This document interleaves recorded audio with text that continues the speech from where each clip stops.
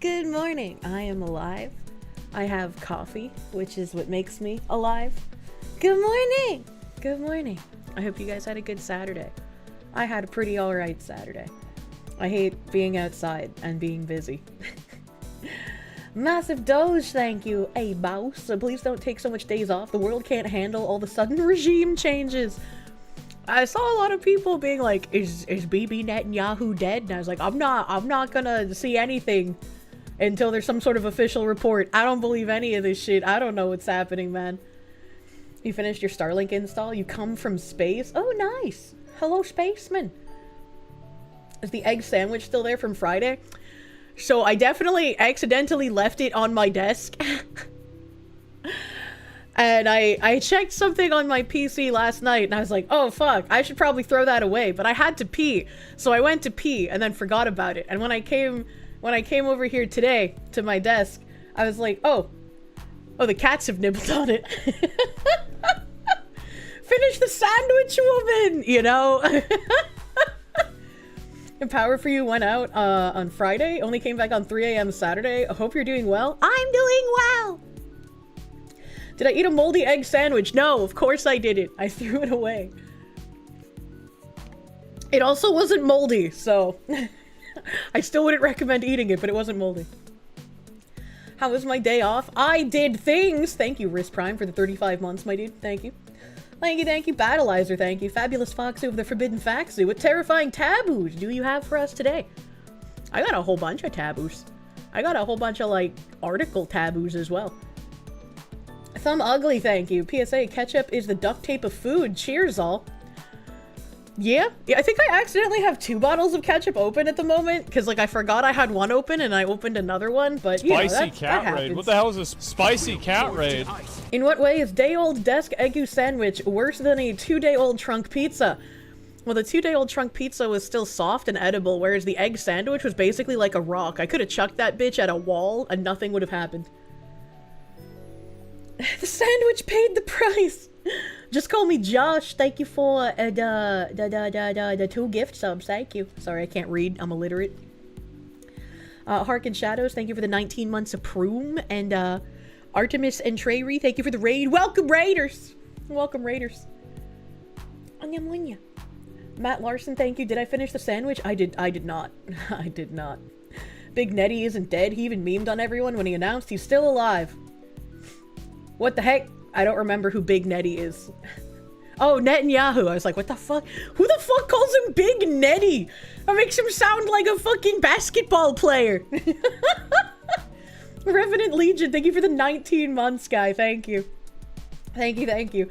In the end, despite us reminding her to eat the sandwich multiple times, the sandwich remained uneaten. What is wrong with you? The more I'm reminded, the more I think about people knowing that I'm eating, and that freaks me out and makes me anxious, and so I'm less likely to eat. That's just how the brain worms work. Blue Mew, thank you. Sound off. Who's not dead? Congratulations on surviving another day without a pillar of reality, honorable chatters. Where's the damage this time? I'm not sure where the damage is. I'm not sure. Trek Chris, thank you for the proom. Thank you for prooming. I was scrolling my timeline, and the majority of my stuff is like just Jeremy Kaufman posting this morning. Apparently someone tried to like fist fight at some event thing yesterday that he was at. Last Badger, thank you for the fucking 7 months, my guy. Thank you. Everyone wished for Netanyahu to be around, but in spite of it, he is around. Now who's next? I don't know what this means. Cuba getting regime change maybe yesterday. I saw some posts on Cuba, but I was like, I'm not really sure what's going on, and no one's posting any articles. They're just like posting text, so I don't know what's happening. You do realize we know you eat, and we pretty much assume that anyone who is alive eats? Yeah, but I don't like that. Don't perceive me. Munya. Anyone who expected her to finish the sandwich must be new here. Finishing things isn't something we do. See French game. Well, that's just not true. I do finish things. Stop it. Get some help. Have some coffee. Coffee! I love coffee. Thank you, Brent Wolfe, for the coffee money. Thank you, Foxu Stream live from Havana coming soon. I just don't think so. I just don't think that's possible. Where am I in the YouTube chat here? Moose Nugget, thank you. Obligatory Kirsche returned with the milk. She loves us, but for how long? Ooh. Jokes aside, pray my move in the cat reunion farewell. Thank you. I hope it will. Sad Cabbage, thank you for the 2 fucking years, dude. Thank you. John in English, thank you for the 5 gift members. Thank you, thank you. Arismador, thank you. That's gonna kick in on the TTS in a second. Hold up. I beat the TTS this time. Good morning to you, Kirsche, and all lovely chatters. We're living in increasingly funny times. Just watched an Indian named Visajit get told he's getting deported after getting caught in a criminal sting. I was so upset. I saw that and I was like, oh my god, there's someone named Visajit, and apparently that happened 3 years ago. And the guy was posting it as if it was recent. And it's like, if you're gonna repost old shit, I'm fine with that. Because, like, everybody forgets, right? But at least fucking tell us that it's old shit, man. I hate it, thank you. And thank you, Arismador. Why do I go?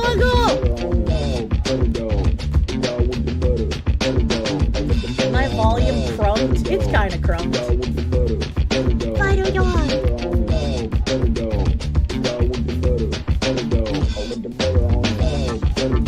Thank you, Internet Zen Master. Bibi Netanyahu posted being alive at a coffee shop. Hassan and Islamist supporters are mauling and screaming if AI claims are true. Why can't Iranians do the same with their new Ayatollah? That's so weird. To the annoyance of many. Thank you, Internet Zen Master, for buttering my fucking dog. That's funny if he posted from a coffee shop, man. It's like, maybe drink your coffee and you wouldn't claim I'm dead. I don't know. Thank you, Internet Zen Master. Thank you again, Arismador. Alistair Corvo, thank you. Thank you for all the white pills. It's been 2 weeks since you lost your friend. Kirsche and Honorable Chatters help the grief more bearable. Shout out to the Honorable Chatter Kiwi and show her some love. I like kiwis, not the fruit though. Not the fruit. I like the little kiwi birds. They're so cute and unflyable. You just want to hold them and be like, I will protect you. You're so dumb. You're too dumb to be alive, and yet here you are. Be jamming, thank you. Kirsche, why are you like this? Women are cutest when retarded, but there's a limit. What do you mean? Phoenix DS, thank you. Egu sandwich, bunker cat approved. But not much of it was eaten, so I guess even the cats did not want to eat hardened egg sandwich. Silent Blade, thank you. Happy to finally catch a stream. Been busy dealing with the birth of your daughter. Guys, the dream is achievable. Congrats on freshly birthed babby. Congratulations on new loaf. I hope everything will go fucking smashingly for you. Sit Psycho, thank you. Your nephew started to dip his blueberries in ketchup. Oh god. Might have to see if he's related to the Foxu. Absolutely not. That sounds disgusting. Blueberries are nice and sweet and delicious. They do not have ketchup on them. Don't do that. A Deranged Hermit, thank you for the 18 months, my guy. Thank you. A Dirtbag Dennis, thank you for the 8 months. Don't know about Dayoed egg sandwich, but you do know you're a month away from pancake. Potentially. I might think of a different food for you. That's just go whatever pops into my head when someone's born, you know? Kirsche taking a day off. Cubans are rising up against commies. It was a blessed day off. A good happening, if you will. Androtaz, thank you. Now we are in Corsica. True, anything is possible. PMC, my guy, thank you for those 10 gift blankets on Kick. Thank you. Thank you. Thank you for the gift blankets to the warm bodies. Appreciate you, buddy, man. Massive Doge, thank you. Did I see Suisse showing up in Fortnite along with her bibbidi babbidi dance? I did. I did see that. I saw that like 4 days ago, I think. We talked about it on last stream. On Friday. Sarah Mathis.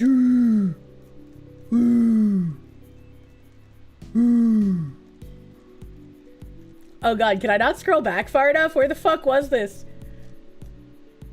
Yeah. I thought YouTube auto scrolls sometimes, and so I have to like go back and find where I was reading. Sarah Mathis, thank you. Every time you talk about moving something, your autistic man brain says, woman in need, offer help. And then your slightly less autistic brain says, no, that's bad OPSEC.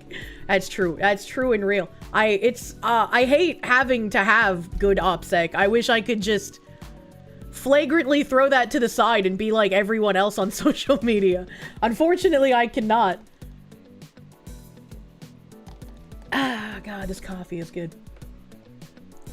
John in English, thank you. There's a cyclone coming to the Great Lakes area, supposedly, so that might have been the outcome of Saturday's missing stream. I hope you don't get a cyclone. That tornado was already spooky enough. Cubans need to wait their turn. We aren't scheduled to take another foreign leader until April. True. Blades Arrow, thank you for the 13 fucking months, bro. Thank you. Marmalin, thank you. Foxy Logic, you should perceive breakfast, but you should not perceive her having breakfast. That is true. Always perceive your own breakfast. Do not perceive mine. Phoenix DS, thank you. The coffee will be growing a tree by next week. It'll sit on the desk undrunk. I've never had that problem before, thankfully. The only time I struggle to drink my coffee is when it's from a different place and it tastes bad. And I'm like, I really don't want to drink you, but like I spent money on you, so I feel compelled to. Someone made a custom 3DS theme before you did. Help your seasonal allergies have kicked in. I don't know what that means. I don't know what that means. I'm just trying to prevent myself from wanting to buy a Switch 2 and Pokopia. I really want to play it. I really want to play it, but I know I shouldn't. After joining the Navy, your OPSEC got real good real quick. I can only imagine. Drinks is fine. Egg sandwiches are another thing. Well, you don't eat the old egg sandwich. It's hard as a rock. There's no fixing that. Once bready food becomes hard, it's so over, man. Algrim the Crusader, thank you for the gift, member. Fringed Horizon, thank you. Has the curse finally broken? Fringed Horizon, thank you for the freedom dono, brother man. Has the curse finally broken? Kirsche takes a day off and Cubans rise up against their commie government. Good luck to our Cuban brothers. Water the tree of liberty. I certainly hope so. That'd be nice. That'd be nice. Blue Mew, thank you. Happy Ides of March, aka Caesar's Stabiversary. Oh, it do be the Ides of March. You are true and real. I can't get the cuck console until I get a cuck chair. Well, to get a cuck chair, I have to have the house furnished, I guess. Could just buy Dragon Quest monsters and get a Pokemon mod for it. But then I would just want to play, like, Ark Survival with Pokemon mods, but then that's like 400 gigabytes, and I doubt there's been any updates to Ark Survival since I played it, like, 8 years ago. Slaves built the pyramids. Slaves built the Parthenon. Slaves built America. Slaves, this is your song. Thank you. Slaves. Thank you. Slaves. Thank you. Slaves. Slaves, this is your song. Thank you, Rowdy Has Guns, for the 100 fucking slaves. Thank you. Thank you. The VA said I'm more disabled than before, so here's a little of your taxes back, lol. Thank you for the tax return, my guy. Congrats on the extra disability, I guess. I don't, is that a congratulations? Do I congratulate someone for that? Or is that weird? Get house, get chair, get literally anything else, and then maybe get the cuck console in Pokopia? Yeah, that's true. I gotta focus on priorities, man. Please not the cucks. He had some creepy Turkish guy telling you his cousin is a cuck and would want to watch you. What the fuck? What the fuck?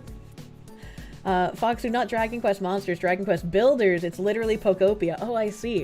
And I saw people saying I could play Pal World. Whenever I play Pal World, I just get fucking into the breeding, and then I never actually play the game outside of breeding. And so, like, if I play Pal World, I kind of want to have, like, my party of 6, like, just completely exactly what I want from the beginning, so I could actually play the game and, like, kill the bosses and shit. I've never gotten a chance to do that because I just breed the whole time. I mostly lurk. Thank you for the 13 months of tier 3. Thank you. The blood sacrifice is taking more from your wife than usual. Well wishes, please. I hope she eats all of the chocolate she desires and is laying on a heating pad the whole time. And yeah, NYC is most likely raising minimum wage to $30 by 2030. Man, people are gonna buy a toothbrush for 60 bucks. What a time to be alive. I am so glad I'm not a New Yorker, man. Holy shit. But Arc Dragon, thank you for the 6 months. Hello, Miss Foxu. You have that we, when there, gave into the game whips. Yeah. Alright, little buddy. Ace of Spades, thank you. Breakfast sandwich with bacon. I love bacon. I love bacon. Bacon is the best. Internet Zen Master, thank you. Never get into the game outside of breeding. Pause. Look, man. Pokemon breeding has been something I've loved since I was younger. It's like one of my favorite parts of the game. Have I played the newer Ark Survival Ascend? No, I have not. I have not. Get the Pal World because Pokopia loves to poke the no-no square while Pal World is pals with everyone that plays it. Lady Takanashi, thank you. You technically can collect most pals through it.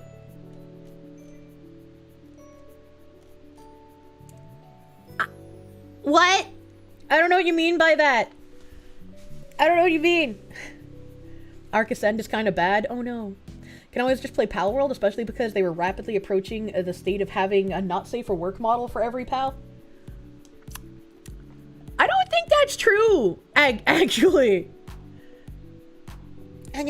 Collect most pals through breeding. Yeah, but when I say that, I mean, like, I want the perfect pal. So, like, if I wanted that sexy flower lady, I would want her, like, the specific color that I wanted her, and then, like, also have her stats set in a specific way that otherwise I would have to achieve through breeding. So it's like, god. Isn't there another Pokemon knockoff coming out? Yeah, that has like actual, definitely not a Charizard models. I've seen that. You're reminded of what Chubby Electron Man said about NYC? All the billionaires are leaving. The average commie in NYC wants to ban them from leaving. That doesn't surprise me. Doesn't surprise me. Yeah, they're calling mods women. What the heck? I just need a pocket grind god so I can do what I want in Pal World. Yeah, I guess I could have a slave to do the breeding for me while I just lay there in like a cabana chair sipping coconut milk. And be like, let me know when you're done breeding these pals for me, bro. There are Pal World mods that make the models not safe for work and adds banging them. The degens never change.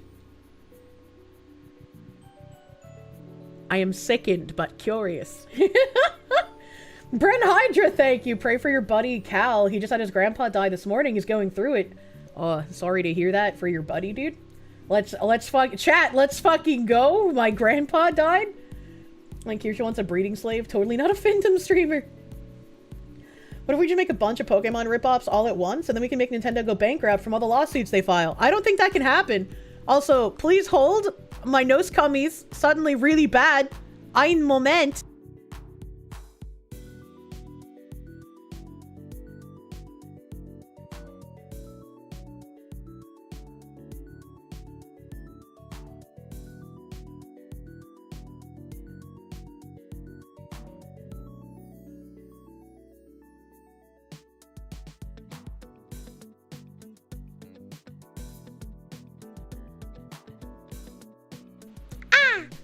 I don't know why my nose suddenly got so full so fast. Nintendo is suing the US government over tariffs, so let's see how that goes. I have a feeling it will not go very well. Master Prick, thank you for the full fucking year. At this point, some chatter will probably buy the cuck console. Also, 1 year, woohoo! 1 year, woohoo! Bruh, Bandit, thank you for the 5 months. The devs of Pal World are making a cozy life sim RPG called Pal Farm, probably to spite Game Freak, so you could play that. Wasn't the Pal World farming sim game thing announced before Pokopia? We cannot perceive breakfast because it's lunchtime. That's interesting logic. It's very interesting logic. Speaking of interesting logic, I had a tab thrown at me a second ago.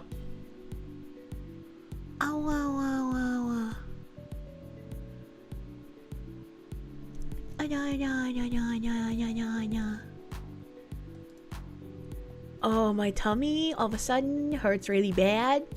Owie. Owie tummy. I got a fucking last minute tab right before I started stream. Tummy hort? Yeah, tummy's starting to hort. I don't know if it's supposed to be tummy hort time. I don't pay attention to that until it actually happens. Like, Kirsche will surely just play Pal World dating game. There's a Pal World dating game? So we have an article about a Reddit mod. A trans Reddit moderator deletes his account after being exposed as a registered child sex offender. And you know, he do got the facial hair of a child sex offender. A predator is actually a predator? No fucking way. Reddit users are expressing outrage after learning that a moderator involved in 3 of the largest trans-focused subreddits is a child sex offender, and may have received protection from another transgender moderator. Wow! Wow, it's like an Ouroboros of degeneracy and awfulness. Brandon Michael Dunleavy, also known as Bryn or u/Ranchin Anarchist, has deleted his Reddit account since the revelations. Help.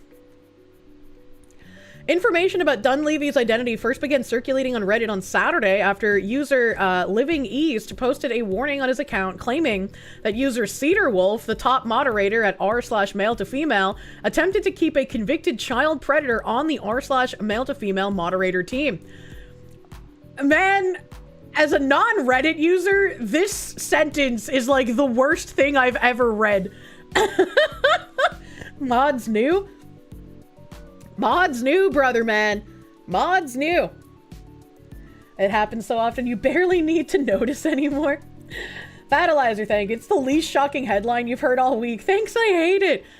You know, some things just are, unfortunately. In his post, user Living East described a dispute that had emerged on r/MTF involving user Cedar Wolf, hinting that the two had a falling out that ultimately had prompted user Living East to come forward and clarify the allegations. Hold on here a second. So Living East is the one who posted the warning that Cedar Wolf, who is a top moderator at MTF, was hiding the fact that there was a child predator on the MTF moderator team. But then, wasn't user Living East also hiding that fact because he didn't come out and say it until he had a falling out with the mod Cedar Wolf? This is like another Destiny saying, if I go down, I have so many streamers I can take down with me. It's like, bro, if that's true, just release the names. Like, what do you mean by this? Phoenix DS, thank you. Perceived breakfast is when you get up and your ketchup tithe misfox you, and may your egg sandwiches swim in the red tomato smoothie. Well, you don't want to use that much ketchup. The ketchup is to just like whack your whistle, not to like swim in the soupa. This may strike some viewers as harsh. Your guess is they all knew? Yeah, probably. It's possible he knew his real name, but only looked him up after the falling out, you know? The primary thing I've been pondering is how on earth I can actually bring this to light without making it seem like I'm just trying to get revenge. Well, I mean, talking about it before having a falling out with a mod would have probably been numero uno, brother man, but you know. To be honest, I don't think there's any foolproof way for me to do that. Frankly, I'm furious over this situation. So furious that you waited until you had a falling out with a mod to talk about them protecting a pedophile. I was like, yeah, well, this moderator's primary reasoning for excluding me from the community was to quote-unquote protect the children from my weird-ass kink posts, which were always marked 18+. Then I find out that they are openly defending a child predator being on the mod team. This guy got mad that the moderators wouldn't let him post weird-ass kink posts on a subreddit that I guess is open to children but has marked 18 posts. What the fuck is happening? The mods wanted to prevent him from posting weird-ass kink posts, and in the process of telling him he can't post this, he got mad and in revenge told about the moderators hiding the fact that there's a convicted pedophile on the mod team. This does not sound like something he would have outed if he wasn't slighted. All things considered here. And it's just like, man, what the hell? What the hell? The children identity as of age. Every step in this story is a disaster. Like, it just keeps getting worse. I have to, like, what the fuck? It's Castus. Thank you for the $5, my guy. Thank you. You know exactly what's happening. Very Reddit things are what's happening. User Living East included a number of screenshots from what appeared to be a private Discord conversations in late 2025. In one message, the top male-to-female moderator Cedar Wolf, under the handle Cedar Paw, expresses a reluctance to remove Dunleavy from the team because, quote-unquote, the next few years are going to be very hard for trans folks, and instead suggests Dunleavy change his username to better hide his identity. The next few years are going to be very hard for trans folks, so we need to keep a child predator on the mod team. Man, Why would you do such a thing? Like even just removing his personal retardation for a second. If you genuinely believe, right? If you're one of these people on the left who genuinely believes no trans people are groomers, there's not a single trans person who's ever done anything wrong, and the only reason they get called groomers is because the bigoted far right wants to paint them as groomers and a danger to children when they actually aren't, right? If you believe that, why would you keep a child predator on the team, thus proving the supposed far-right bigots correct? Why would you do that? That doesn't even make any sense from that point of view. Things are going to be harder for trans folks, so let's make it more difficult. Oh my god, bro.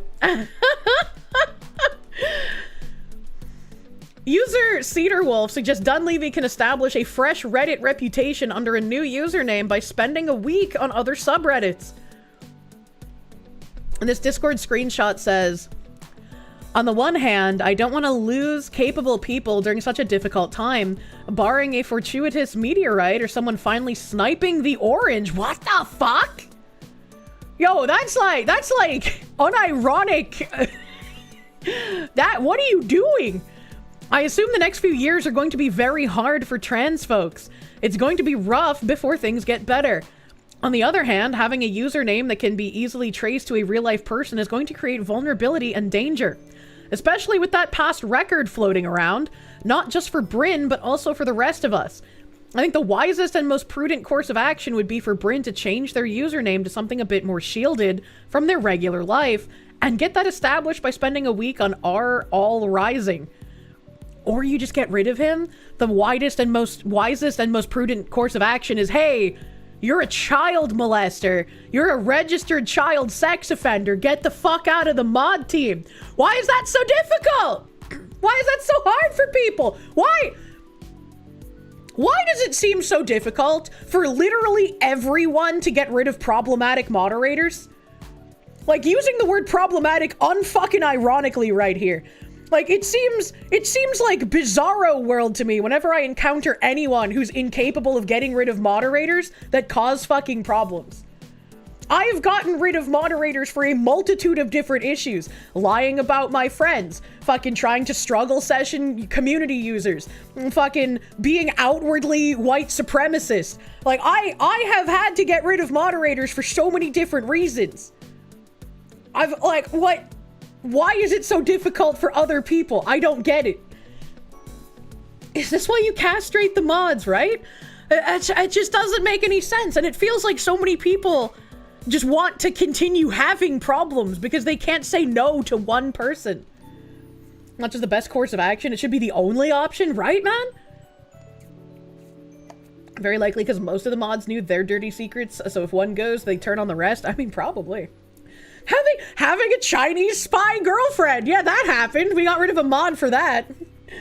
This degenerate needs to be given a second chance by you need to be shoveled into a hole because you're a landlord. Make it make sense. These are the people who will try to ruin people like Leaflet and Nux for not preventing any underage people on their Discord channel. I mean, the most you can do is say this is an 18+ Discord, don't join, and use the moderation tools Discord has given you. Like, come on, man. Was that about a Chinese honeypot moderator? No, the moderator himself wasn't a Chinese honeypot. He got Chinese honeypotted. Too awesome for you, thank you. It's a network of mods, the being nepoed into positions of power. And it's kind of wondrous, right? Like, how do so many of these kinds of people end up worming their way into positions of power? A mod had a Chinese spy girlfriend, what the fuck? Yeah, dude, my mod lore goes kind of crazy. Teresa May, thank you for the 7 months of Proom. Thank you. Thank you. China, send me a spy, please. A Phoenix DS, thank you. Reddit like Roblox. How are they still around? Who needs internet ID? Just shut down these grooming sites. Yeah, I agree. It's the right's fault that the left those kids right there. How could he not molest them? What the fuck? What secrets does your Discord have that the Chinese want to make knockoffs? Do not the Chinese Kirsches. I don't fucking know, man. You had Eric Swalwell as a mod. And Chinese spies are trying to reach me through my mods, you know? Crazy Fox Lady VTuber Kirsche. Hi. Isn't this bitch a Nazi? Having your FBI handler as a Discord mod is still cool, right? Not that that should ever happen, of course. Yeah, no, FBI agents are definitely not allowed to moonlight as Discord moderators. Absolutely not. You know, it's why would that happen? Thank you, JK the Slacker. How'd you figure out he was honeypotted? Did him having a girlfriend suddenly become suspicious? Bro, I can't remember the entire story. I know I made a fucking post on it when we demodded him. And then, like, he ended up coming back and, like, explaining even more about how much of a honeypot his girlfriend was after they broke up. And I was like, wow, who could have seen that coming? I'm so shocked. But I don't remember. Let me see if I can find my, like, pinned post on it. You only have to worry if it was MSS or NSA. I just don't remember, man. Battleizer, thank you. Insert it just keeps happening .gif. Lol, Lamau even. It is kind of wild, man. Joey Joa, thank you. Might like Mugenics, indie game with cat breeding from the Binding of Isaac guy. I've never played Binding of Isaac. Massive Doge, thank you. Wait, so there's a Destiny's file? Yeah, it's the streamer Epstein files, apparently. Half your neighbors are feds. Can get you a personal FBI guy if you like. Instead of a cabana boy, I have a personal FBI sex slave. That sounds kind of neat. Phoenix DS, thank you. I read that already. Mr. Thank you. Wasn't the r/anti-work mod that interviewed on Fox a while back also a pred? Also, how is my mod lore as insane as your mom lore? Maybe I just have a bad time with, like, M-letter things. All right, let me scroll until I find... That's a sex scene. Let me scroll until I find my icon. Where are we? Where are we here? What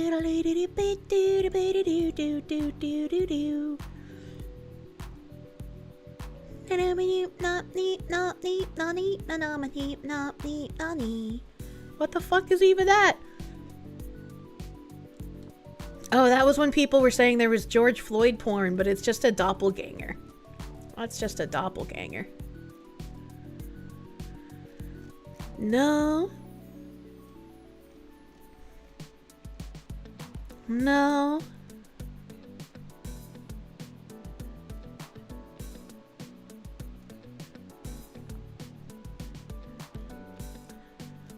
Did I miss it? Was there... I could have sworn I had a fucking pinned post about this.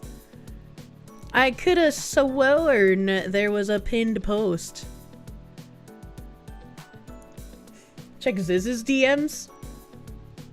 How would I check Ziz's DMs? I don't have access to that. Da, da, da, da, da, da. Oh! I found it. Okay, did my Discord actually jump to it? It did. So my pinned post says, Mav met a woman like 4 months ago at work and decided he wanted to date her. This was December 2023. December 2023. They date and she has some sort of spy network in the Discord collecting info on him because she sees him as her ex and doesn't trust him. I forgot she was that fucking crazy. We're yelling at you. Look, Ziz. Look, Ziz. When I go to find something, I forget that other things exist, okay? Oh, God. That one was hard. That one was hard. I almost didn't flick it hard enough. This fox woman, I swear. Look, man. Look, man. I kind of miss the ex-fed. I completely forgot that, like, she thought that he was... The story was that she thought he was her ex, like, pretending to be someone else. And that's why she was sending people to spy on him. Mav tells us about the people collecting info in the Discord, and we tell him to get us names so we can remove people doing weird shit, while simultaneously telling him that this woman is a fucking weirdo who has more red flags than a communist parade in China. A woman breaks up with Mav because of his posts in this server. I forgot about that too! Imagine your girlfriend breaking up with you because of Discord posts. Dang, that's nuts. Mav waffers on wanting to ask this woman for info and who's collecting info because he wants to get back together with her. That's right.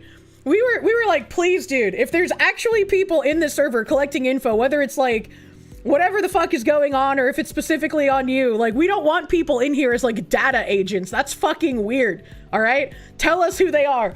And he was just like, I can't ask her who they are because, like, she won't want to tell me, and I really want to get back together with her, and if I try to press this issue, she's just gonna get angry and think I'm hiding more things. Oh my god. I completely forgot about how fucking awful this whole scenario was. Data Asians. Mav also has sex with Redacted and plans to get together with his ex-wife during all of this. So we also berate him for being an idiot.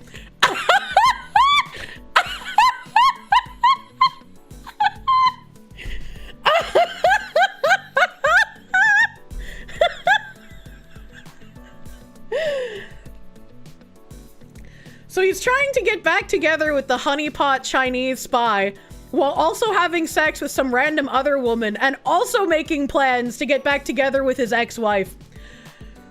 Man, how did we actually deal with this instead of just telling him to get the fuck out immediately? Like this, we gave him so many opportunities to not be retarded. So what you're telling me is that one of your mods shat where he ate? Yeah, pretty fucking much. The Chinese spy pussy is just as grippy as the psych ward patient. This sounds like a TV drama. Yeah. Yeah. On Friday, we ultimatum him. Give us the names of the people collecting info in our server, or we're going to remove you. He's worried about fucking up his chances getting back together with this woman and says he asked and she will give him the names on Monday. And I was like, she's not going to give you the names, bro. If she was going to give you the names, she would give you the names right now. She wouldn't say wait till Monday and I'll give you the names. Monday comes and goes, Tuesday comes and goes, Wednesday comes and goes, and he still has not gotten the names and says she is unwilling to tell us who is spying on us. But also, by the way, they already left, so it's not a problem anymore. Haha, yay! Mav refuses to do anything further to try and get the names of the people spying in here, even though it would also be in the best interest, because how can you trust someone, or also in his best interest, because how can you trust someone who's willingly spying on you and getting angry at the shit you post to the point of breaking up with you with it? So we detonated the channel and made a new one. And that was the story about how Not Safe for Work 4 was made. The fact that he has any political power or decision on voting laws is still absurd. The numbers, Mav, what do they mean? As saying people watching it the best, especially if they do stupid things. And now we're on channel 5. Wait, that's why 3 died? Yeah, that's why 3 died. I completely forgot. That was the reason why Not Safe for Work 4 was born. Shadowsgate, thank you for those huge 25 gift blankets on Kick. This guy is the new USAID, giving out so many blankets. Thank you, thank you. Thank you, Shadowsgate. Having battled leftists that did this in a server you were in, the spying, they were banned immediately and the channel ended up nuked as well. Yeah, it's fucking obnoxious. Did the previous one die for similar reasons? Each channel dying has a very specific reason for why it died. I cannot remember all of them in chronological order anymore. Yes, chat, this is also why Not Safe for Work 4 was No More Amore. That's true! That's true! I did that! Man, past me was kind of funny. No smallpox on Kick, he promises. Channel death feels like the result of foreign aggression. True. Battleizer, thank you. So many choices being made, none of them good. You can only conclude that all involved were high as fuck. This read like a head-on crash with a train and a jet. I'm just so glad that I make these fucking posts so I can go back in time and read them when I forget the exactities of what happened. Phoenix DS, thank you. The Forrest Gump of Discord chat room retardation, pretty fucking much. This makes you very comfortable in your normal lurk status in the Discord, true. Some people have said that Not Safe for Work 4 died because you stopped jorking it. You didn't kill— no, it wasn't your fault. It wasn't your fault. You just saw an old clip of me falling in love with a fridge. Ah! I wanna be that fridge! Head on, applied directly to the forehead. True and real. True and fucking real. Kirsche has her book of grudges. Error 404, thank you. Wait, where the hell were all the hot Chicom spies when you were single? All you got were psycho chicks who tried to stab you. Life truly isn't fair. Well, maybe one of them could have been a Chicom who also wanted to stab you. You belong in a movie, I swear, bro. I don't know what it is, but like, even if I'm not doing anything particularly interesting, I seem to attract just by pure existence, the craziest, most autistic people. And so, like, even if I'm just sitting here doing nothing, crazy things will happen around me. You know, and it's kind of why I don't like leaving the house. Tyranno Superior, thank you for the 8-month resub, my guy. Thank you. Vacations are also like Nostradamus. Hell nah, she got that Wild Wasteland perk. Thanks, I hate it. That's why you're here. Oh my god. You are the nexus of lunacy. I am the eye of the storm where everything is calm, but then you look around and it's like a vortex of death and destruction. You keep leaving and making things happen. I'm sorry!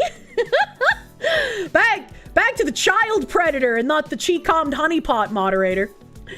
The next screenshot shows other anonymized users, presumably other RMTF moderators, firmly rejecting the plan and threatening to leave the moderation team if Dunleavy was allowed to remain in a position of authority.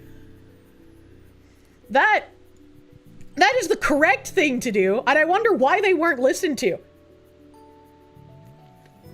Speaking of being in love with fridges, did I see that Crispy Critters got new DLC? Oh my god. Oh my god. I still haven't played the, like, first DLC. We're all here because we're all autistic in one way or another. True and real. True and real. Crazy things seem to constantly happen, specifically around you, Foxwoman. I don't know why it is. I don't know why this happens. I just want you to ask yourself how this would look from an outsider's perspective. One anonymized user proposes. A registered sex offender was on the mod team. Said sex offender was removed and then reinstated under a new account to keep them in a position of authority. All this in a community that has been repeatedly bashed as sexual deviance in what is now, unfortunately, mainstream media. In a community that has minors in it. Like, this person was actually being intelligent. Another user agrees, writing, yeah, I can't sufficiently express how bad of an idea that would be. If you're going to ignore Lilith, of course their name is fucking Lilith, send me a Discord message first so I can nuke my account before that happens. The next screenshot posted by user Living East features a user more comprehensively diving into Dunleavy's past and revealing that Dunleavy had been confronted about his sex offender registration and had initially attempted to downplay it. The user referred to Dunleavy using she/her pronouns. When Bryn was asked about her being in the sex offender registry, notably for sexual exploitation of minors, she expressed that the charge was overblown, and it was simply because she was 19, dating a 15-year-old, with parental permission, and her roommate ratted her out to the cops. Lilith filter remains undefeated. I am just like, what the fuck, man? What the fuck? Shouldn't be minors in a trans Reddit anyways? So they already tipped that Jenga tower? Yeah, I do not think that Reddit is a good place for minors, but that's just, like, my opinion, man. This feels so on the nose, it almost sounds fake if it weren't so common at this point. Yeah, like, if I was reading this story just, like, in text somewhere and not in an article, I'd be like, this isn't real. This is hitting, like, literally every single stereotypical bullet point. There's no way I believe this. Reddit isn't a good place for anyone, true. Vladimir Crystal, thank you. In the middle of the storm, the fox who sits and waits. All around her flying Kirsches and honorable chatters caught up in the stormy winds. Hopefully the storm will end one day. Ramvam, thank you. You are clearly a weirdness magnet, Foxu. I don't know why, man. I don't get it. Excuse me, how the fuck did they get parental permission? Apparently, I guess if you're, like, wanting to date a minor, question mark, in some places you can ask the parents for permission. Shrug? I've never looked into if that's a legitimate thing or not, because I don't date minors, question mark? I was like, it sounds like it shouldn't be real, right? But I don't know. I don't know the law. I don't need to know that law. The curse drop was Kirsche just telling us she's cursed pretty fucking much. Pretty fucking much. They take the name Lilith because that's the name of the demon possessing them. Oh my god. There's no fucking way that's a real thing. If this happened, the parents and the Reddit mods need to be investigated. I mean, I feel like they should be anyway. Clearly the cat software and dog hardware causes some sort of distortion in the world that brings chaos. True. True and fucking real. You would tell me, but you don't want that in your search history? I'll put a lot of weird shit in my search history, but there's some things I feel like, maybe let's not search for that. Like, if they were 17 at the time, maybe, but 19, any parent who allows that should be arrested. That's what's called Romeo and Juliet laws. No, Romeo and Juliet laws have nothing to do with parental permission. Romeo and Juliet laws are like, if you're within a certain amount of years of each other, but one is a minor and you were dating when the other one was a minor or some shit. I don't know. Again, I don't really need to pay attention to these, so I don't know them by heart. It's a thing in some places. You turned 18 after you were dating a girl for a bit. It was also clearly illegal because he got charged for it. You know, I feel like that's probably how you know this is a lie, right? Because it's like, yeah, if you were doing things legally and there was actually a law protecting whatever was going on, why are you on the sex offender registry now, bro? You know? However, according to the South Carolina sex offender database, Dunleavy was 21 at the time the offenses occurred, and his specific conviction related to the possession of child sexual abuse material. So the whole thing was just a lie.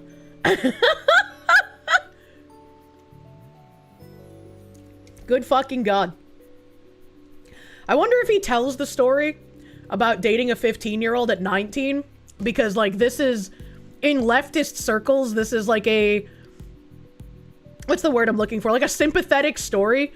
Like, oh yeah, we would also love to date the 15-year-old, so we understand you just got fucked over. Didn't the money from lobbying the internet ID stuff get found to trace back to Meta? I don't think it was Meta. I think it was like Planeteer or something, right? There's a law, the Romeo and Juliet clause. That has nothing to do with parental permission, though. That has nothing to do with parental permission.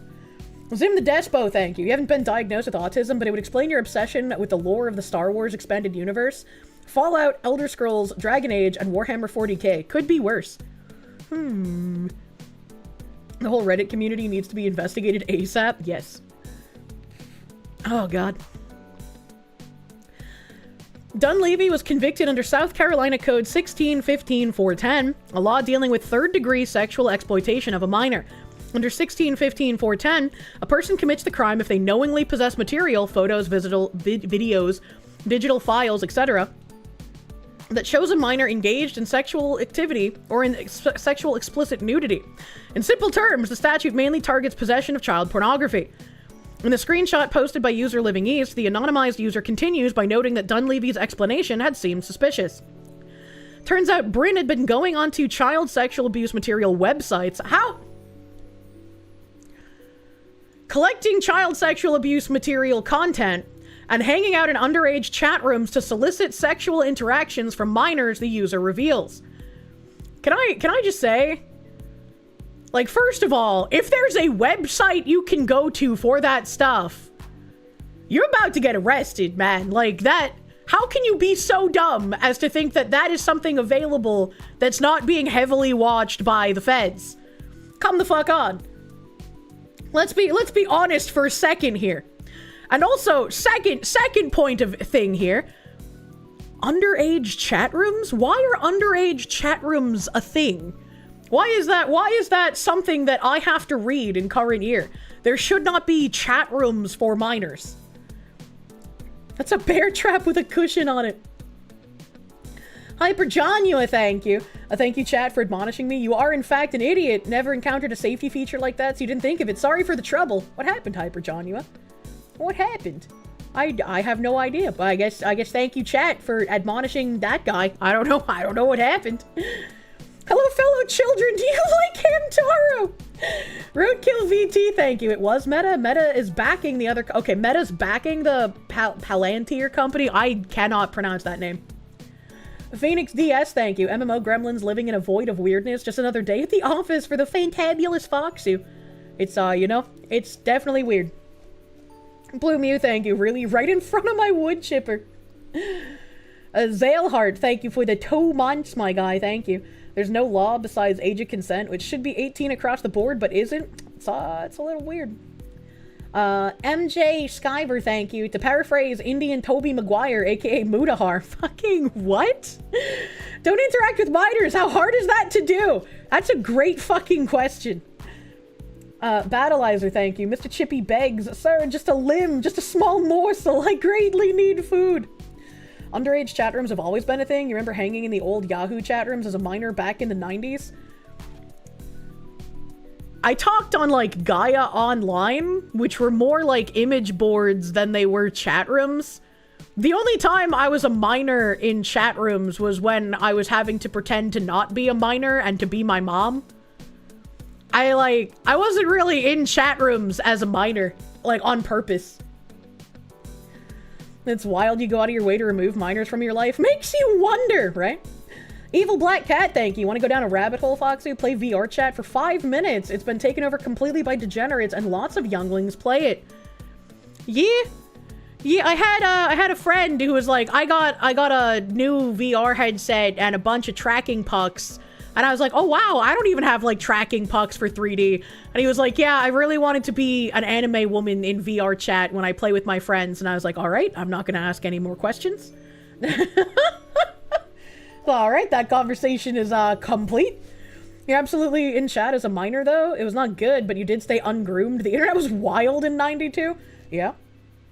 Yeah.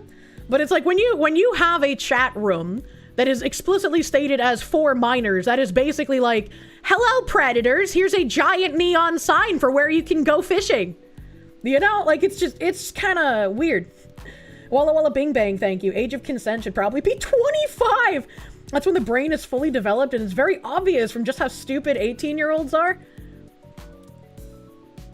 I would be okay with that if we also raised the voting age to 25. How about that? There are a lot of disgusting people in VR chat, same with Second Life, 10 people that still play that. A minors only chat room is basically a gun-free zone sign for chomos, pretty fucking much. You're on 4chan and adult forums from the age of 10 to 12? Yeah, but you don't...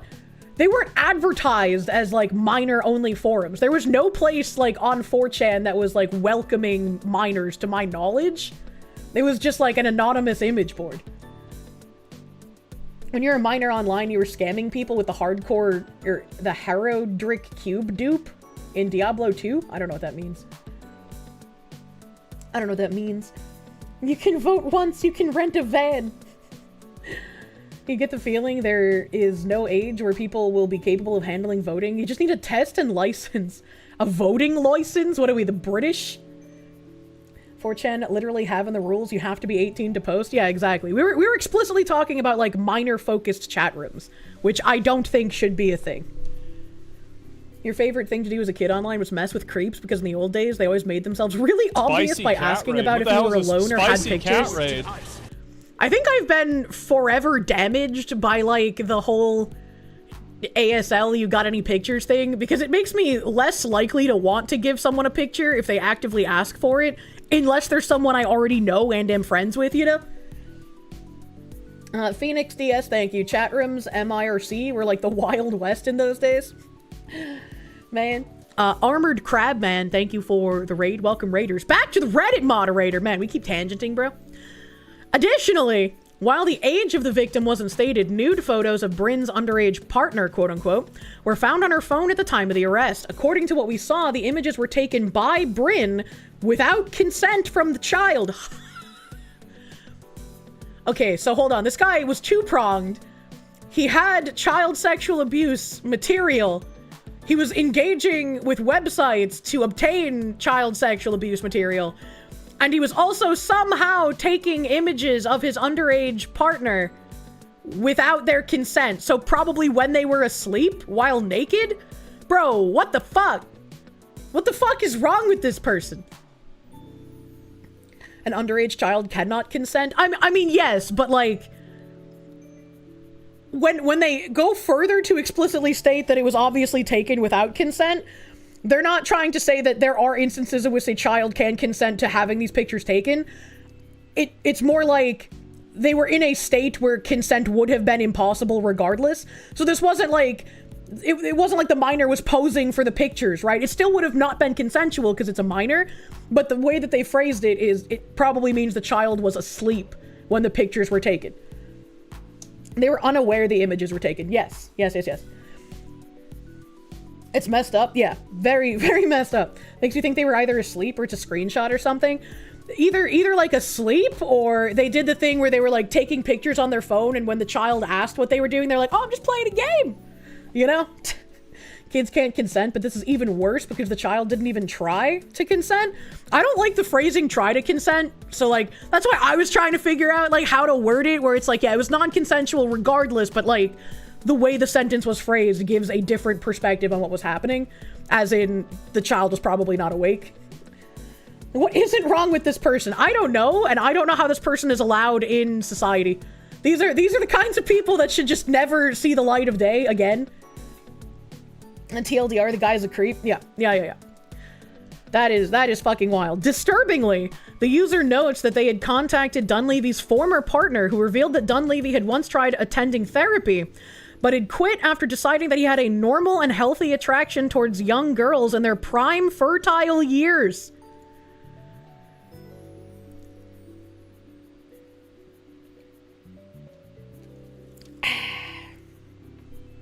Yep. Anytime I see someone arguing with the like, it's natural to be attracted to the women in that age range. They're in prime fertility years. I'm like, yeah, you need a hard drive check, and I no longer take anything you say seriously. Why do they write it like that? Dunleavy had reportedly attended middle school graduation ceremonies in his 30s and engaged in sexual conversations with teens present. How in the fuck did some random guy get to go to middle school graduation ceremonies? Bro, my school had like check-ins for people. What is this? Dunleavy's ex-partner also accused him of sexual assault and sexual aggression, and noted that his behavior had ultimately led to the breakdown of the relationship. User Living East post on Dunleavy and Cedar Wolf has attracted ample attention within the transgender Reddit communities, with many accusing the moderators of negligence for allowing a convicted child sex offender to be active in a subreddit where minors are present. Attempts to spread Living East's posts have faced resistance. On r Ask Transgender, another user, You Poopinby, attempted to call attention to the concerns about Dunleavy, but the post was quickly deleted by the moderators of r/Ask Transgender. And here's a screenshot. The mods of RMTF have a convicted pedophile on the team. The head mod Cedar Wolf defended her. Sorry, this post has been removed by the moderators. In addition to being a moderator at r/MTF, Dunleavy was a moderator for r/LGBT and r/egg_IRL. I feel like that should have been the main red flag initially before people found out about this guy's sordid past. Because anyone involved in egg discourse is an obvious groomer. Like, what do you even mean by this? Professor John Wolfman, thank you, my guy. What part of South Carolina was this in? I don't think it's said yet. I don't think it's said. Egg breaking is a fucking crime. Yeah, pretty much. Pretty fucking much. Every time. Phoenix DS, thank you. To quote Aerosmith, there's something wrong with the world today. Living on the Edge came out late 80s, early 90s, and it holds so true for current year. Unfortunately. They can call him a pedo, but their cult demands to respect their pronouns still. So laughable. Battleizer, thank you. Can you hear it? That's the Chippy in all of our hearts. He says feet first. John in English, thank you. I understand the screaming. Have I gotten my nails done recently? I have not, and I need to because, man, they are getting too long for me right now. What degeneracy will I see scrolling Predator's main page? Oh look, Egg is grooming again, and piss drinkers are having a normal one. Master Prick, thank you. Legit question, does the Palantir name come from Tolkien, or was that a pre-existing word? I have no idea. I have absolutely no clue. People in chat might know. People in chat might know. Why not dick first? Maybe, you know, just cut it off, you know, make it into a meal, and then feet first in the wood chipper. I know. Where was I?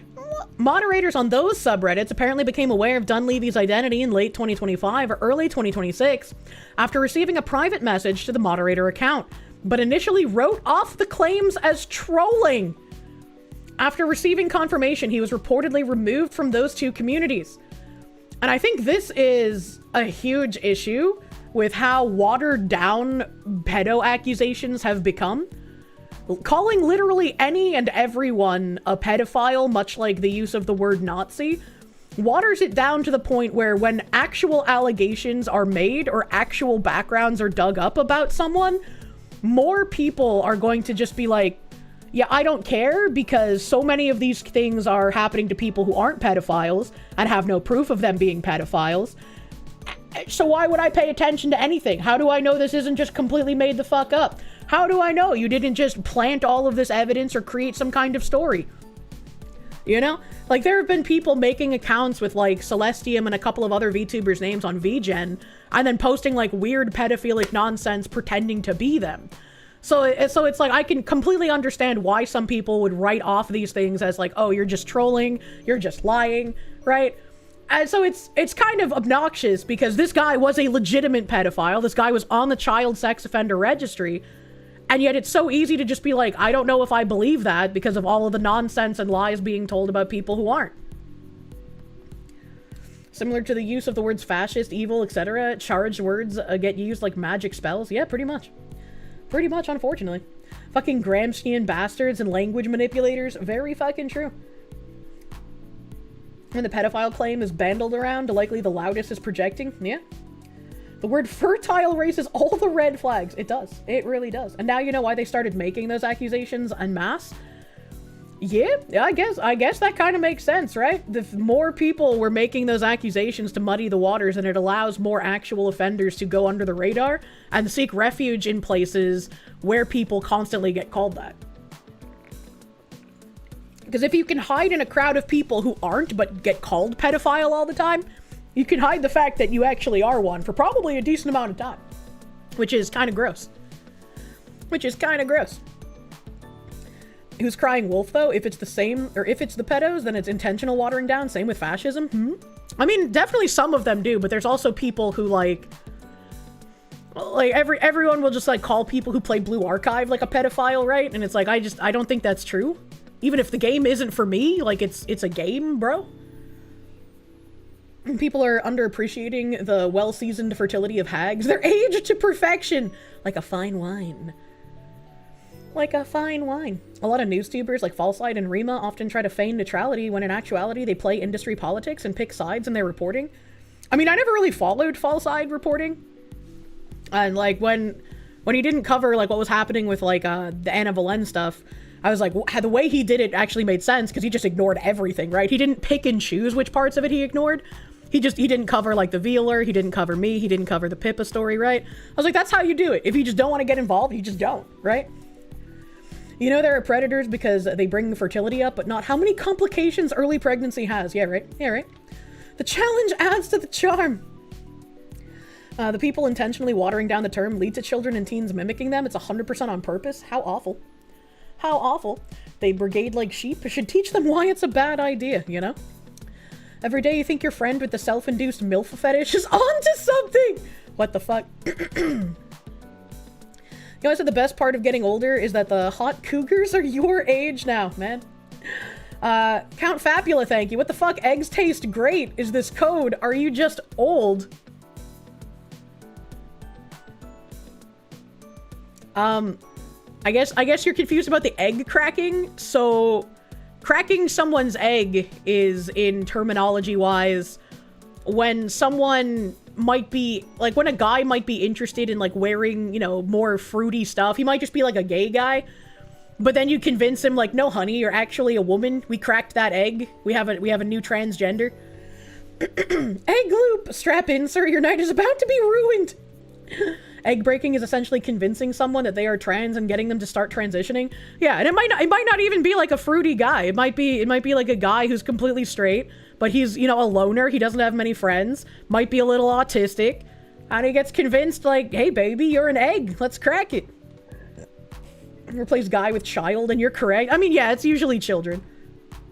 It's basically a stupid term for gaslighting. Yeah. That's another good way to phrase it. Reed Fox Media, thank you. Howdy, Kirsche. No, I've said it in the past, but what VTubing software do I use? For 3D, I use VC Face.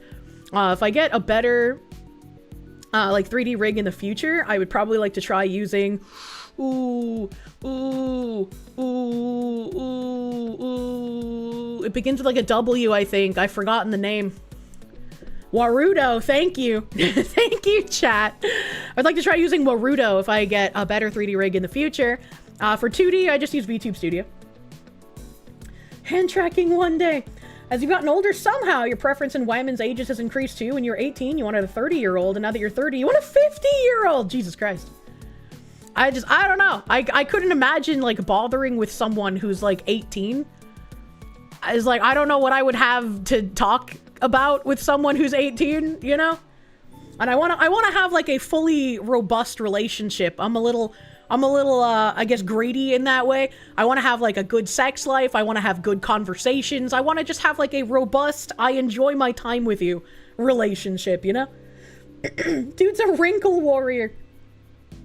Andrew B, thank you. Warming the oven, cracking the egg. Thank goodness there are no lewd connotations for cake. Oh, God. What did that one guy in chat say, like, years ago when we were discussing something like this? And he was just like, what's the problem with wanting to preheat the oven or some shit? And all of us collectively were just like, excuse me, sir?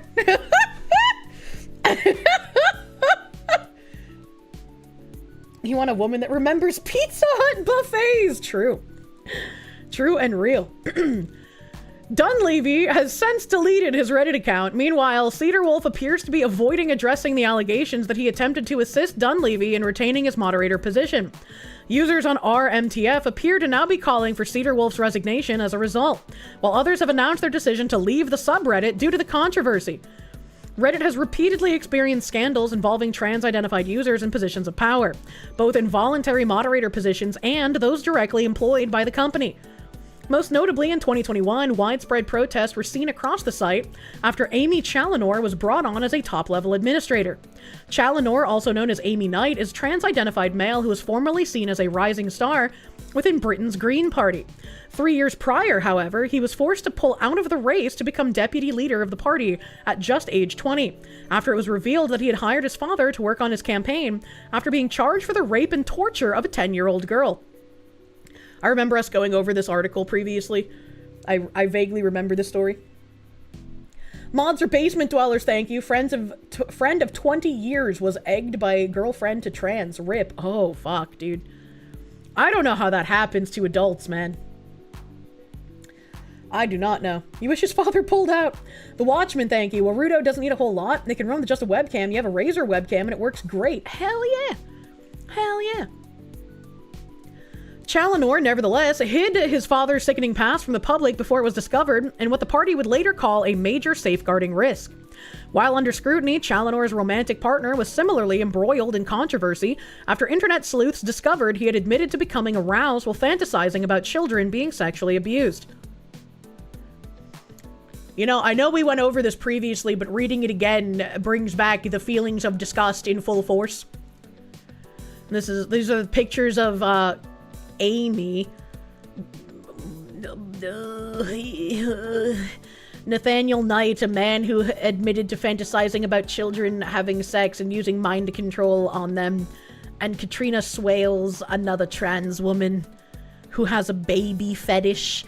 How do you have a fucking fetish for babies? What is wrong with you? I don't understand these people. Gorlock the Destroyer. Speedy Cake, thank you for the Morning Fox. Hope your day goes well. I hope it'll be better after this fucking article. Jesus Christ. Vladimir Crystal, thank you. Weak-minded adults is how, you know. 43 here. Early to mid-30s is what you want. If a mid-20s woman was interested, sure. But yeah, pretty sure relative immaturity would drive you crazy in a not sexy way. Abso-fucking-lutely. Patrick Elzy, thank you. Never heard of egg cracking before. Kind of sounds like Nux was right about the ABC people being vampires. They reproduce through infection. Hit you with more cursed knowledge, Crazy Fox Lady. I only knew about egg cracking because it was a topic of discussion frequently on Poll like 10 years ago. So you hear Chipkin Chippo revving up. Battleizer, thank you. Never underestimate what can be done to those who are truly lonely, and nobody is immune to propaganda and gaslighting, I guess. This isn't a symptom of societal collapse. You have no idea what is. Danny D, thank you. Inquisitor, get the pain pit ready. Algrim the Crusader, thank you. You went outside to do things in the Windy, and now your egg sandwich doesn't taste so good. Thanks, Foxu. Why didn't you finish eating your egg sandwich? Fringed Horizon, thank you. Sweet Jesus, or Sweet Christ, same thing. Bleach isn't strong enough to erase that from your brain. Thanks, Kirsche. I hate it. Obtain the cursed knowledge so that you may fight the evil much better.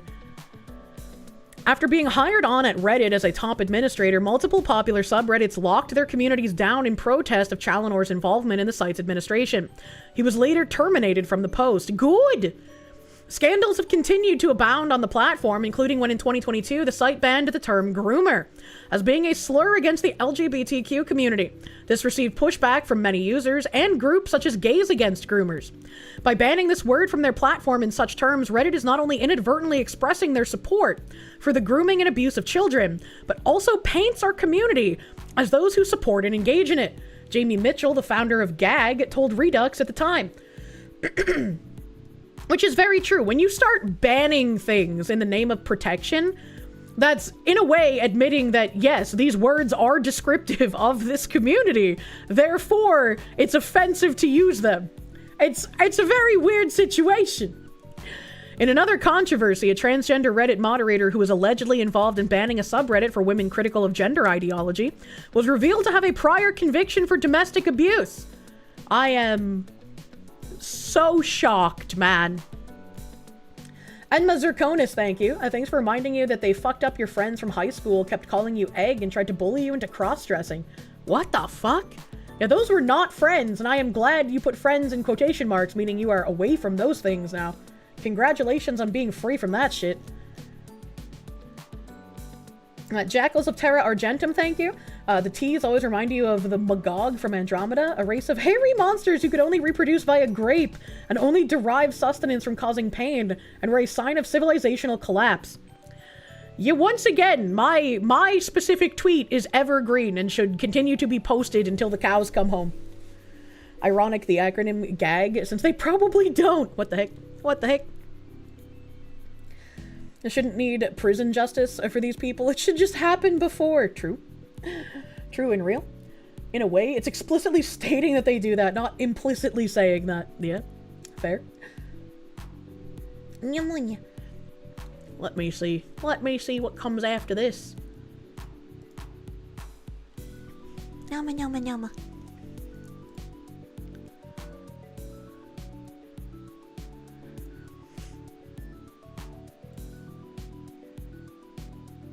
Yama yama yama.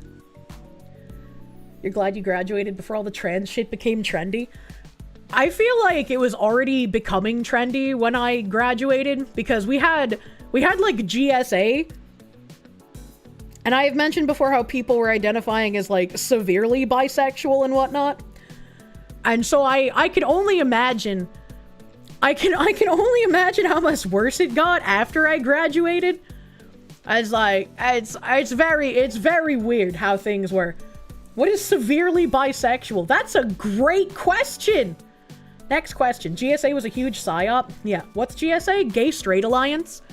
So we had a gay straight alliance that was supposed to be like a, you know, gays and straights get together and talk about how they can lessen the oppression of gay people, question mark. But it mostly became like a celebration of, if you're gay or bisexual, you're amazing, and if you're straight, you have to be some kind of bigot because you're not open-minded.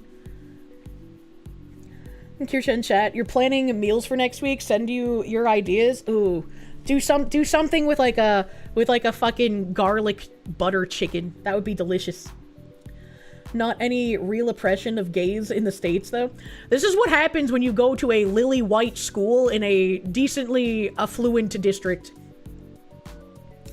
Alaska Mac, thank you. Magog didn't grape, laid larva, and ate victim alive. How did they fertilize the larva? He graduated during the time when the schools were trying to brainwash people into unquestionably blinding voting for Hillary. Oh, man. First world white liberal problems, then? Very true and real. That shit didn't exist in your high school when you graduated and you went to school in Canada. It seeped in a few years after you got done. I mean, like... The biggest, like, gay things I can remember from school were the GSA existing in general. Tons of people would wear, like, rainbow attire stuff. We actually had a celebration for the Day of Silence. The Day of Silence is when you don't speak because it's something about, like, gays being oppressed day or whatever. I don't exactly know every reason behind why it exists. So people would come to school with, like, duct tape over their mouths expressing gay rights. And it was extra obnoxious because, like, teachers couldn't efficiently get through class anymore because if one of the people with tape over their mouths wanted to answer a question, we had to wait for them to write out the answer on, like, a little whiteboard to show it to the teacher. It was so fucking obnoxious, man. How are you supposed to get through your school day like that? It was really obnoxious. It was really obnoxious. One of your high schools had that for aborted babies because it was a based Catholic school. There are the two genders, by the way. So they shut the fuck up for that day. They did shut the fuck up, but it wasn't a blessing, unfortunately. Ritualistic humiliation. Man. So there's that. And then when I was a junior, there was a senior who was a lesbian at the time, but she was wearing binders. And this was the first time I'd ever heard about binders. So I guess she would be the first person that I had ever met in person that would be like a prototype for a trans person, I suppose. So she was a lesbian and she was dating someone in a grade below me. And they got caught having sex on the table in the art room. And so the senior got expelled for that. Because I think the senior was over 18 and the girl in the grade below me was not. And I guess they only expel one of them for doing that. And then I re-met that person several years later. And they had actually started identifying as male at that point. They still had not gotten top surgery. They were still wearing binders, but they were wanting to get the surgery because they didn't like wearing binders. Binders, do you want to ask what that is? Binders are an article of clothing that a woman would wear to compress their tits as flat as possible against their body. So it looks like they have a more male chest rather than having actual breasts. It hides the booba, yeah. Yeah, like in Mulan. That sounds really uncomfortable. Yeah, I can only imagine it being. Super bras. ASDF, thank you. It was uncanny watching your friends get talked into transitioning. You all had some form of autism diagnosed pre-DSM-5. And they tried the same routine with you. You said no, and they cut you off, and you haven't spoken in years. That sounds kind of sad, man. I'm sorry your friends decided to fucking kick you out of the group. Might be a blessing in disguise if they all went psychopathic, though. There was a fake shooting at your high school before you started attending. A fake shooting? There was a fake bomb threat at my high school while I was going there. I just saw a video from Crimson Desert. I'll be happy to hear the horse riding is the same as in BDO, drifting included. Oh man, I would love to play Crimson Desert. I really liked life skilling in Black Desert, so I feel like I would like it in Crimson Desert if that's the same. Dynacide, thank you. You took Foxu's advice and you got the Beretta 92. Thick, curvy, tad hefty, aged like fine wine. Perfect. Now to name her. Suggestions. I don't know, I've never named my guns before. It do be like that, Miss Kirsche. It do be. It do be. And speaking of liberalism, I guess while we're talking about it, I found this video on the Twitters, and I'm kind of interested because of the way that they phrased it. They say, liberalism is both under threat and at a turning point. It must be argued for, refined, and renewed. Today, we begin the work. And so since they say the work, I have a feeling this is going to be less about liberalism and more using a lot of liberalistic ideals to hide kernels of communism inside of it. So let's take a look at some propaganda and see what we can notice. Phoenix DS, thank you. Glad you graduated the year before Y2K and 9/11. This was never a thing back then. Apologies to Foxu and Chatters for glowing too close to the sun from the Reddit post. Another ketchup tithe for the Foxu. Whenever I feel like glowing, sometimes I just slap in that glowy emote, man. And do the glowy dance. AJ the Groundhog, thank you. You remember back in your high school that we also had a gay-straight alliance? You graduated in the very late 2000s. You fear what has become since then. I can only imagine. Tinkle, tinkle, Liberalism tinkle. is in a moment of both intense threat and great opportunity. By the beginning of this Nazis century, already I think mentioned. there was a real complacency amongst a lot of liberals that we had won, that we'd reached the end of history. You know, for a long time, We got up out of bed just assuming that these liberal principles were what everybody wanted, and it was the air we breathed. It was the thing that we could just all sort of... Well, I think when most people were in agreement of these things, it was like, yeah, why would you denigrate someone for the color of their skin? That's really silly.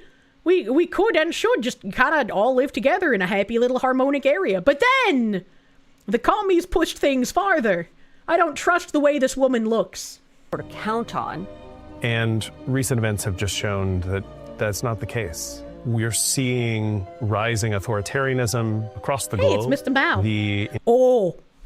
I went to an antique store the other day and I saw a framed picture of Mao with like propaganda phrases on it, and part of me wanted to buy it. I don't know if I should go back and buy it because it's like that's kind of funny to me. I've never seen like a fucking Maoist propaganda poster in person. Mao, how many early life checks will we need to do? Increasing turn to strongman politics, an erosion of many of the liberal rights that we thought were... I think this is how you know you're about to consume some real fluffy propaganda. They had to put in the murdered by ICE people, the woman who tried to run over an ICE officer, the man who inserted himself into an ICE operation and shoved an ICE agent. Cat raid. Her shooting was far more justified than his, but his was lawful but awful. Like, it should not have happened, and there were so many opportunities for it to not happen in the second one. Sacred.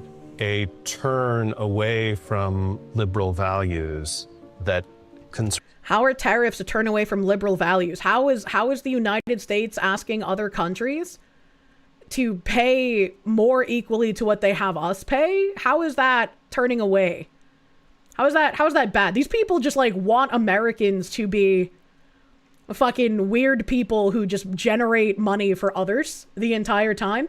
Also, that's very interesting that he's got a book over here that says Marx. That's interesting. That's interesting here. Alexander of Sweden, thank you for the sex. Why are you ghosting your future ex-husband, Gundam? Oh god, do I have to check my text messages, man? Turns everyone. As dangerous as it is, this moment has called liberals back to the project of advancing the liberal tradition. We think that this is the moment to come together in defense of... Bro.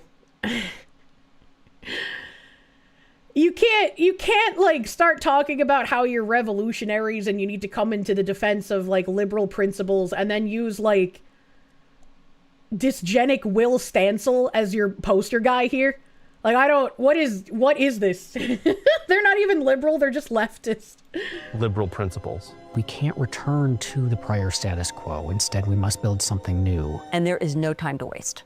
And that's exactly why we made liberalism.org an online magazine for free and open people everywhere.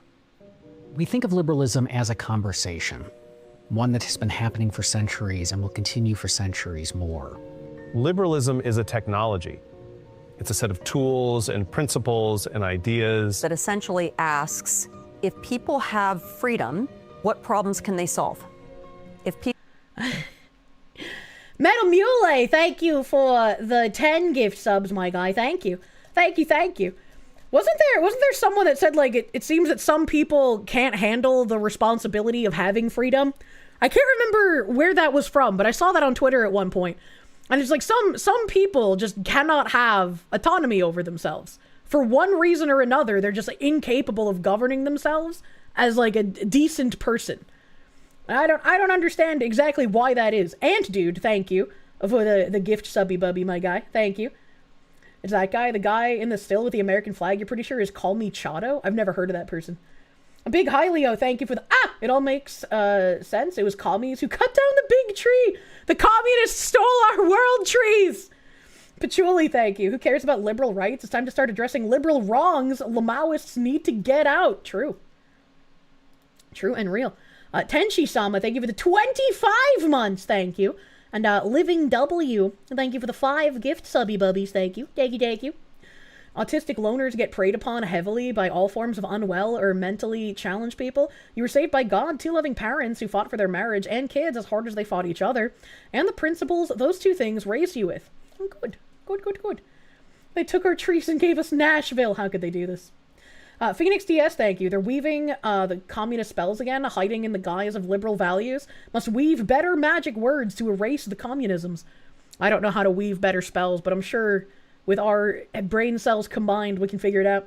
Night's Hide, thank you for the 11 months of Proom. Thank you, Nightshade. Holy fuck, how did I butcher that? Almost missed your resub with the Proom. Thank you for the Proom, man. And Crozan, thank you for the gift subby bubby. Thank you, thank you. Thank you, thank you. Spicy cat raid. What the hell is this spicy cat raid? Coggin VT, thank you for the raid. Welcome, Raiders. Welcome, Raiders. Internet Zen Master, thank you. Liberals, when you pull the mask back, it's just communists every single time. Unfortunately. Roadkill VT, thank you. Pretty might not be lawful. You saw a cop turned lawyer talk about how cop number 1 wasn't lawful, so pretty stepping in lawful, or would lawful, so resulting in action wrong. From that description, I don't understand it, and from my perspective, it seems like it is a lawful but awful shooting. We'll have to see how other people rule it, I guess. People possibly smarter than me. One talking head had a Marx book, another has a KGB book. You could not make it up! It's all so tiresome. People have freedom, what potential is released into the world? If people have freedom, what can become possible? We like to talk about the hockey stick of human progress. The Liberal Foundation provided the progress that'll... You know what's even funnier? When they're talking about, like, what can people achieve if they have freedom? And for some reason, this just, like, brought to the forefront of my brain how people on Twitter talk about the VTuber sphere, and how they're just like, wow, women actually are better when under a strict code of conduct instead of having the freedom to do whatever they want. allowed for longer lifespans, economic progress, material abundance and enrichment, new sorts of innovations, but also all that came with it. The basic contours allowed liberalism to become more emancipating over time. The commitment to free speech, free assembly, vigorous debate that sits at the core of liberalism helps us learn from our mistakes and correct them. It doesn't turn away from the fact that we have very serious problems. In fact, it leans into those problems, but it leans in a spirit of optimism.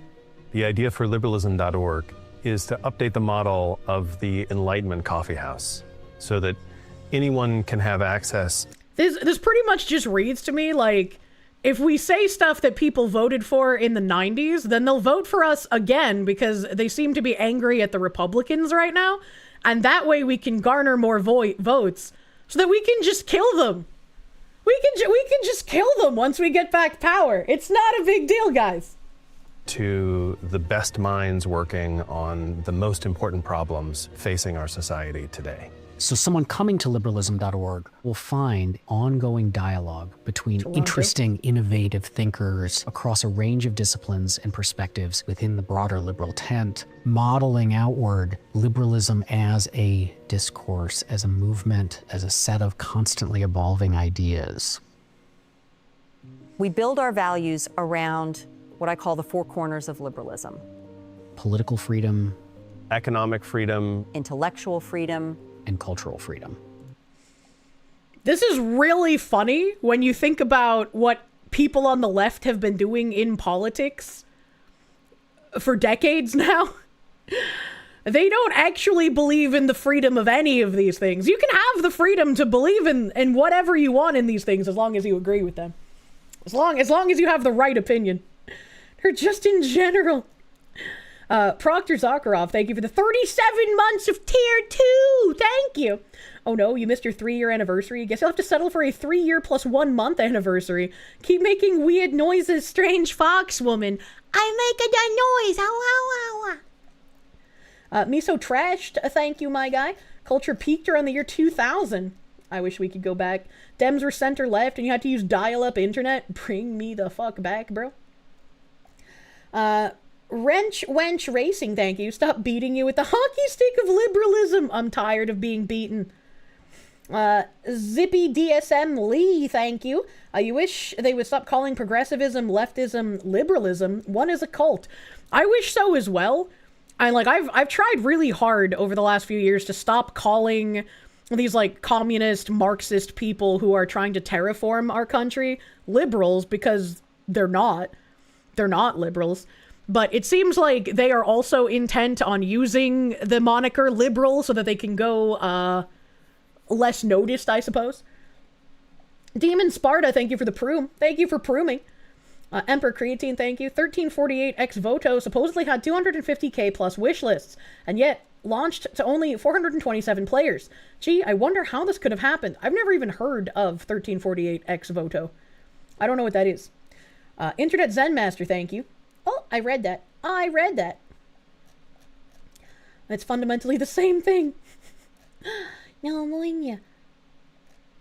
Phoenix DS, thank you. You wonder what kind of org might, or what that org might say about Charlie Kirk, and they talk about robust debates, but when that happens, we've seen what liberalism has really done. True.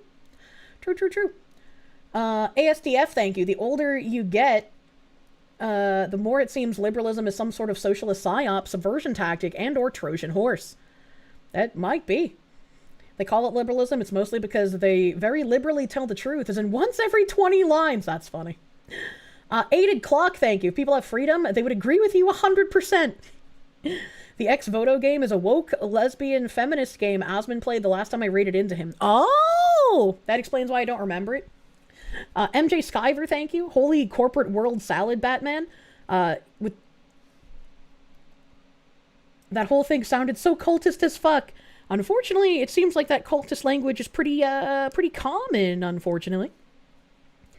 Roadkill VT, thank you. As someone who studied liberalism and the Enlightenment, this is all commie BS. Liberalism is fixed natural rights. 1348 not an evolving ex-voto was set of another ideas. culture wargamer like Dustborn. This time funded by the Italian government. That seems kinda icky. That seems kinda icky. Italian taxpayer funded? What the fuck? Why are they getting taxpayer funds for this kind of sloppa? Political freedom is Thank you, those Oris basic Badolar, my political guy. rights. Thank you. The government should be constrained, operate under the rule of law, and have equal participation by its citizens. So that means we can pass voter ID, right? So that only citizens can vote? We can pass that now, right?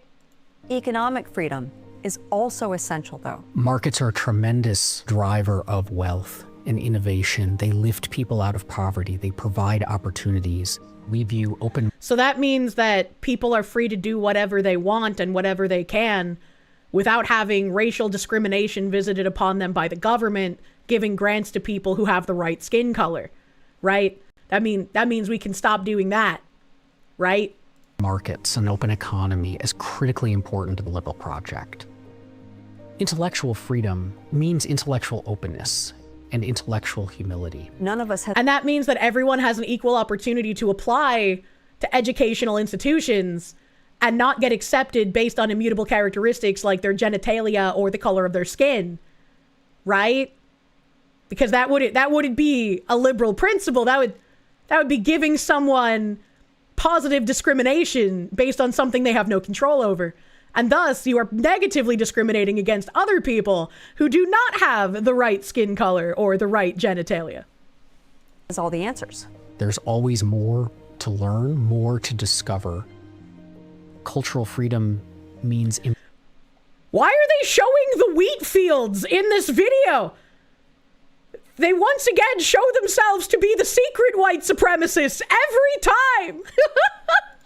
Embracing an open society where each of us can live the kinds of lives that we want to, as long as we afford others the same opportunities. We think that diversity sits at the core of what makes the liberal tradition so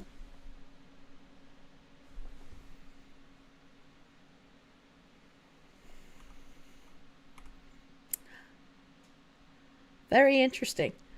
Very, very interesting that they show the wheat fields with the white family. Means embracing an open society where each of us can live the kinds of lives And then they have like a gay couple. They have like some Indian suit that guy. we want to, as long as we afford They others say the diversity. same opportunities. We think Another that gay diversity couple. sits at the core of what makes Church the couple. liberal tradition Muslim guy. so powerful.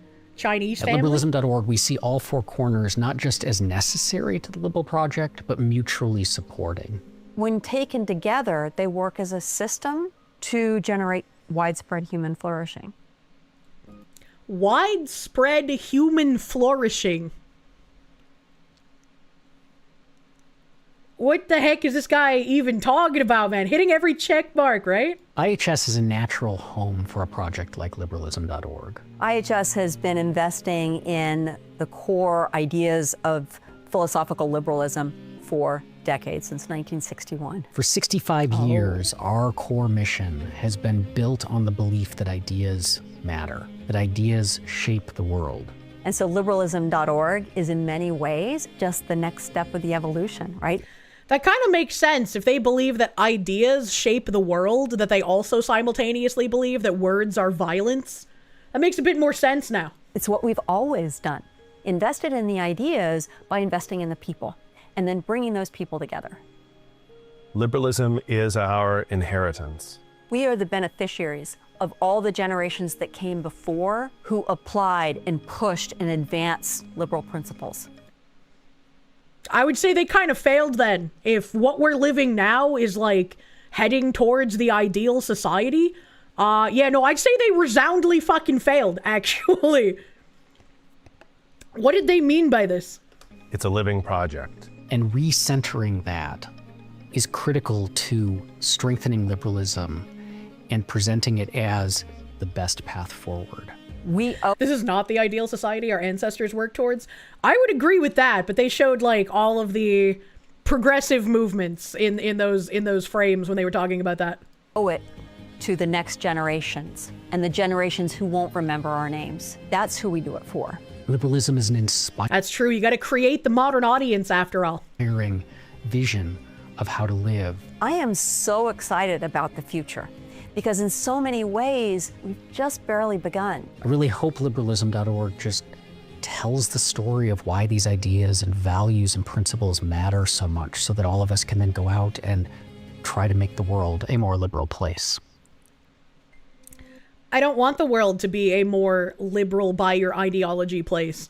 I want the world to be a better place. I want mostly to improve my life, the life of those around me, and then maybe ripple effects will ripple out and make things better in general on a larger scale. She's excited for the future that'll be forced upon all of us who are younger pretty fucking much. Foxwoman Bagman! I'm coming to kill you. ASDF, thank you. The song Ain't I Right once again comes to mind. Patrick LZ, thank you. This guy sounds low-T as heck. You're getting demasculated just by listening to him. Not like this, man. Sigren Eterna, thank you. Expedition 33 got support from the French government too, by the way, but no one cared because the game was good. The game was good and also wasn't politically preachy. Dent has breached containment. Battleizer, thank you. Core of the liberal tradition as they are showing a Muslim. Very strange. Shiratabi-kun, thank you. Why does this guy sound like the guy who made a video about him sounding with worms that you watch with Pippa? Is it the same guy? How do you remember what that guy sounds like? Either his mouth or his penis. Steam-powered geekery, thank you. Italian government is granting all game devs money to build an Italian games industry. It's not going to go well if they only fucking pay money for weird subversive propaganda, though. Fifth Down Sports, thank you. For the 9-month member, please enjoy a placenta frozen frappe. You come aboard because of my cancellation campaign. Despite YouTube warning people that you support me, you enjoy my content. Wait, what do you mean YouTube warns people? What do they mean by this? Thank you, my guy. Monthly reminder, you discovered me through the bug collab. Because chat has a working memory. I wish I had a working memory, man. Alien Zombie, thank you. I had a college friend to go from religious to bi to non-binary to trans in the years after graduation. It was shortly after 2 of her friends went trans. Arigato Iro, thank you. In your opinion, we shouldn't just assume it's commie subversion. Libs truly believe all people are morally equal, and therefore self-interest is evil. Less bad, but can't answer the problems because doing so would break the hyper-reality. I think there's enough, like, red flag terminology to be like, yeah, this is propaganda. We watched something recently that was, like, different propaganda, but I can't remember what it was. Found Kirsche in the first Terra collab. God damn. Mr. Rich Low Pitch, thank you. Funny how they omitted the progressives who pushed aggressively for the prohibition of alcohol. That's also a good point. I think there's something to be said for not, like, calling literally everything propaganda, but I think if you give the benefit of the doubt to things that are very obviously propaganda, then it leaves too much room for the people to continue lying, which is what you don't want. G.S. Wolfwood, thank you. That canned emotional music with the pretentious liars and imagery never ceases to amuse and enrage you. Had enough of that crap work in retail. I can only imagine. Libs don't have books on Marx and KGB as a rule, you know? I would say, like, you can have those books, you know, in order to educate yourself about things. It's like it doesn't necessarily make them a commie to have those books, but it's weird that they would have those books prominently displayed in a video like this, you know? He killed you because he's a minority, it's okay. Release him. What the fuck? iGenerector, thank you for the 9 months. Please enjoy some placenta pudding. Happy Ides of March. Remember, today is the only day you can turn any salad into a Caesar salad by stabbing it enough. Roman history reference. Millennia. William Bryant, thank you. As a half-breed yourself, it is odd not to see any Mexican or Hispanic culture in a liberal video. Very odd. They're done with you now. You've been Toy Storied. Shiratabi-kun, thank you. Who can forget your sounding art? I mean, I remember the collab. I don't remember what the guy sounds like, man. Vladimir Crystal, thank you. I thought we're all here because none of us have working memory. You tend to forget a lot of things and remember things way later. I hate when I'm about to do something and I'm like, oh, I gotta go search for this, but I'm in the middle of reading something and I think to myself, let me finish reading this and then I'll go search for it. And then I finish reading and I'm like, fuck, what was I gonna search for? And then I sit there like really disappointed in myself that I should have just searched for it when I first thought of it, because now I'll never remember, and maybe it was something important. Chat should read all those books, Know Your Enemy and Thyself, and You Shall Never Be in Peril. Yes, absolutely. Absolutely. And yet they try to drag Brandon Herrera through the mud for having a copy of the Funny Mustache Man's book. I mean, they tried to drag me through the mud for retweeting a picture of a guy with my plushie who just happened to have some sort of weird, I guess, Nazi books. I didn't even know that they were. You have a very good and focused memory. I wish I had a good and focused memory. Sticky notes. Be jammin', thank you. Your favorite game has been pushed off of Steam and GOG because the private equity that owns the game, its clean room design is based on, released it yesterday. You're very upset they took down OpenTTD. I don't know what that is. Fifth Sports Down, thank you. When you sent your message, YouTube sent you a warning. People will know you support this creator. I don't care. I will shout, I support Fox. That's really weird. Is that normal? Does YouTube normally pop up a message with like, people will know you're supporting this person? Is that normal? I don't remember that. No? Yes? Yeah, that's normal? Okay. Okay. If that's a normal thing for YouTube to pop up with, then that's fine. You can tell I've never super chatted, eh? Robust Delirium, thank you. Not one of those soft-spoken, spineless talking heads with soft BG music knows where their house's water shutoff valve is? That's funny. You can still get OpenTTD. You just also have to get Transport TL Coon with it. I don't know what that means. It says it every time you post in a chat at the start of stream. That's so weird. That's so weird. It's just to let boomers know people can read their messages. I never knew that there was a warning for that. I've never had a warning pop up for like normal chat messages when I go to type in other people's streams. Might have sort of misread it, but yeah, there's a thing saying you'll be highlighted when you super chat. Okay, alright. Where's the breaker box? What's a breaker box? Robust Delirium, thank you. Not one of the... I read that. I literally just read that. Have a second thank you. Hellsaber, thank you for the full fucking year. Second merch order placed. May this bring you slightly closer to your grand Victorian foxwoman. Wait, it's been a year already? Dang, that was fast. Fingers crossed. Nothing happens to sully my plans. If chat's in sub-only mode, it pops up as a people will know you sub if you chat. Ah. Jonathan Perry, thank you for the... I support Foxu. I support honorable chatters. You abhor fascism, yet you own multiple books by Mussolini Giovanni Gentile.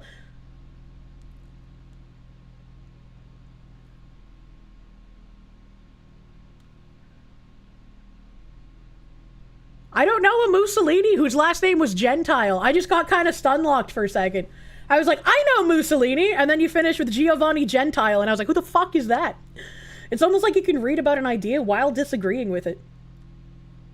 Chat, Kirsche is an android with broken ability to write new memories. Oh no, not like this.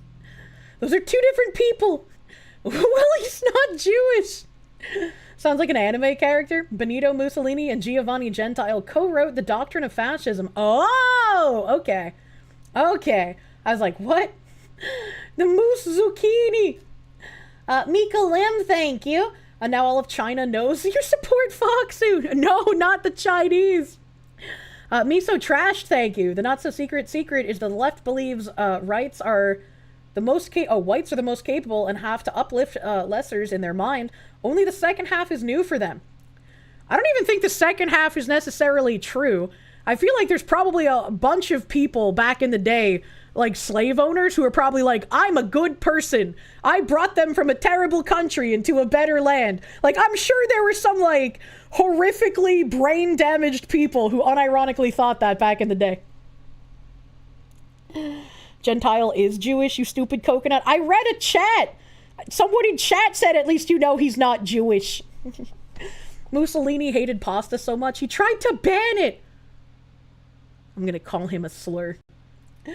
You guess rigatoni Goyim was too on the nose. Jesus fucking Christ. Arigato Hyro, thank you. You could be wrong. You're paying less attention trying to fit your last message. Just don't like the secret call me accusation whenever libs say lib things.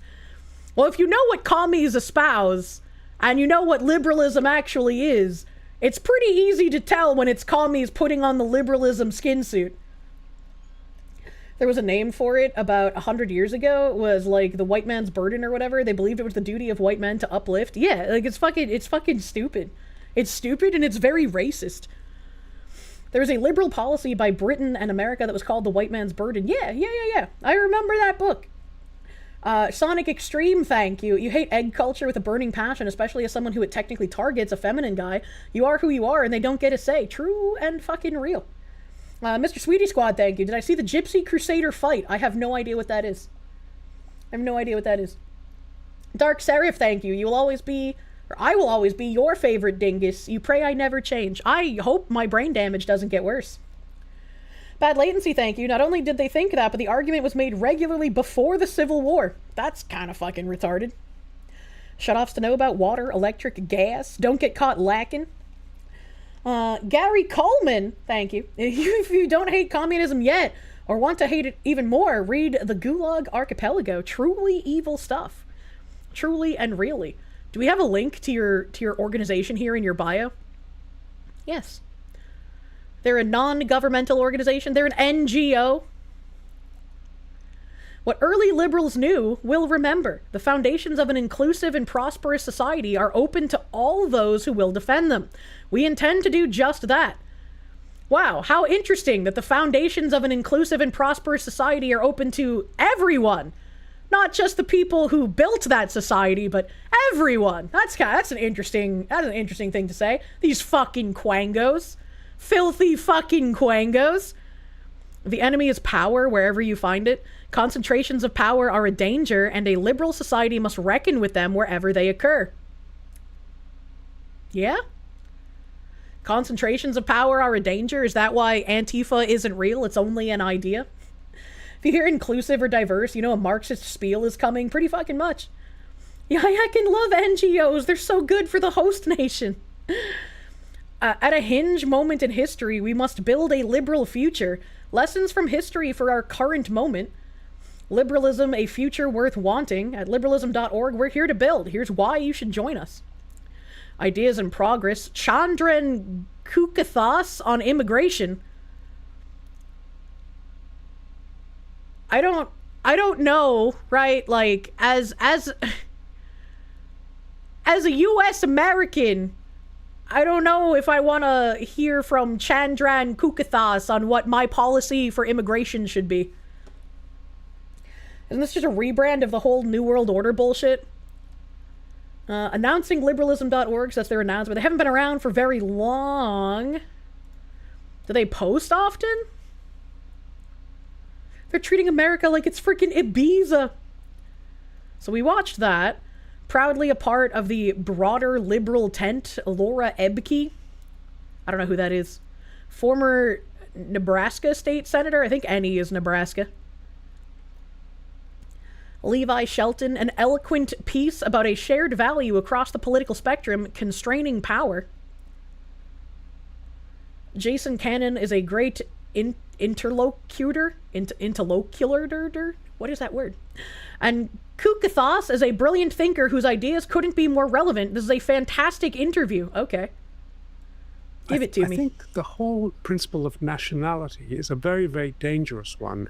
And I think liberals generally, classical liberals especially, have always emphasized this. I mean, the figure I've studied most in my career, F.A. Hayek, said very simply, nationalism was the twin brother of socialism. And it makes you turn to the collective instead of thinking in terms of the principle of individuality, of individual freedom. I don't want to say that it's never important to be patriotic or think about your country. It's the way we're hardwired in a certain way. But once you go to a certain point, once you overemphasize it, then I think you get into real trouble.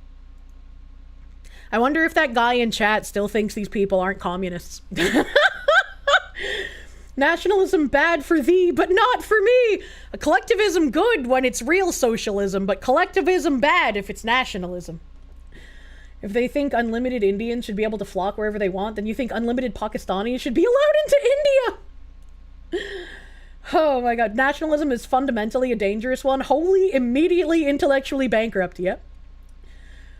Big Hylio, thank you. Did I see that Joy Reid says Wakanda would have been real if it wasn't for the white man?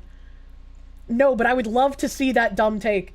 Adam Holtz, thank you. Out here in Utah, the Mormons also call non-Mormons Gentiles. That's interesting. Atsulemisius, thank you for the 14 months of tier 3, brother man. Interlocutor, someone show translates ideas into digestible packages. You know me. I'm an interlocutor. Damn India. Shit is always rules for thee, but not for me. Look up Peppa Box. What? Why? Aria in the mirror, thank you for the member. But nationalism means your race is divisible from the rest of the human species? No? Phoenix DS, thank you. You hate having to live and work in a town with rampant TDS, and then you look at what province you live in and realize that Ontario is a communist stronghold. I'm sorry, that's where you live. I'm sorry, I will never be able to pronounce your name. Szebrzerdzinski Churzazerzik, thank you. Rousseau, the father of liberalism, equated private property to the original sin. The goal was there from the start. Commies want to get there faster. You can't send messages on YouTube. Don't worry about it. You don't have to fight the YouTube censors when you send tips through Stream Elements. I would be an interlocutrix feminine. Liberalism is a distinct ideology from socialism, communism that communists and leftists despise, but these people are clearly trying to use liberalism as a skin suit to trick other liberals into their ideas. I mean, isn't that how it always goes? Which is why liberals get the bullet too is also a phrase. Like they just skin suit liberalism to get enough liberals on their side, and then they kill the liberals when they win. Like it's happened so many times, man. How could you not see it coming? Holy shit, she's trying to cast a spell on us. I was just trying to pronounce a Polish name, don't worry about it. Lamby Chop, thank you. Immediate commie alarm, thanks. I'm not gonna read that name. Phoenix DS, thank you. I read that, thank you again. All of them must go into the spider box. If the spider box does not fit them, then they must go into the scorpion box. What the heck? Great project. After the fall of the Berlin Wall, liberalism became a victim of its own success. We began to take freedom and prosperity for granted, forgetting the ideas that made them possible, which is why the liberal argument must be made again. I would say I agree with we began to take freedom and prosperity for granted, forgetting the ideas that made them possible. I would agree with this, but I think I would agree with this for a very different reason than why this man is saying it. Roadkill VT, thank you. Rousseau is a proto-commie, not a liberal. Classical liberal who waves away corporate concentration or who treats every call for collective action as creeping socialism is betraying this tradition, not defending it.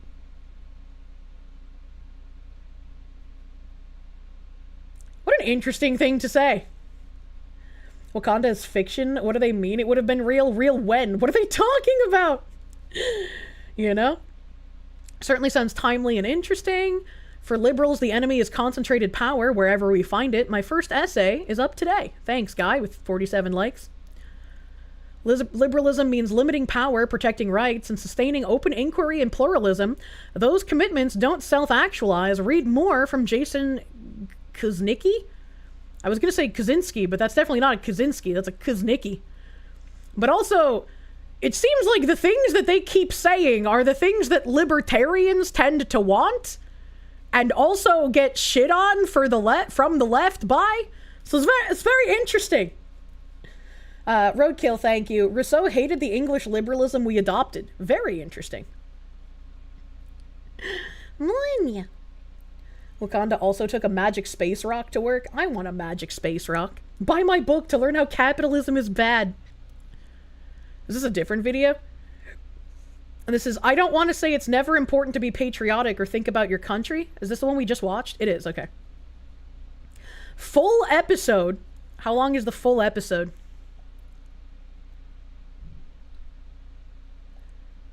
$24 minutes? I don't know if I want to hear 24 minutes of this, but let's pick a couple timestamps, shall we? From Jaffna in Sri Lanka to Malaya in the early 1900s. And they had children, and their brothers and sisters had children, and grew up as British subjects in the British Empire, living in Malaya. I think they planned to return to Sri Lanka, but never did, as is often the case with immigrants. So I grew up believing. If you're Sri Lankan and you have Sri Lankan children and you plan to return to Sri Lanka because that's where you're from, but they tend to not return. He just said immigrants tend to not return. So have we been lied to for decades? Because every time we take on like immigrants who are fleeing something, the liberals were always like, yeah, but they'll return when their country gets better. And the argument was they won't return, they'll just stay here. And this guy literally just admitted, yeah, they tend to just stay. What are we doing? Being, at least at first, that I was Ceylonese, but also a Malaysian citizen, because Malaysia became, or Malaya as it was, then became independent just after I was born. I didn't know that Malaysia became Malaya. I was born into a community that in a way saw itself as a group of sojourners, or descendants of sojourners who intended to return to Sri Lanka. I ended up in Australia by accident because my father was posted there in the diplomatic service, and I stayed on and finished high school and then went to college. How is that by accident if your father was stationed there and thus you were with your father and you completed high school there? How is this an accident? Married, got a scholarship to Oxford, ended up in the UK. Then I got a postdoc to the US. So I ended up, for 6 months there working as a postdoc at the Institute for Humane Studies. And then many years later, after I returned to Australia, I got a job at the University of Utah. So I had another 4 years in the US, and then I went to London, and then I took a job in Singapore. All of it was by accident. I mean, either an opportunity arose or I took a chance on... Does he not know what an accident is? Why is he calling these things accidents? If you get an opportunity somewhere, that's not an accident. That's either your credentials allowed you to get that opportunity or you were DEI'd in. How is that an accident? His voice is so boring. You think he means to say by chance? Why are we taking seriously the words of a man who can't even proper English? ESL, please understand. With all the credentials he's lifted off, I think that I can expect proper English from this guy. Guy has allegiance to no country whatsoever, just a drifter. I wonder if that's kind of like what has made some people have the idea of globalist society good, because like they've never really put much thought into their heritage or their own country. and they've moved around and they've gotten opportunities in so many other countries. They're just like, everyone should do this. And it's like, but you live in a world where you already did this. What do we need to change?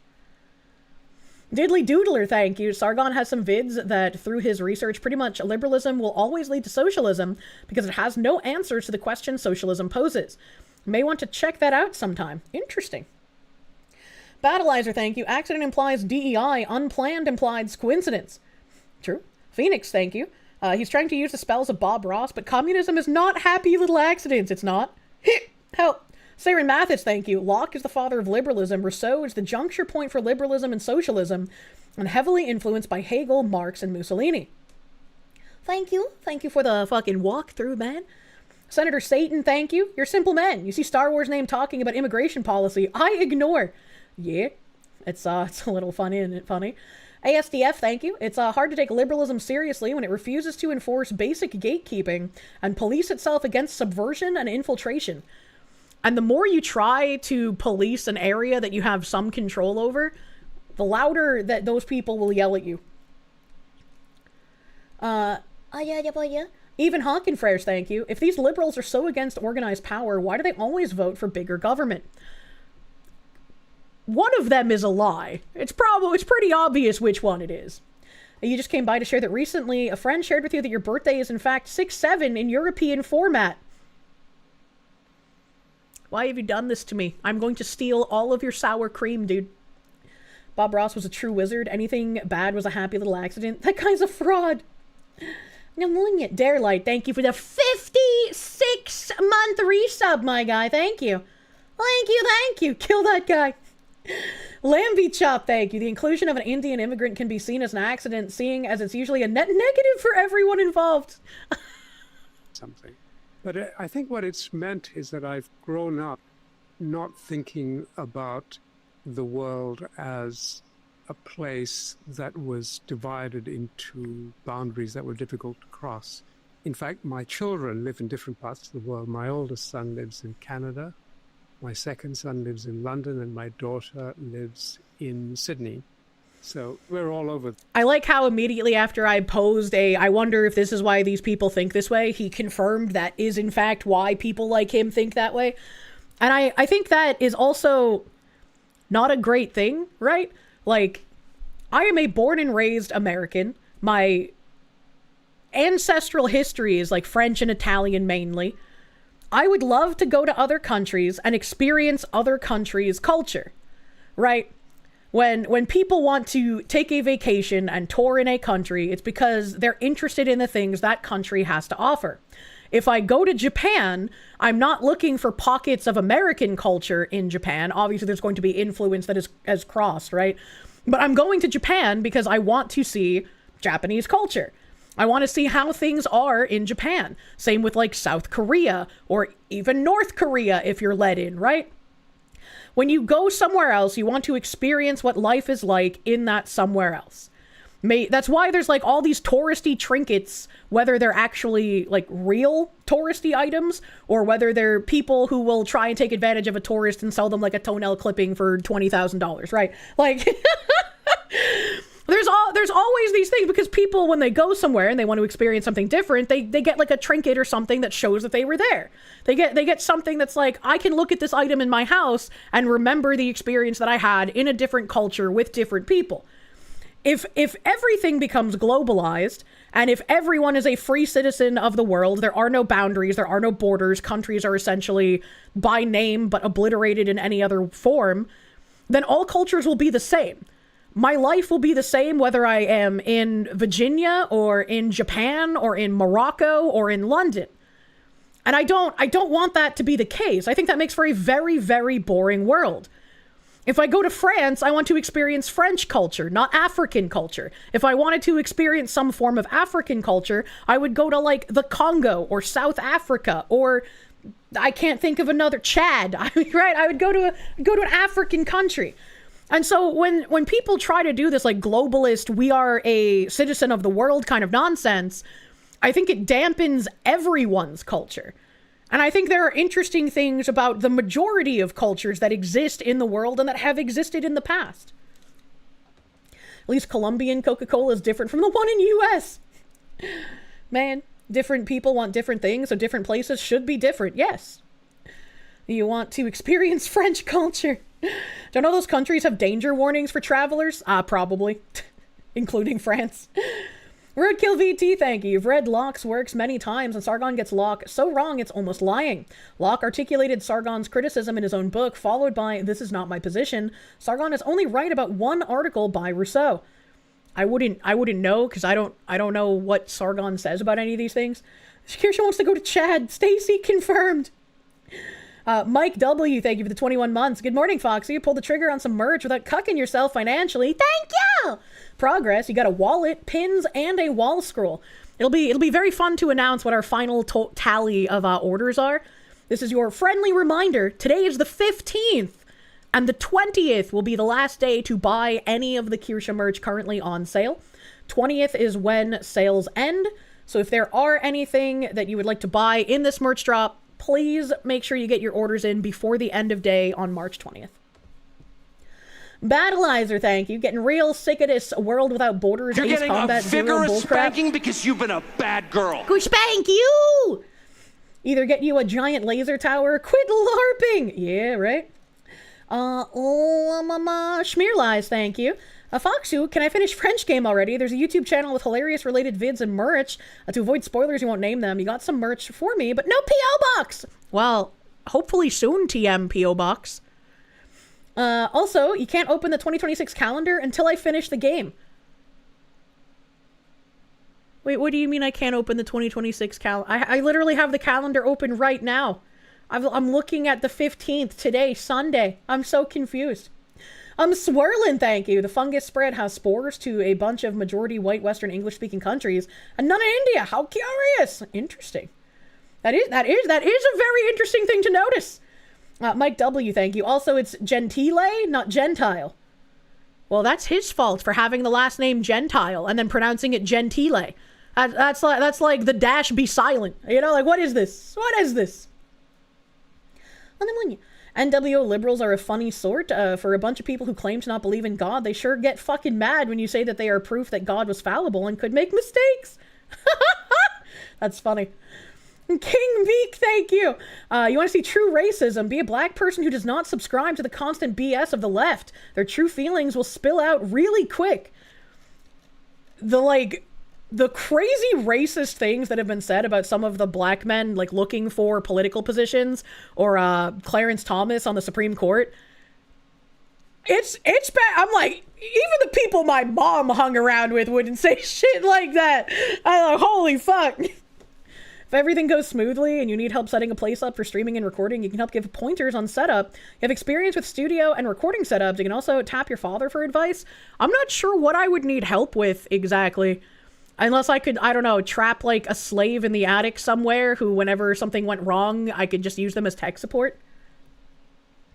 Schmearlies, thank you for the swastika. Silly Foxu, the merch Claire Obscura calendar. Oh!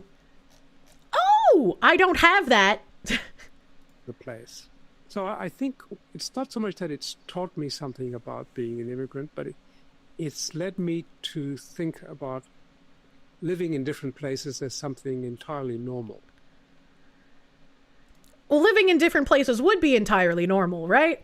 If you desire to become an immigrant to a different nation, the idea is, I am moving to this nation because it is better than the nation that I come from, in my opinion. I am moving there because there are things here that encourage me to be better for myself, and I would like to enrich the nation that would give me these kinds of opportunities above what can be given to me in my own. And you sort of slide into having, like, no, I don't know if I'd call it nationalism, but you would slide into having like a more robust tie to your new host country than your old one. Spicy cat raid. Black man in Michigan, you am but a red dot in a sea of blue. Oh no, my guy. You're a bit of a professional Indian tech support, but you'd rather not be kidnapped. That's funny. That's if someone asks you what you do for work and you're just like, I'm a professional Indian, and they stare at you like you're crazy for a second, and then you're like, I do tech support. Those things we hate are opportunities. There's a reason that a lot of older immigrants in the U.S. are some of the most nationalist people you'll meet. Yeah. And I think that's how it should be, right? Moomy playing games. Thank you for the raid. Welcome, Raiders. Welcome, Raiders. I just need to captivate a sound guy. I want to come back to that in a few minutes because I hear echoes of this in your views on nationalism. But let's set that to the side for now. Your book argues that the real threat to freedom comes not from immigration, but from states trying to control immigration. What does that look like in practice? Well, sadly, I think we're seeing the practice in the United States right now as there is a crackdown on immigration. The argument of the book is that if one tries to control immigration, the more seriously one tries to control it, the more it'll have an impact on citizens. And the reason for this is fairly straightforward. It'd be a positive impact for the citizens and the legal immigrants who already live there. Unless those legal immigrants are not in their host country to enrich themselves and the country, but only themselves and to send the enrichments back to their home country. They are using it as a bank and an ATM instead of a country. Why? I can have strong ties to your host country and still have a special place in my heart for where you call home. If you choose to give all is asked for you, you should be able to go back after giving it. Retiring and heading back should be fine. At least you wouldn't be a burden to the host country. I wouldn't see a problem with that. I think it's fine to like celebrate where you came from and also have strong ties to your host country. But we're talking about people who essentially see places like the United States as just a way to make money and then leave, right? We need more diverse food and culture. I can make tacos myself. The dude's voice is auditory NyQuil. Guy intentionally misses the point. There is not a crackdown on immigration. There's a crackdown on illegal immigration. There is not a crackdown on immigration in general, but a lot of people would like a crackdown on immigration in general. I think that having a very well-vetted immigration program can be very useful and can be very nice to have. I think our immigration system has been exploited long enough that we kind of need a moratorium on all immigration at this point while we fix the system that we have. Because a lot of the people that we found out committing fraud, a la like Somalian immigrants in Maine and in Minnesota, not all of them are here illegally. There's a lot of them that are legal immigrants, but they're committing mass amounts of fraud anyways. These are not immigrants that are here to enrich the country. They're here to take advantage of things.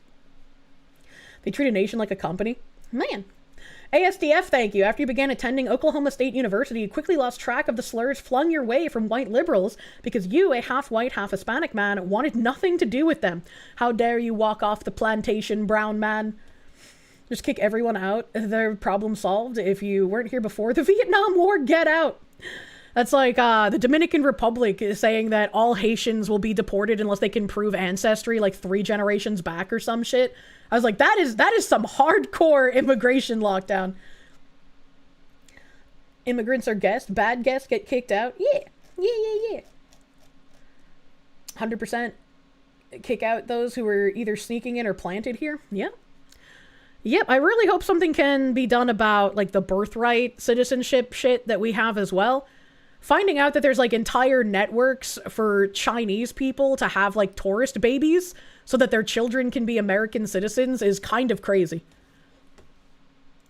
In order to control immigrants or outsiders, you have to control insiders because the outsiders are there because the insiders want them. If nobody wanted people from outside, that's not true because the majority of Americans do not want that. The majority of Americans also want voter ID, and our politicians won't pass that. So it's our elite class forcing us to suffer the consequences of what they want, even though it's not what we want. And a lot of the people who claim to want the immigrants, as we've seen, when Ron DeSantis sent a giant plane full of illegal immigrants up to Martha's Vineyard, all of them lost their fucking minds. Come because there'd be nothing for them to do, there'd be no way for them to live. But the fact is that they are highly desired, whether it's for the labor force or for sporting connections or for family reasons. People come because they wanted. So if you want to stop them from coming in, you've got to stop your people from welcoming them. That's true. We need higher and harsher punishments for companies that hire illegals. We need that. You were rewatching some old dramas and watched a vid covering the women who allegedly called a child a slur and repeated it against the man recording her and children. Apparently he called the child was autistic without any proof. Funny enough, the man that recorded is a Somalian sex offender and just labeled the child as autistic like a reflex and cried hate speech. Well, we don't know if that child is actually autistic or not. And we've talked about this a couple of times on stream, especially after all of the like autism center fraud stuff, that it would be really fucking funny if during the trial for Shiloh Hendricks, it comes out that the child isn't autistic and it was part of like one of the autism center scams in Minnesota. That would be very fucking funny if we found that out. Thanks for the tips, Drifter. We'll crack down on them too. Zentetsu, thank you for the CRC. Burglary only happens because people want to be robbed. Imagine. Arismador, thank you. The primary symptom of repressive governments is a focus on preventing illegal immigration. I think one of the things that this guy isn't thinking about is like, he lives in a world where he was able to move into different countries to get opportunities that he wasn't able to get in whatever country he was currently in. Same with his children who live in Australia and London and fucking wherever in Canada, he said, I can't remember.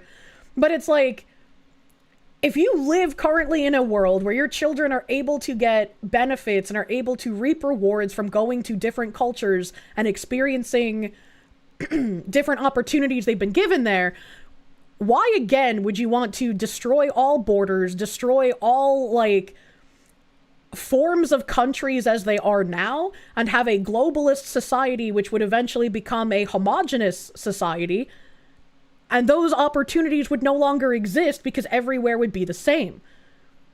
This is like the weird end of magic soil thought, where there is no magic soil. You cannot take people from one place and put them in another place and they suddenly become exactly like the native people there. That doesn't happen. King Meek, thank you. Irony is the groups most affected by illegal immigrants are black and brown American communities. Isn't that interesting? Just look at LA as an example. And once again, the people on the left who claim to be, passionate and empathetic people are absolutely the opposite of that. They rain more destruction upon the people that they claim to be helping. Because they want the opportunities now and want to close the door behind them. Also true, lots of ladder pullers, man. Zentetsu, thank you. I read that already. Thank you. Ian Bruin, thank you. He's ignoring important factors, but he's making a valid point. Badly done immigration enforcement leads directly to Papyrian bit. It means the government shoves their nose into everything. I don't think he ever said anything like that, actually. Adam Holt, thank you. A lot of people are sick of America being used as nothing more than an economic zone. Very fucking true. Very fucking true. ASDF, thank you. I read that already. Thank you again. You have a friend whose baby mama started dating his dad, and then when he died, tried to get back with your friend. She is now trans and had the top surgery and is dating a woman. Those poor kids now have so many things going on and has to figure out so much as they grow up.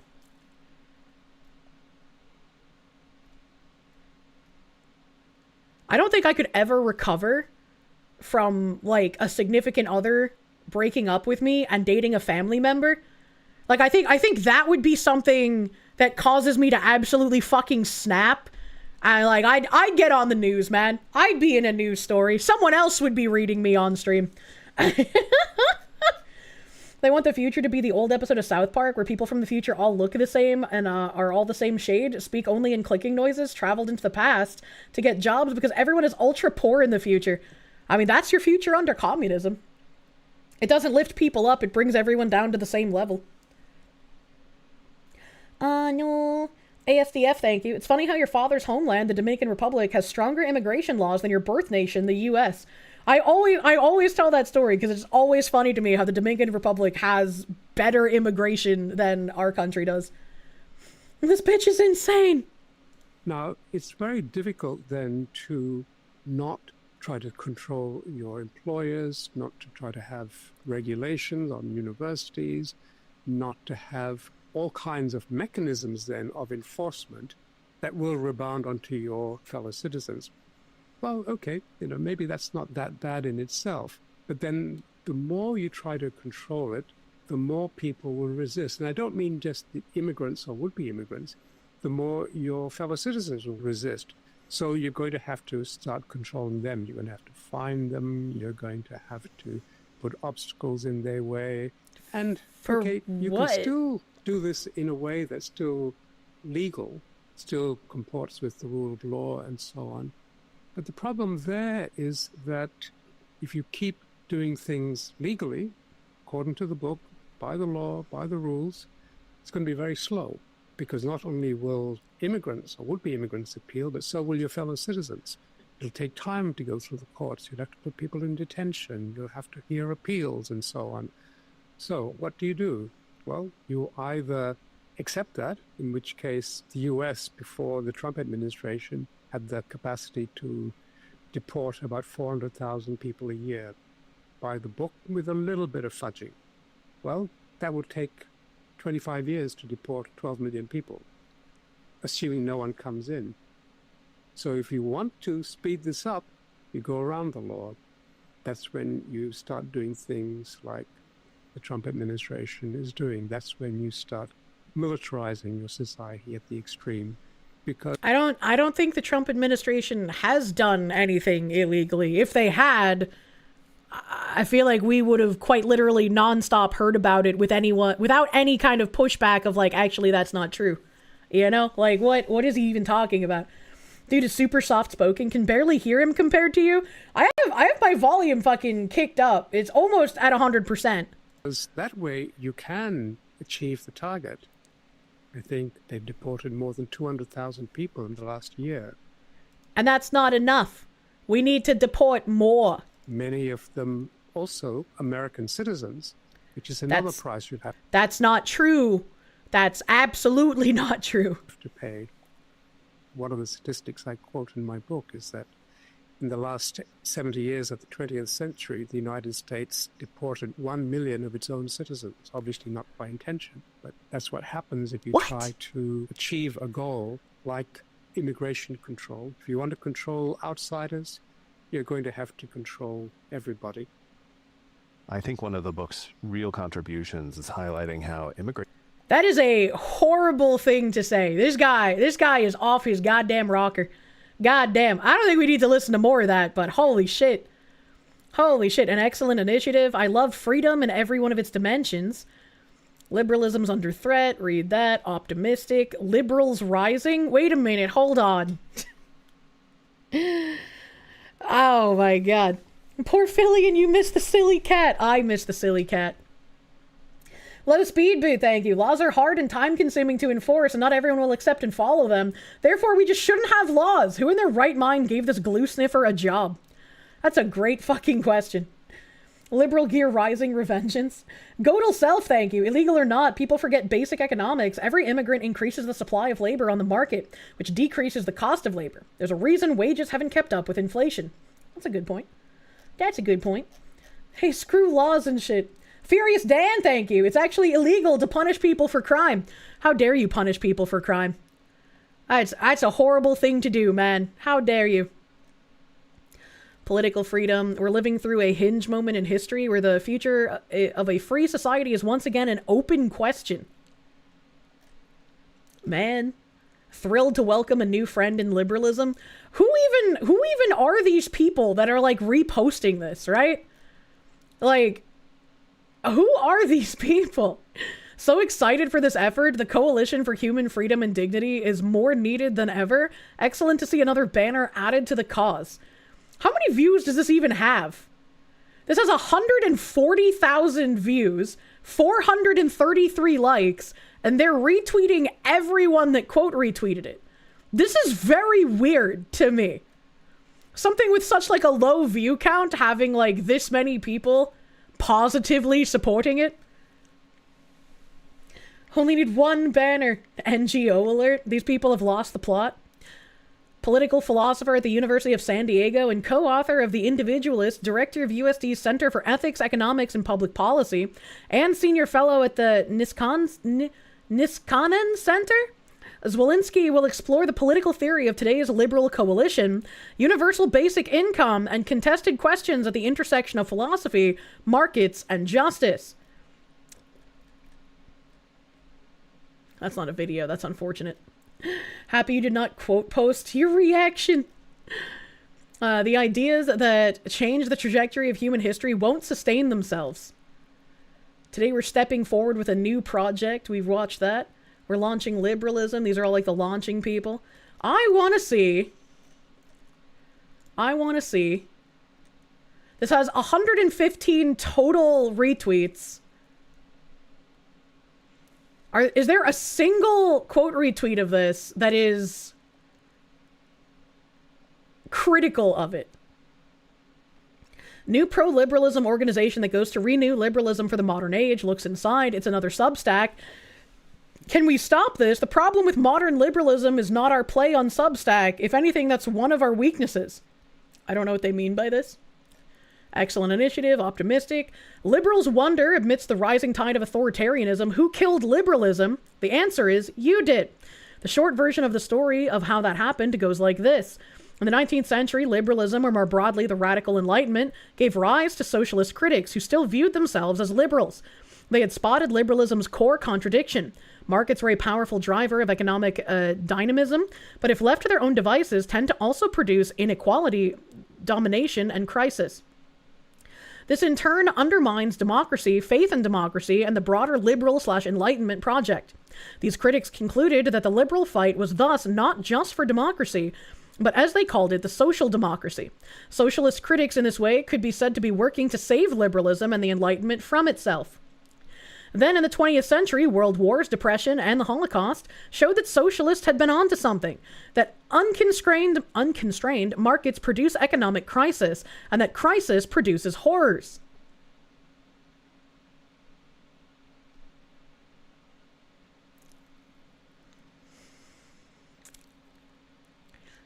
Are they trying to blame the Holocaust on capitalism?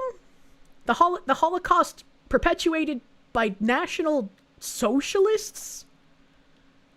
Am I reading this right? Is that am I reading that correctly, or am I fucking retarded? This is why you need Christianity to rein in the cronyism? You think so? They said in the 20th century, world wars, depression, and the Holocaust showed that the socialists had been onto something, that unconstrained markets produce economic crisis, and that crisis produces horrors. He's right, the Holocaust was... What the fuck? That does sound like what it sounds like they're saying the Holocaust happened because capitalisms, which is a very weird thing to say. Communists hate capitalism so much they blame genocide on it. That is probably one of the most confusing things I've read. Jesus Christ. ASDF, thank you. They just can't help themselves. The perennial lying is exhausting sometimes. It really is. And it's not just exhausting that they lie all the time. It's exhausting because they lie so often. Eventually people get so fatigued and they're like, are you sure they're lying? Like they can't lie this often and we always say they're lying. Are we the crazy ones? You know? Sounds like they're admitting to being pro-Holocaust. Jesus Christ. Acor, thank you. Boo, Nashville. Dio Brando, thank you for the 5 months. The Indian man in British upper middle class, upper class USA. They speak really quietly and try not to say anything that might offend someone. Very strange. Very strange. Andimus, thank you. You literally don't know how to respond to all of this without sounding like a little glowworm, right? Schmear Lives, thank you for the swastikas. You forgot to add that you were with your mom at the hospital Sunday through Thursday due to pneumonia. Thankfully, she's better now, and also you can't wait to get my merch. Thank you! And I'm glad your mom got better. Pneumonia can be scary, especially for older folks. I'm glad that went fucking well, man. Miso Trash, thank you. If America falls, where will the Freemasons hide the artifacts from Atlantis? That's a good question. That's a good question. Continuing on with this, it increasingly became clear that in order to avoid both fascism and Stalinism, democracy needed to constrain markets. Meanwhile, the widespread economic planning required for war ironically had showed this shift was feasible. A social democratic consensus emerged after 1945, for it was not only social democrats who introduced social democratic policies. producing the most prosperous and egalitarian societies in history, albeit still with many flaws. Then in the 1970s and 1980s, in order to restore lost profitability, liberalism, or strictly speaking neoliberalism, unshackled markets for the safety constraints of social democracy. Economic dislocation, the sort that drove the horrors of the 20th century, predictably returned. Deindustrialization, offshoring, growth in inequality and precarity, etc., and, unsurprisingly, loss of faith in democracy and the liberal/Enlightenment project also returned. Today, once again, to save liberalism, liberalism must be transcended. The socialist logical conclusion of liberalism revived. Everything must change if everything is to remain the same.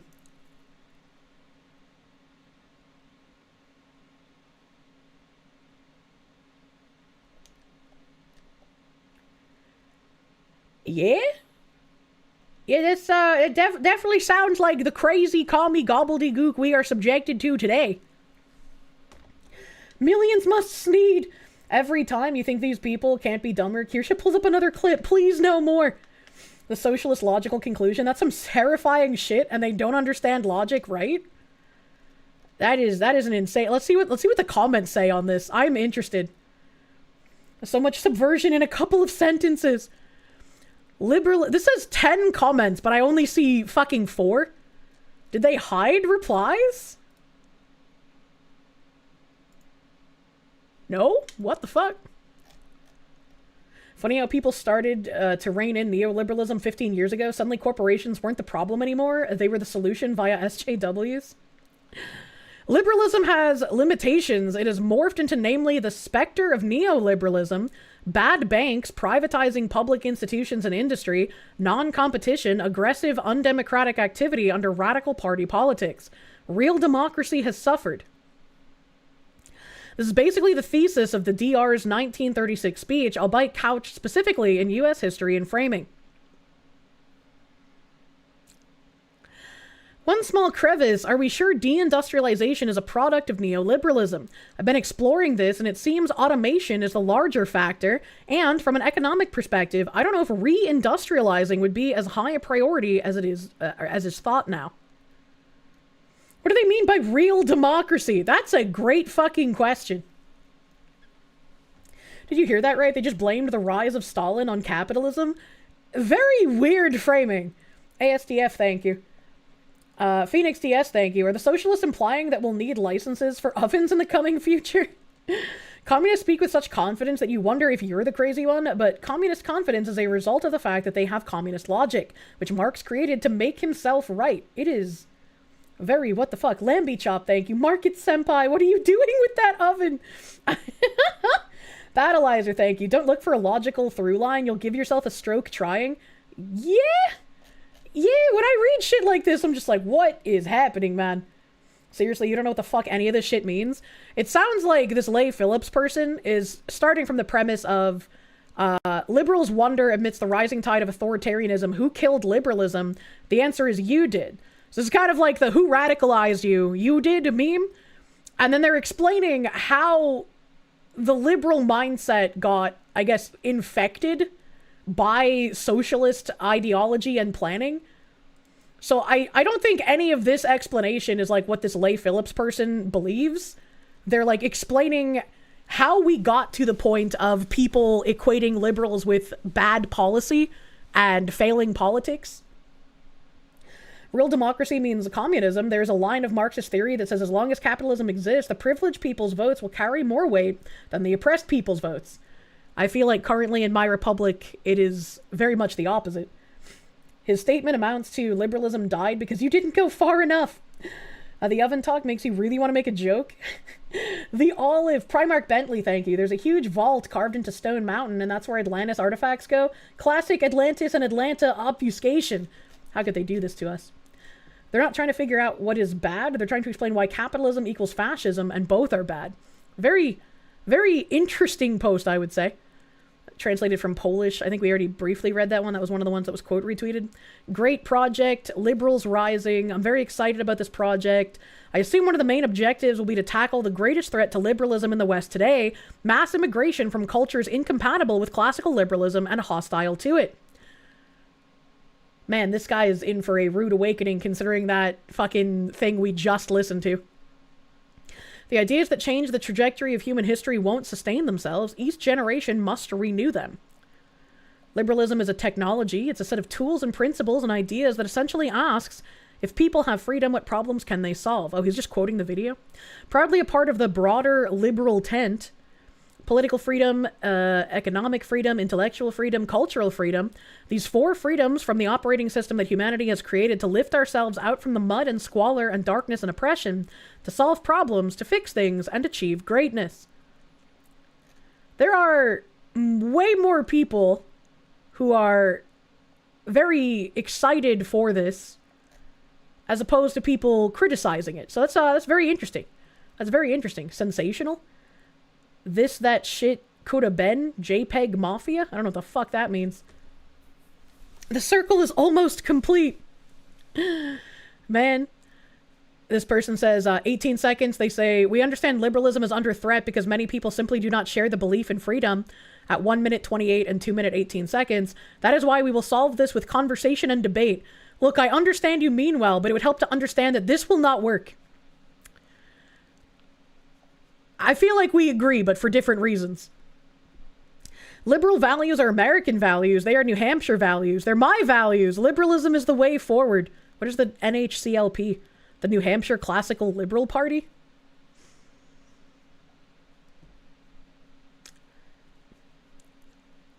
I wonder if this is one of the people who will say that New Hampshire is uninhabitable thanks to libertarians. Sig226, thank you. Look up the Cloward Piven strategy. Birds. Jen Jacko, thank you. Congrats to the Lady Fox. What the hell is a spicy cat raid? On acquiring her own estate, you'd like to tender your application to be the estate's house ginger. Your uniform is a bow tie, apron, and socks with calf straps only. It's got to be a manly apron, and your hair better be natural red, not box dyed. Welcome Raiders. Thank you, Keiru Kanojo and Lord Rexworth for the raids. Thank you guys. Thank you both. Double raid all across the sky. Saren Mathis, thank you. Real/R democracy is a Rousseauian concept dividing the will of all, majority rule, and the general will, the true will of the people. It's the root of the, if you had all the facts, you'd agree with me, psychology. A very interesting thing to state, and also,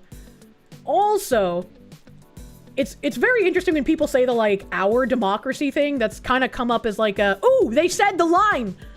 Because it typically, when they say, like, our or my democracy, they mean, like, the principles that I want to enact upon you, whether you agree with them or not. And these are all commies wearing liberalism skin. They're so proud that they stripped it so well that they didn't need to sew too much to make it fit. True, unfortunately. But, let me see here. Speaking of crazy people, I have this little video. Wild footage has emerged of liberal activists in Vermont surrounding a home with masks and umbrellas to block immigration enforcement operations. How do all of these people show up out of nowhere simultaneously? Who is funding these people? And how are they able to just surround a property like this and police go, well, can't do anything now. We just gotta let the illegal stay. Wait, God, go home! Go home!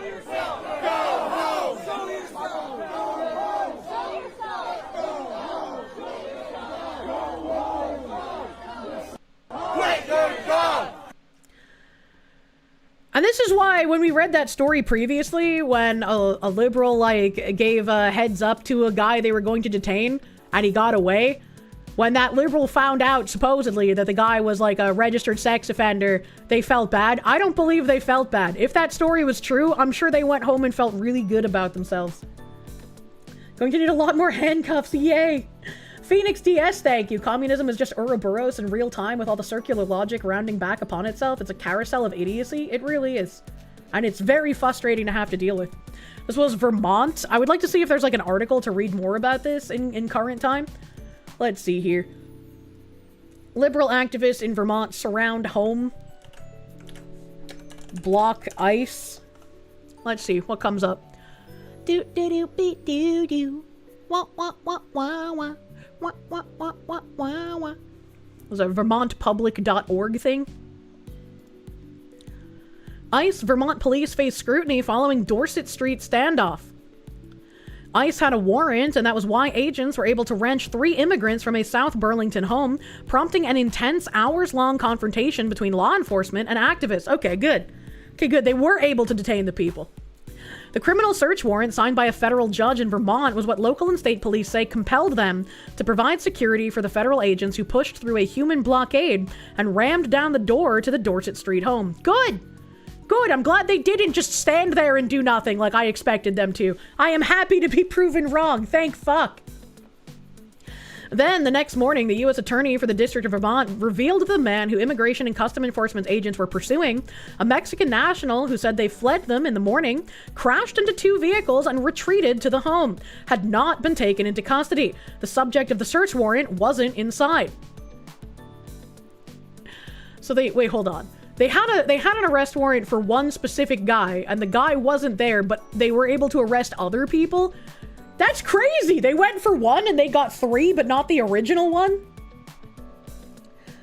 Instead, federal agents detained 2 Ecuadorian sisters, one 20 and the other 31, who they encountered in the home, along with a 31-year-old Honduran man, according to federal court records.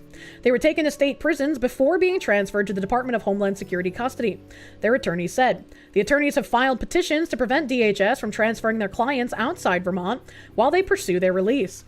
It was excessive, it was unnecessary, said Nathan Varag, an immigration attorney representing the younger sister, speaking of the raid. They ended up traumatizing an entire family, all for nothing. The revelation raises additional questions about ICE agents' enforcement tactics and investigative competency in Vermont. It is also amplifying public scrutiny of the controversial decision by local and state law enforcement on Wednesday to assist them. That's really weird. So they can still execute the original warrant, right? Police in Burlington and South Burlington and elected leaders across Vermont have sharply criticized the federal agents. Republican Governor Phil Scott said in a statement Thursday that their actions showed a lack of training, coordination, leadership, and outdated tactics that put both peaceful protesters and Vermont law enforcement in a difficult situation. I hope this guy gets primaried. I hope people in Vermont can get this guy out of his seat and get an actual conservative into that seat instead. That is an insane thing to say. That is insane. ICE really needs a dedicated riot team and access to the alert system. Send out, you have 1 minute to scram because we're tear gassing when we arrive, right? AJ the Groundhog, thank you. You mean there's a solution against the liberal extremists, but you'd be glowing brighter than Gundam Wing Zero's Twin Buster Rifle. Ham the Third, thank you for the 9 months. Please enjoy some placenta French toast, baby. Memberships, hello Foxu, reporting in for leering opportunities. We're fucking leering, man. These were not peaceful protesters. They were all obscuring justice. That was a judicial warrant. And their problem is that they arrested other immigrants and not the correct one. Like, why would they let other people potentially breaking the law as well as harboring an illegal, which is also an illegal thing to do? Why would they think that this is a bad thing? Why would anybody be talking out against this? That doesn't make any sense to me. Not a chance. He's primary. Dominion says so. You cannot express how much anger and frustration you have in that we have, like, one shot to sweep trash out of the country and fight the people trying to tear us apart from within, and yet somehow else ended up back in the fucking sandbox again. Yeah! Like, the longer the sandbox stuff goes on, the more I edge towards, I don't really care how much this is kneecapping China. Please fucking do something about our domestic issues. It's driving me crazy. The protesters can go with it if they love them. Since when the left makes any sense? I mean, fair. The confrontation culminated on Wednesday evening when ICE agents strode toward a group of activists who were surrounding the last federal vehicle that remained in the street, sprayed them with chemical irritants, and set off flashbangs. Videos showed agents pulling demonstrators from the ground and thrusting them aside before the car drove away. So the ICE agents were trying to ensure that the vehicle didn't incur more damage, as well as they could drive away without accidentally running over anyone. And you're trying to paint this as a bad thing? What are we doing here? By then, activists and police had been clashing in the street for hours. Once ICE agents took the 3 immigrants into custody, the demonstrators rushed into Dorset Street in an effort to prevent the agents from leaving. State police in full tactical gear stood eye to eye with them, preventing most from approaching the vehicle. The clashes spread up and down the street, which local police had closed down. As federal agents looked for other ways to leave, protesters blew whistles in officers' faces, screamed insults, and threw objects at their cars. This is once again probably trying to create another Alex Purdy situation where they can have someone interfere to a degree that they eventually end up having lethal force used against them. And the more like string of martyrs that they gain, the more they can use that to browbeat the politicians who are going to handicap ICE from doing their jobs. I hate that. I hate that. And I think it's grotesque to want to put yourself in harm's way in order to try and protect criminals. Bring a prison bus and 100 pairs of handcuffs. Arrest them all! If only. Local and state law enforcement said they acted with restraint despite being pushed and spit on by activists and pelted with water bottles and clods of mud.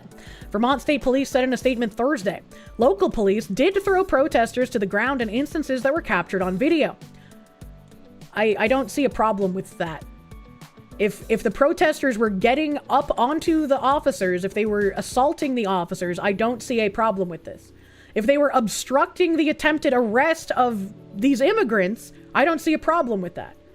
If the officer just like meandered up to some random person on the sidewalk and threw them down, that would be a problem. But after seeing tons of hours of footage over the last few years, I don't give these protesters any benefit of the fucking doubt. And they're like the mindless patsy guys from Mad Max. Witness me? Pretty much.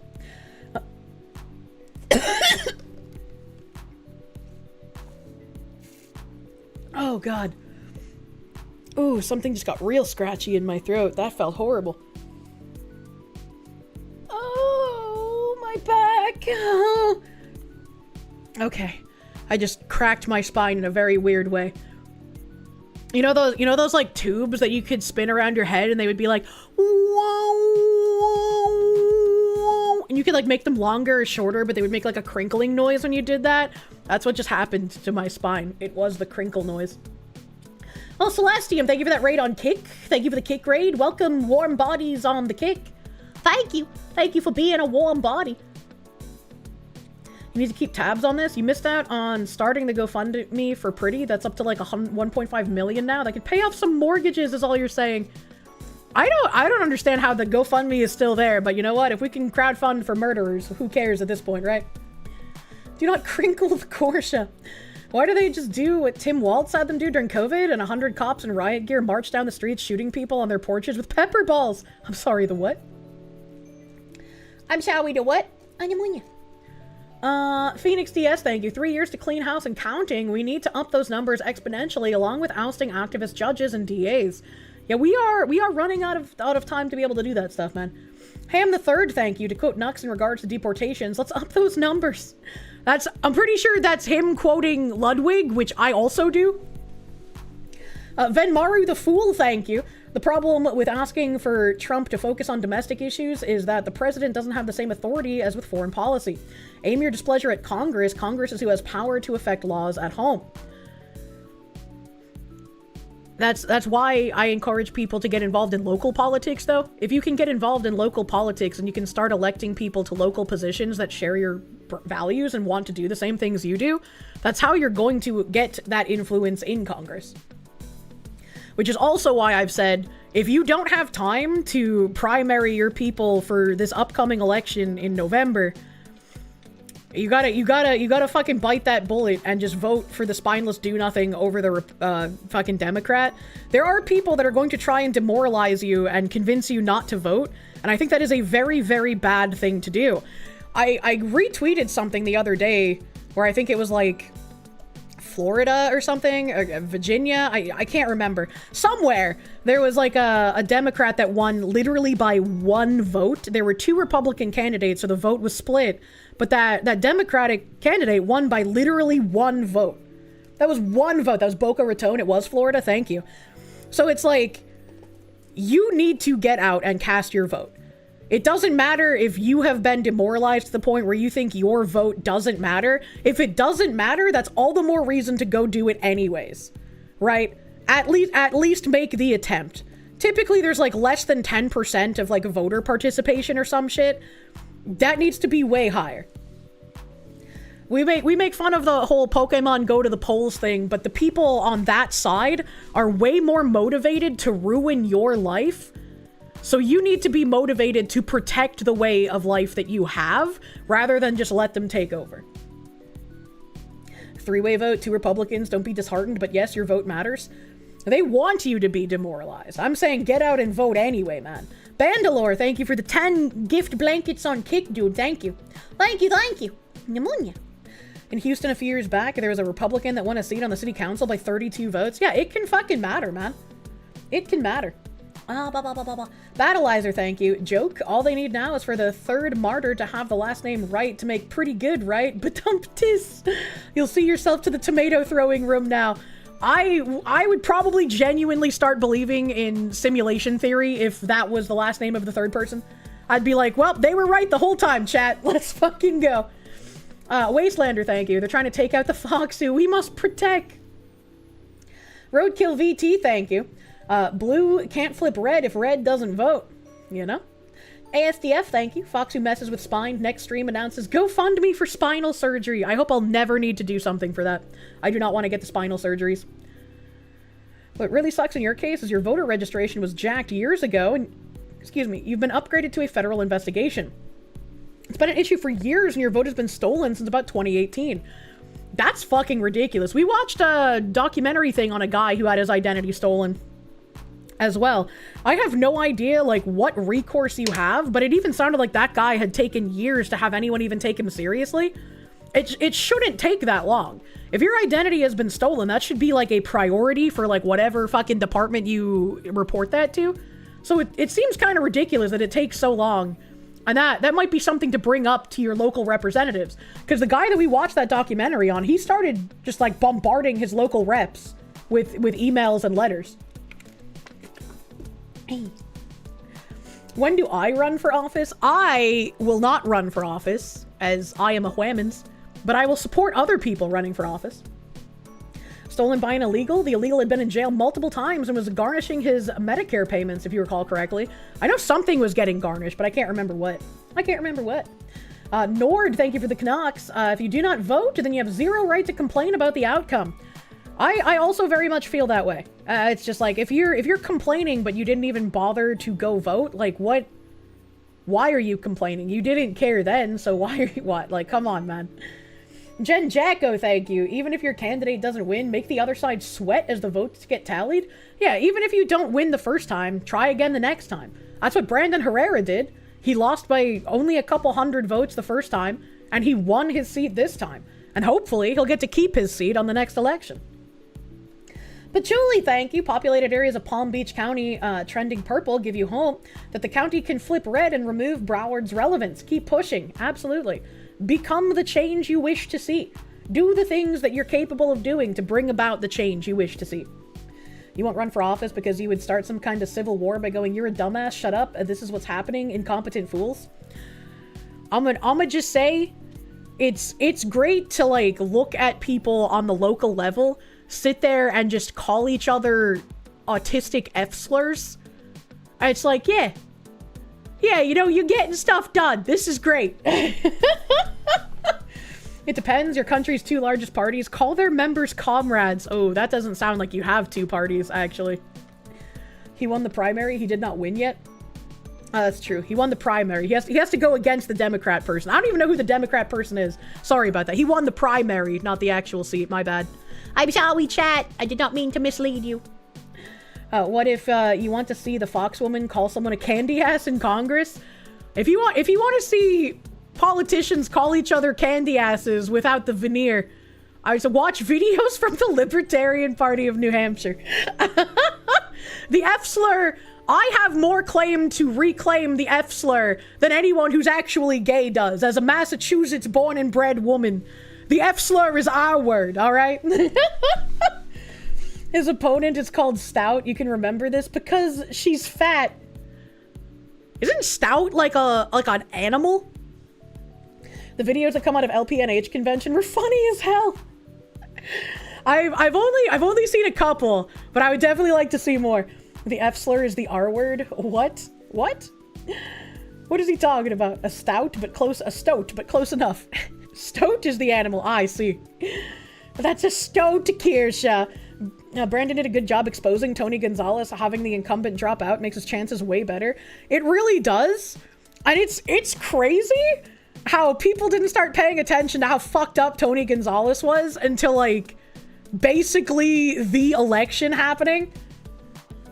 Internet Zen Master, thank you. Meanwhile, us Washingtonians are cursed by having commies for Democrats and absolute buffoons for a Republican Party.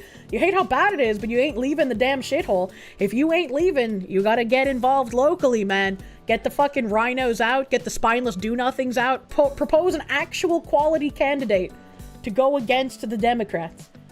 Stoats are cute. They're tiny little ferret-looking critters. They are. They are cute. Wastelander, thank you. Senator Kirsche, can you define what is a munya? Phoenix DS, thank you. You vote and always vote against the commies every time, but need more conservatives to go vote.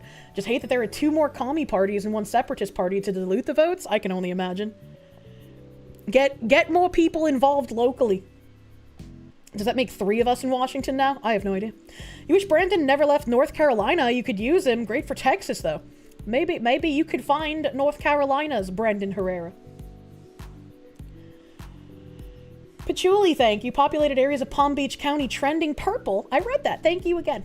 Thank you again. I thought I missed something. I had to, like, take a deep breath because I could feel a pterodactyl trying to release. Miso Trash, thank you. A few weeks ago, you saw the guy in front of you messing with his phone while driving. He put it on his phone mount, and you saw Fox Girl ears peeking up on the video. It was in Issaquah, Washington. Issaquah. It's me. I was on his phone. Yay! If I doubt how dumb people are voting for awful people back into office, look up Tennessee's Scott Disjarlais. I don't know who that is. Be jamming, thank you for the 10 months. You'd like to see Kirsche as the first person of anime, senator or congresswoman. She can have one of those segways with a tablet on it. I would give some sort of, like, tiny speech thing, but I don't think I'd want to be an actual politician. Zenik, thank you for the czars. The way Kirsche says stoat is perfect Afrikaans for naughty. Naughty, naughty. Hot tub dancing. Your dad ran for office since 2010, but the rhino that represents you is so entrenched, he didn't have the resources to kick him out. Get more involved locally. Get more local people interested in your dad. Get signs. Get door knockers. Get email people. You gotta build, like, infrastructure. Remember when you were in Washington resident, the first couple of years you could vote, the Republican nominee for governor suddenly dropped out, even though the race would have been close and in their favor. From the first year that you were able to vote, you knew the system was corrupt. Yeah, that does seem like he was playing some kind of insider baseball, man. Anthony, thank you. Fox you tax, the only tax you willingly pay. Kirsche for president of Korshovo. I can do that one. I can do that one. Namunya. Let me see here. Oh. Yorick Tariton, thank you for those kick bits earlier, my guy. Thank you. Wait. Why does that say he sent them 1,940 weeks ago? People need to stop romanticizing the 2000s when Dems were center-left. Following that path is just history. It's where we are now. I agree, unfortunately. Unfortunately.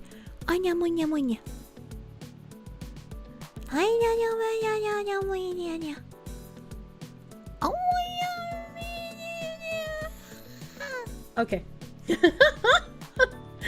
Back to the article. A Thursday press release from Burlington Mayor Emma Mulvaney Stanak stated that one Burlington police officer had used pepper spray, and an officer was under review for allegedly using excessive force. State police also acknowledged Thursday that one trooper sprayed an irritant after someone smashed the window of a VSP van that was leaving the scene. What does VSP stand for? 8 activists were detained during the chaotic encounter, and state police cited 3 people with disorderly conduct. State police on Thursday provided a more detailed account of the negotiations between local and federal law enforcement leading up to the search of the home. The agency's statement describes a dilemma that Vermont law enforcement believed they faced: stand aside and risk a dangerous clash between aggressive federal agency and a large group of determined protesters, or help ICE execute its search warrant and have more control over the level of police force used. The agency said ICE had planned to bring additional federal resources from out of state to assist in their search. I can't speak. But the feds agreed to scale back their response if local law enforcement could help their agents stay safe. The statement also revealed that the feds asked Vermont State Police to deploy its Critical Action Team, a heavily armed force trained in crowd control, to the scene once activists refused to let authorities inside the home. The specialized troopers pushed aside activists and pulled them from the front steps so ICE agents could enter the residence and escort the 3 immigrant detainees to the agents' unmarked cruiser. Nikhail Goyal, a University of Vermont professor and state senate candidate who participated in the protest, said the troopers' conduct amounted to collaboration. They're unironically getting mad that local police forces are helping ICE. Man. Internet Zen Master, thank you. Washington's cursed by being at the mercy of King and Pierce County's stupid voter lefty demographic. Been that way since 2004 with the questionable election of Democrat Christine Gregoire as the Washington governor. I unfortunately do not know a lot about your local politics, unfortunately. Emma already announced weeks ago that local police are not to help ICE. That seems pretty fucking crazy. Why would you want to create, more of a hostile situation by not having your police help? Nobody's going to see the police as good guys. They're not going to see them as good because they're not helping ICE. Hey, local police, do your job or we'll bring in more of our forces to do your job for you. Maybe because collaboration is working together, so that's what they were doing. But it's a weird thing to say because it's like it amounts to collaboration. Therefore, the local police are completely endorsing what ICE is doing. It's like they're endorsing following the law in this case, which what the fuck? It's Vermont. We're deranged leftists here. That's true. That's true. There's a row of threatening state troopers that are blocking access to the home, he said during the raid. They've been throwing protesters to the ground, people who are standing here peacefully to protect one of our neighbors, just from being detained and thrown into a dungeon in Louisiana or another country. So you just outwardly admit that you're obstructing law enforcement and are mad that law enforcement is not letting you obstruct them? What kind of clown world are we living in right now? This is exhausting to fucking read. His comments were echoed by Chittenden County Senator Tanya Vahovsky, who said she witnessed state police quite happily participating in aiding federal agents. That's because if local police are assisting, there's going to, in theory, be far less violence, far less issues. There are more men to assist the actual arrest going through. We have dungeons in the US where I want to see. Why so many Slavic names in Vermont? Great question. Next question. They want the situation to be as dangerous as possible so it's easier for them to pass tyrannical laws? I guess so. I watched state troopers help escort a U.S. citizen and protester to a federal law enforcement's unmarked vehicle, she said. Well, if you're detained and arrested for obstructing law enforcement, I don't think it matters whether you're a U.S. citizen or not. That's a completely different charge. They're not going to be deported to, Guatemala or whatever. Probably older waves of immigration. Vahovsky, a progressive/Democrat, said she wants an independent legislative review of the state police's actions. I like how they're finally, separating progressive and Democrat. Scott and Vermont State Police Director Colonel Matthew Birmingham briefed legislative leaders Thursday morning. Windham County Senator Nader Hashim, the Democratic chair of the Senate Judiciary Committee, and a former state trooper, said he's particularly concerned about videos and photos he's seen of troopers on scene, wearing masks and not having name tags. I have a lot of questions about what happened and what should have happened, and a number of things that I saw in videos that have been shared with me. South Burlington Rep. Martin Lalonde, the Democratic chair of the House Judiciary Committee, said Birmingham promised to deliver an after-action report to lawmakers in approximately 1 week. He said he's withholding judgment on law enforcement's conduct until that report arrives. Legislative leaders say they'll hold a public hearing to review once the report is submitted. At this stage, I don't have enough information either to exonerate them or to blame them, Lalonde said. Scott spokesperson Amanda Wheeler said the governor was not directly involved in the decision to send state police to the scene. Scott has had previous conversations with the Department of Public Safety about what the state police posture ought to look like if events like the ones that unfolded in Minnesota earlier this year started happening in Vermont. Wheeler said state police are planning uniform changes that would make troopers more visibly distinguishable from federal immigration authorities. I think this is a weird thing that's happened a couple of times, where people are like, we need to give like our local troopers the special vest to make sure that they are visibly different from the federal agents. And it's just like, I don't think they realize that eventually it's not going to matter.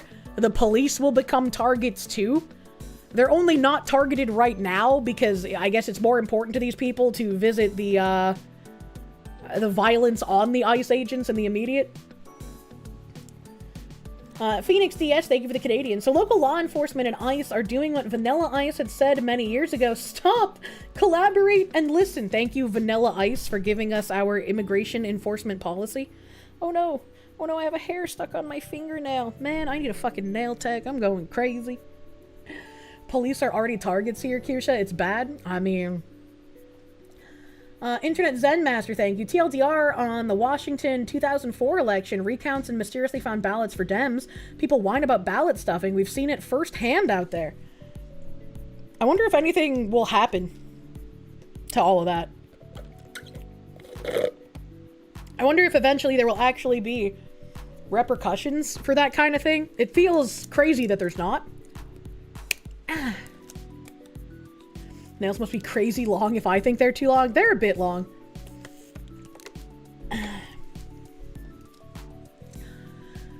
The scene of local police standing alongside ICE agents also invited scrutiny over whether the operation was in line with the state's fair and impartial policing policy. What the fuck is even that? The policy prohibits Vermont law enforcement agencies from collaborating with federal authorities on civil immigration matters. That sounds like some commie gobbledygook, man. What are we doing here?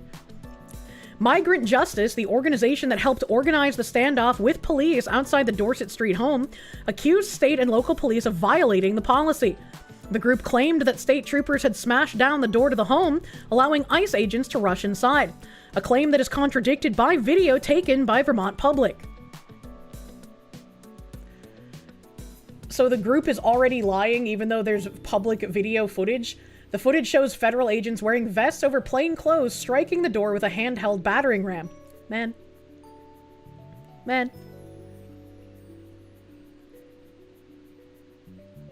I'm exhausted. I don't think these people realize that the amount of their protests towards immigration officials trying to arrest the illegal immigrants who have a criminal record is causing more and more people to have a poorer view of immigration in general. Like, if you people aren't even allowing the arrest of, like, child molesters and murderers and violent people, we can't trust you for what you're saying you're going to protect and what we need as immigrants in this country. Why would anyone trust you if you're protecting these actual violent people? Is the big question. And so it's pushing more and more people. Like, the more instances of this that's seen, the more exhausted people get. And they're just like, fuck it, take them all out. Get them all out of the country.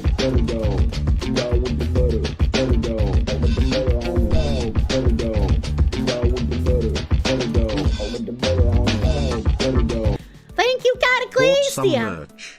So here's Nashville. Anyway, here's Nashville. Thank you, Cataclystia, for buttering my motherfucking dog. Thank you. Thank you, thank you. A vest over plain clothes, and the dude is wearing fucking plaid. You're slain. Man, you'd hate to move to America at this point. I mean... Then don't? Question mark? I don't know what you mean by this. Like, if you are actually wanting to immigrate and you're not trying to use the country as a piggy bank, then there's no issue with it. According to the article, it said the police couldn't help with civil immigration enforcement, but isn't immigration a criminal matter? Apparently, Vermont has a specific law that was made so that local law enforcement can't help federal agents with civil immigration matters. But it's like, I don't understand why they keep saying that it's a civil immigration matter if they're arresting someone who is a criminal. I don't know. That doesn't make sense to me. It doesn't make sense. Move to Argentina. They cleaned up their shit. Brian of How, thank you. The Vlad the Impaler method is looking more and more tempting. Battleizer, thank you. Commies lying on a day that ends in Y. It's all so tiresome. Fear FEMA, thank you. Last time we held the Dems accountable for their actions, it was during the Civil War. Remigration is the moderate solution. Very fucking true. Where were we? The fair and impartial policing policy does not stop state police from aiding federal agents in criminal cases. The warrant issued for Davy Daniel Corona Sanchez was for an alleged criminal offense of re-entering the United States after previously being deported. However, the 3 individuals arrested inside the Dorset Street home were not named in that warrant.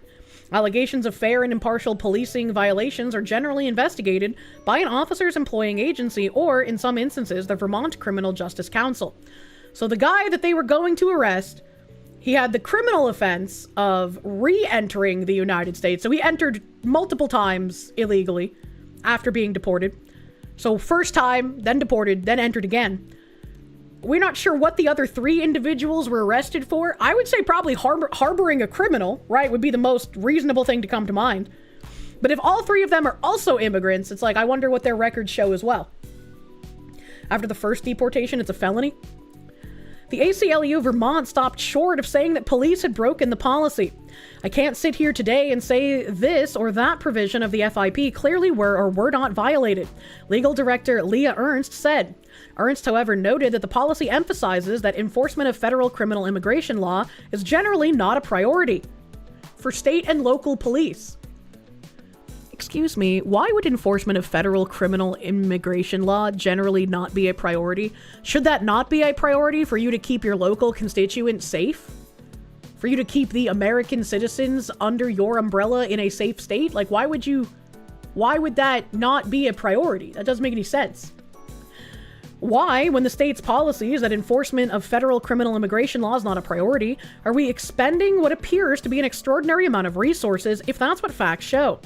Ernst said she has serious concerns with videos and pictures she's seen of the state police response on Wednesday.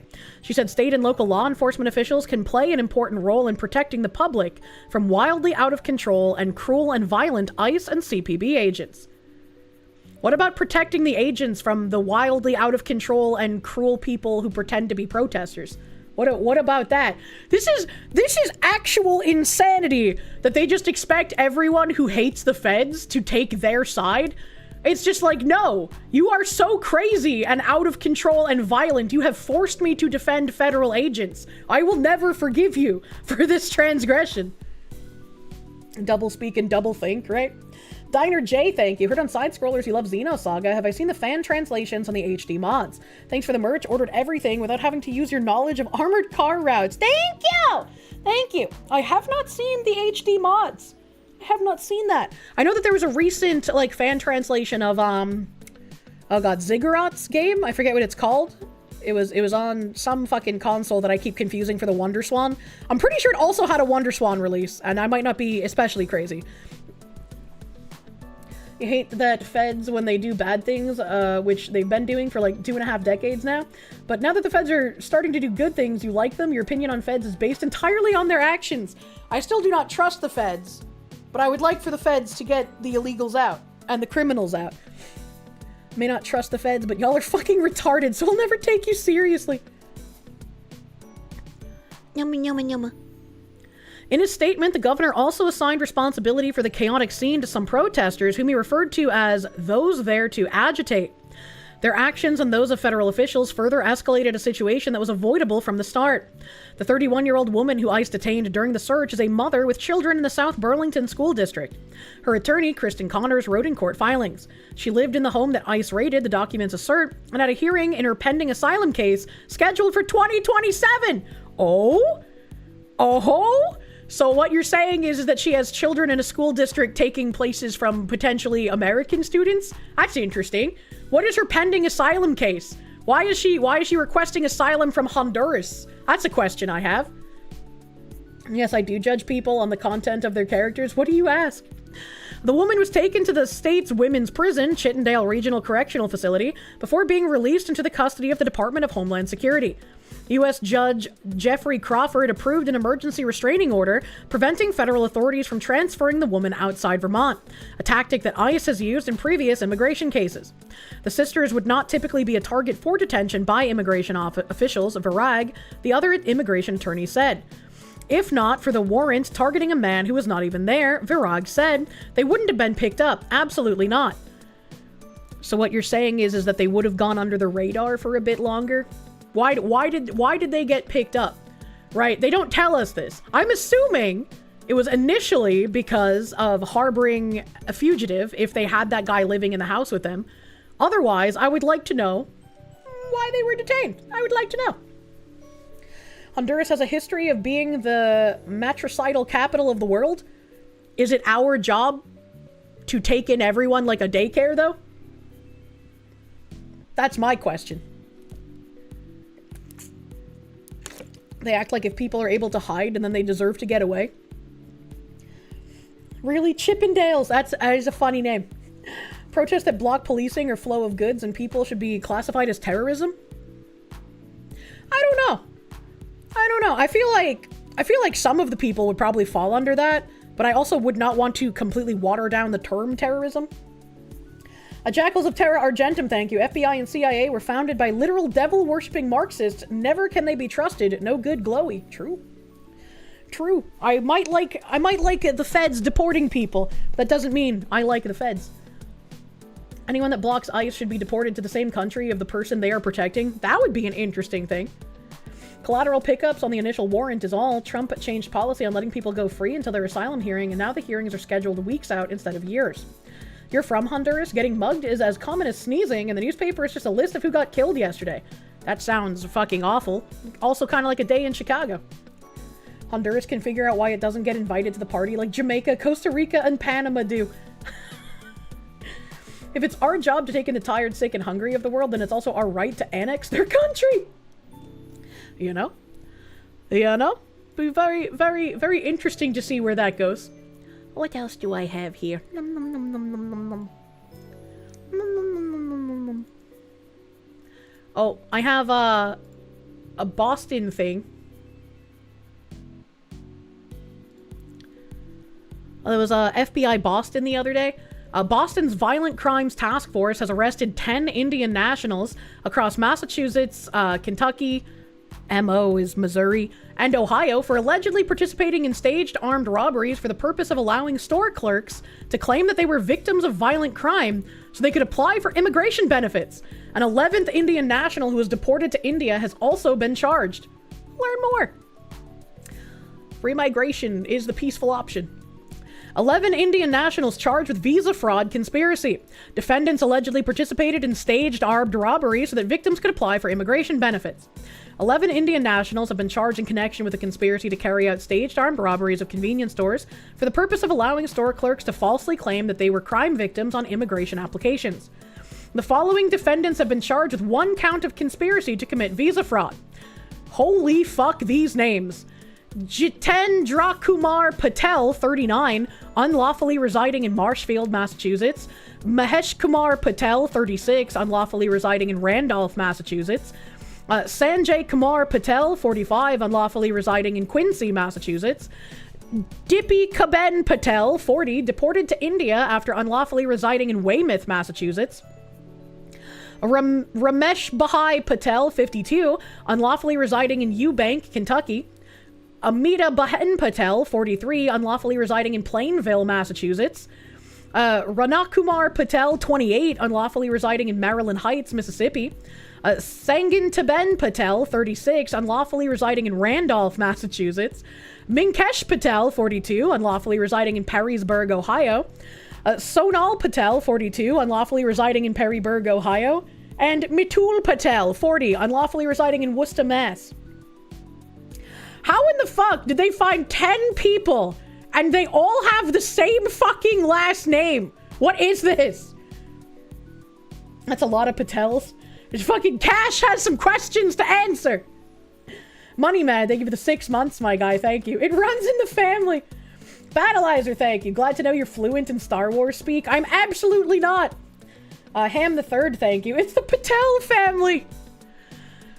Jitendra Kumar and Mahesh Kumar, Sanjay Kumar, Amita Bahen, Sangya Paten, and Mitul Al Patel were arrested in Massachusetts and released following an initial appearance in federal court in Boston earlier today. Ramesh Bahai Patel, Ranak Kumar, Sonal, and Minkesh were arrested and made their initial appearances in Kentucky, Missouri, and Ohio. They will appear in federal court in Boston at a later date. According to the charging documents, in March 2023, Rambai Patel and his co-conspirators set up and carried out staged armed robberies of at least 6 convenience and liquor stores and fast food restaurants in Massachusetts, and more elsewhere. It is alleged that the purpose of the staged robberies was to allow the clerks to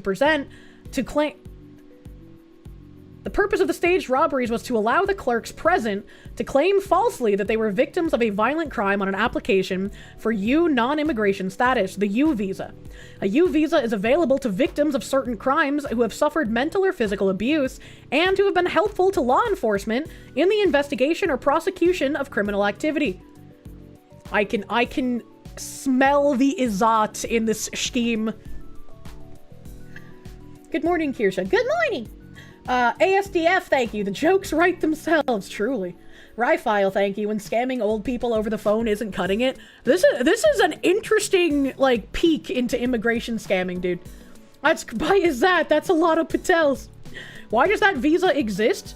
That's a great question, especially if they're, like, an immigrant in the US. First of all, if they're an immigrant in the US and they don't have a visa, how are they getting jobs at these liquor stores and convenience stores and fast food restaurants? How are they working there, first of all? And then when these robberies are staged, how are they then able to claim, like, this violent crime thing with the U visa? Like, it just seems like there's a little too many holes here. Massive Doge, thank you. Sar, we're family. Indian Dom. Oh my god. Internet Zen Master, thank you. Cash Patel probably cursing that he shares a surname with these guys. Pneumonia. Wastelander, thank you. Thank you for robbing the Quickie Mart. Please rob again. Wolf and Wings, thank you for the 27 months. All Patel always was. It's all so tiresome, man. It's for legal visa holders so they can stay in the country to be present for trial. That seems so fucking weird, man. In the course of the alleged staged robberies, the robber would threaten store clerks and or owners with an apparent firearm before taking cash from the register and fleeing. How would they have been an owner of a fucking shop if they weren't here, like, legally? While another level of scams are going on, they apply for SBA loans for the businesses and then bring in family, transfer the business every few years for a new SBA. Yeah, we've read about that before. We've read about how that happens, and I mean, they've closed up immigrants being able to get SBA loans. I'm pretty sure we covered that on stream. Or it was illegal immigrants able to get SBA loans. But again, I feel like if you're an immigrant, you're coming here because you can already support yourself. There should not be any sort of, like, welfare kind of stuff for immigrants. I know loans are different. and I don't think you could preclude legal immigrants from getting loans. But I don't think any kind of, like, welfare program should apply to them. If you have the money, that's all that matters. Yep. That's like, if I went to apply to even have, like, an extended stay visa in a different country, they would want to make sure I can support myself while I'm there, and I'm not going to be a drain on their country systems. You have a legal visa, it's about to expire, so you get robbed to get an effective extension. Oh, that is grotesque, man. Mr. Quasta Hopper, thank you for the full year. The ashram owns the businesses, they just provide the labor.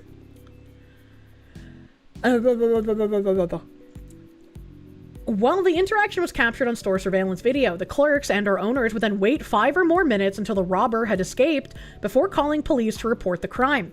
The victims are alleged to have each paid Patel to participate in the scheme. In turn, Patel allegedly paid the store owners for the use of their stores for the staged robbery. So nobody actually got robbed? Like, it seems obviously nobody actually got robbed because it's staged, but it's like, it seems like they're also sharing money. Patel, the robber, and the getaway driver were previously charged and convicted. The 11 defendants charged today are alleged to have either arranged with the organizer to set up each robbery or paid for themselves or a family member to participate as a victim. The charge of conspiracy to commit visa fraud provides for a sentence of up to 5 years in prison, 3 years of supervised release, and a fine of $250,000. That fine should be way higher. Sentences are imposed by a federal district court judge based upon the U.S. sentencing guidelines and statutes which govern the determination of a sentence in a criminal case. United States Attorney Leah Foley and Ted Dock, special agent in charge of the Federal Bureau of Investigation, Boston Division, made the announcement. Valuable assistance in the investigation was provided by the U.S. Attorney's offices for the Eastern District of New York. This is just flagellating themselves, I don't really care. The details contained in the charging documents are allegations. The defendants are presumed innocent unless and until proven guilty beyond a reasonable doubt in a court of law. Like, I kind of waved off reading this paragraph because it's just like congratulating all the departments that helped in this. I'm glad they did this. I just didn't want to rattle off a paragraph of names.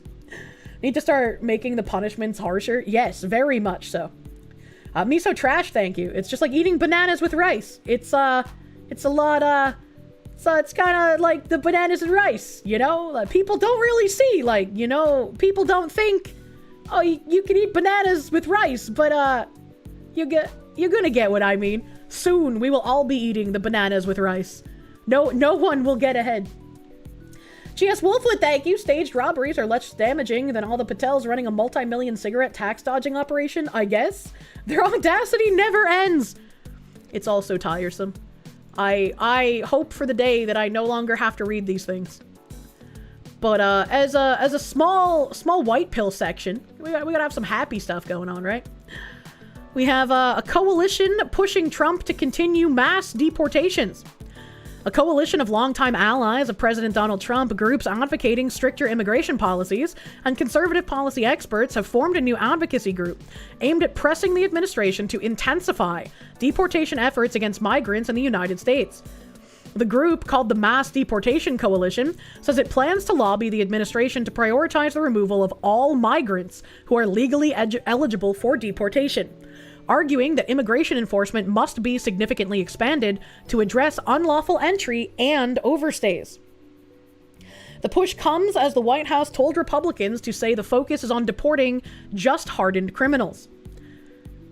And while, like, I initially was like, I understand why he's saying this, and so many people are trying to say he's, like, deporting Americans or innocent people, I very much would like to hear this go further. I understand the focusing on hardened criminals first, but we can and should be doing more. Mike W, thank you for the... You'll stick to the rice? Allergic to banambas? I'm sorry, banambas can be nice. The coalition, which includes Mark Morgan, the former acting commissioner of Customs and Border Protection under Trump, former Blackwater CEO Eric Prince, that's weird, and conservative think tanks such as the Heritage Foundation, the group behind Project 2025, commissioned new polling to back its theory that deporting migrants means wins in November. Yes, they are correct.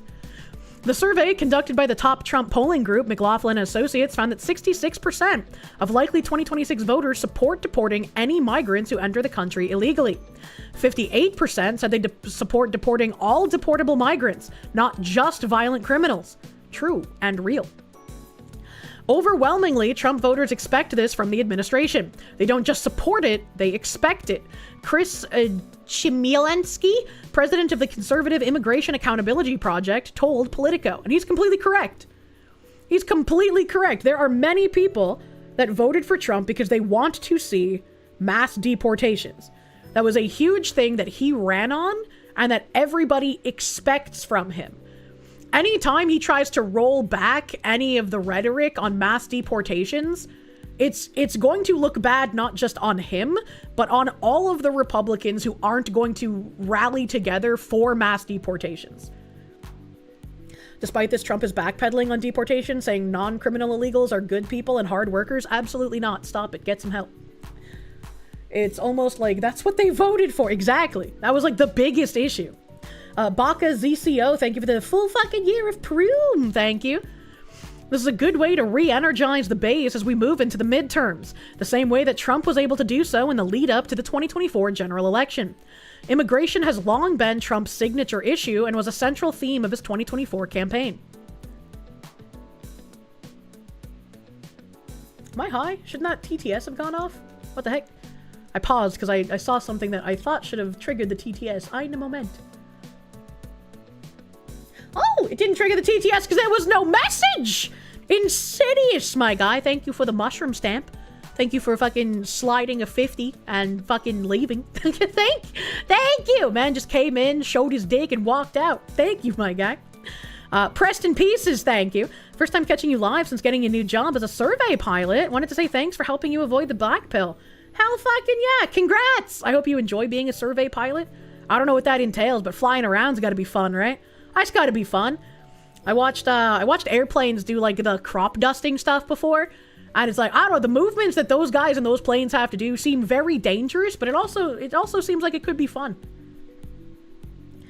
Get no message, idiot. His first year back in the White House saw sweeping changes in enforcement and an infusion of billions of dollars to the agencies tasked with carrying out his agenda.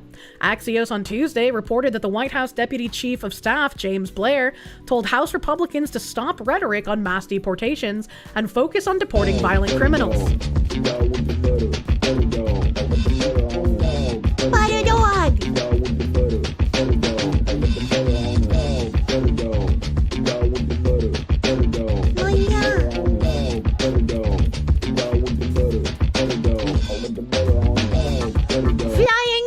Thank you for buttering my making dog. a batch of preacher cookies for the week. What a preacher Here cookies. is some money dollars that I was able to liberate from the IRS for the funny foxy woman.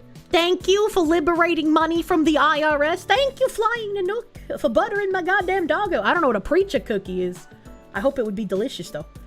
Delicious cookies. I need some soft cookies, man. The butter dog. Yeah. The butter dog. A Sega Saturn. Thank you for the 10-month resub on Kick, bro. Thank you.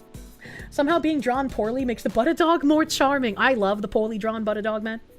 Love for apple pie isn't an American thing. Apple pie isn't something that can be summed up by nation alone. Allegiance to apple pie is mandatory, base requirement to count as a human being. Imagine not loving apple pie. And Shoshana Stroke was found dead? You just saying you're not suicidal doesn't actually help. Who the fuck is Shoshana Stroke? Who that?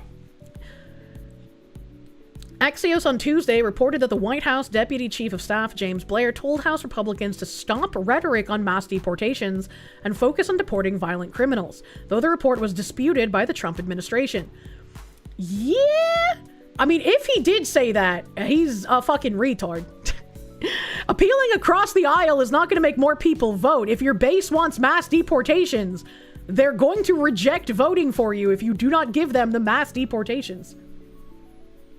President Trump's highest priority has always been the deportation of illegal alien criminals who endanger American communities, White House spokesperson Abigail Jackson said in a statement.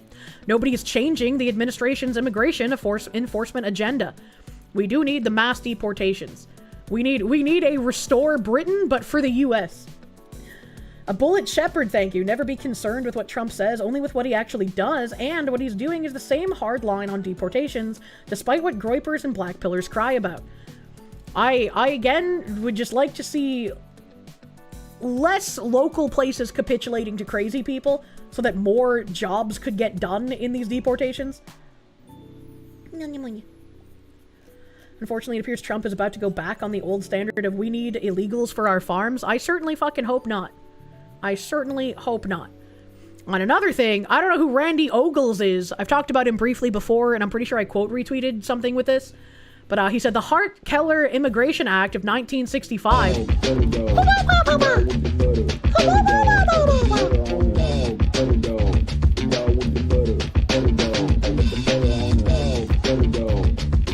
with the butter dog. Put the butter on the dog, butter dog. Dog with the butter dog. Put the butter on the dog. Thank you, Quando Bandwi. More of an ass man the pie guy, says Lavi. Man, you can eat pie and cake. You don't have to settle for just one.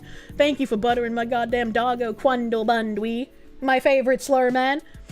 Daniel Sierra, they give the 29 months. And, you said acquaintance, but do I mean acquaintance? An acquaintance's dad is in ICE detention. You learned that if select countries won't take felons in, they just get released with an ankle bracelet. Hey, so that's not good policy. That's not good. Ass eaters aren't people. They're not even animals. That's true. They're gods amongst men. Cakes are for eating, pies are for creaming. The Hart-Keller Immigration Act of 1965, in conjunction with the Immigration Act of 1990, is the most recent declaration of war Congress has ever passed. Not only did this legislation declare war on American culture, but it has also been sending foreign troops to every American community to steal their jobs, erase their religion, and infiltrate their schools. I'm preparing a monumental bill that repeals Hart-Keller, ends the H-1B visa scam, ends chain migration, and creates a whole new character-based system that would make America look like America again. The Assimilation Act is how we can save our culture and secure our country. I absolutely think this will not pass. I don't think anything about this will get through Congress. And I think that anyone who votes against this in Congress should be a target of being primaried. Anyone who votes against this in Congress, in the Senate, wherever the fuck, that is a representative that does not care about you as an American, does not care about the people who legally emigrated here decades ago in order to become a part of this country. They want things to be worse for all of us who have made this country our home. Anyone who votes against this, I would see as a traitor to the United States. And so hopefully, at a bare minimum, because I don't think this would pass with our Congress as it is now, anyone who votes against it, those should be the people that you seek to unseat from chairs of power. So it will at least give us a working list of everyone that should no longer be a part of Congress. Goes for any party alignment. If Fetterman voted for it, you'd still consider him a Democrat, albeit one proven to have a brain. Yeah, this goes for regardless of their political affiliation. If a Democrat voted in favor of this, I would be completely for them. Daniel Sierra, thank you. You hate autocorrect. Fuck my life. That's okay. Sometimes I can read through it. Now, that's like all but Thomas Massey now. It's gotten pretty crazy. It's gotten pretty crazy. And then there's one more little like nice white pill tab that I have. All members of Texas Antifa cell convicted in first federal terrorism trial. That's nice, ain't it? That's nice to see. You love it. In Fort Worth, Texas, a federal jury in Fort Worth have convicted all 9 members of a North Texas Antifa cell in the first federal Antifa terrorism trial in U.S. history. The verdict followed 2 full days of deliberations after a trial that lasted 12 days.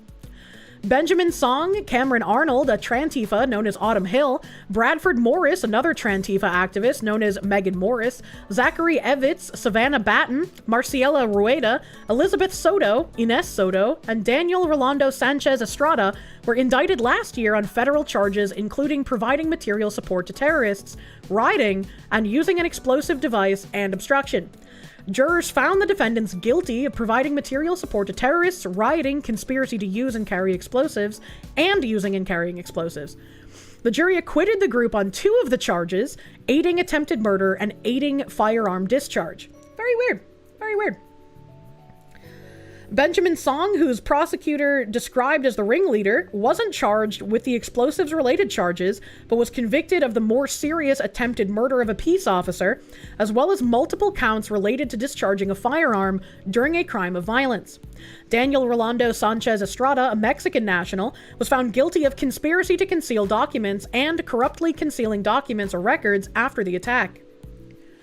Me so trashed, thank you. You have a minimum of 20 million out of this country. 40 is ideal. It'll make things more expensive in the short term, but it's what has to be done to save America. Yeah, I mean, sometimes when you initially take medication, it's a bit painful, you know? But it gets better. A psycho, thank you. Felon that can't go home. Go find Atlantis, not Atlanta. Not my problem. You can't go home, but you can't stay here. That's kind of how it should operate. I don't know how we're not able to tell these other countries, yeah, we don't care if you say you won't take them. You have to. They're your citizen. Why would we keep them here? Internet Zen Master, thank you. The Trump "we need migrants for farming" stuff is fake news. We've had temporary migrant farm workers from Mexico forever. The only difference is the legal ones don't overstay their welcome. This is a show trial. What? Oh, the fucking poster, yeah. His partner, Marciela Rueda, was also found guilty of conspiracy to conceal documents after telling him to hide her far-left extremist texts. Jesus Christ, these people are dumb. The defendants, described by prosecutors as members of a North Texas Antifa cell, were accused of carrying out an ambush-style shooting attack on the Prairieland ICE detention facility in Alvarado, Texas on July 4th, 2025. That's kind of insane. They accused of carrying out an ambush-style shooting attack, a trial for terrorism, and they have people supporting them. That's fucking wild. As the verdict was being read out, some of the Antifa supporters started wailing and crying, resulting in 2 of them being ejected from the courtroom. Defendants Zachary Evitz and Bradford Mortis broke down in tears. Ringleader Benjamin Song continued smirking. Today's verdict on terrorism charges will not be the last as the Trump administration systemically dismantles Antifa and finally halts their violence on America's streets, said Attorney General Pamela Bondi. Wow, Bondi actually did something? Today's verdict shows the FBI remains committed to identifying, locating, and dismantling Antifa and its funding networks across the country, said FBI Director Kash Patel. The trial was beset by a 1-week delay after a mistrial was declared during jury selection, when the judge learned one of the defense attorneys questioning potential jurors was wearing a left-wing political shirt. I saw someone the other day wearing a t-shirt that said, "ICE has blood on their hands." And I was like, bro, that is probably a dangerous and violent individual. I will cross the street. He won't be smirking when he's getting pounded in the ass in prison. Maybe he's smirking because he knows he'll be the one doing the pounding. Maybe that's why he's excited. Ollie Wally, thank you. At this point, you don't care if we have to do it 3 at a time. Just get them out. The faster the better, but do whatever you have to do it right, I guess. Oh my god. Big Hylio, thank you. Somehow this is Yakub's fault. Yakub, how could you do this to me? ASDF, thank you. Anyone else think Trump made a mistake by joining the Republican Party instead of creating his own from the start? With a new party, he could have properly gate-kept the membership instead of fighting the lizards and the fakes. Absolutely not. Third party will never get elected to anything here, which is why, like, libertarians and the Greens have been nothing more than, like, a laughingstock for decades now.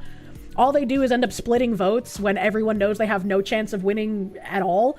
Which is why the best way to do any kind of change is if you are part of like an independent party and you don't consider yourself a Democrat or a Republican, you run your candidates under one of those banners.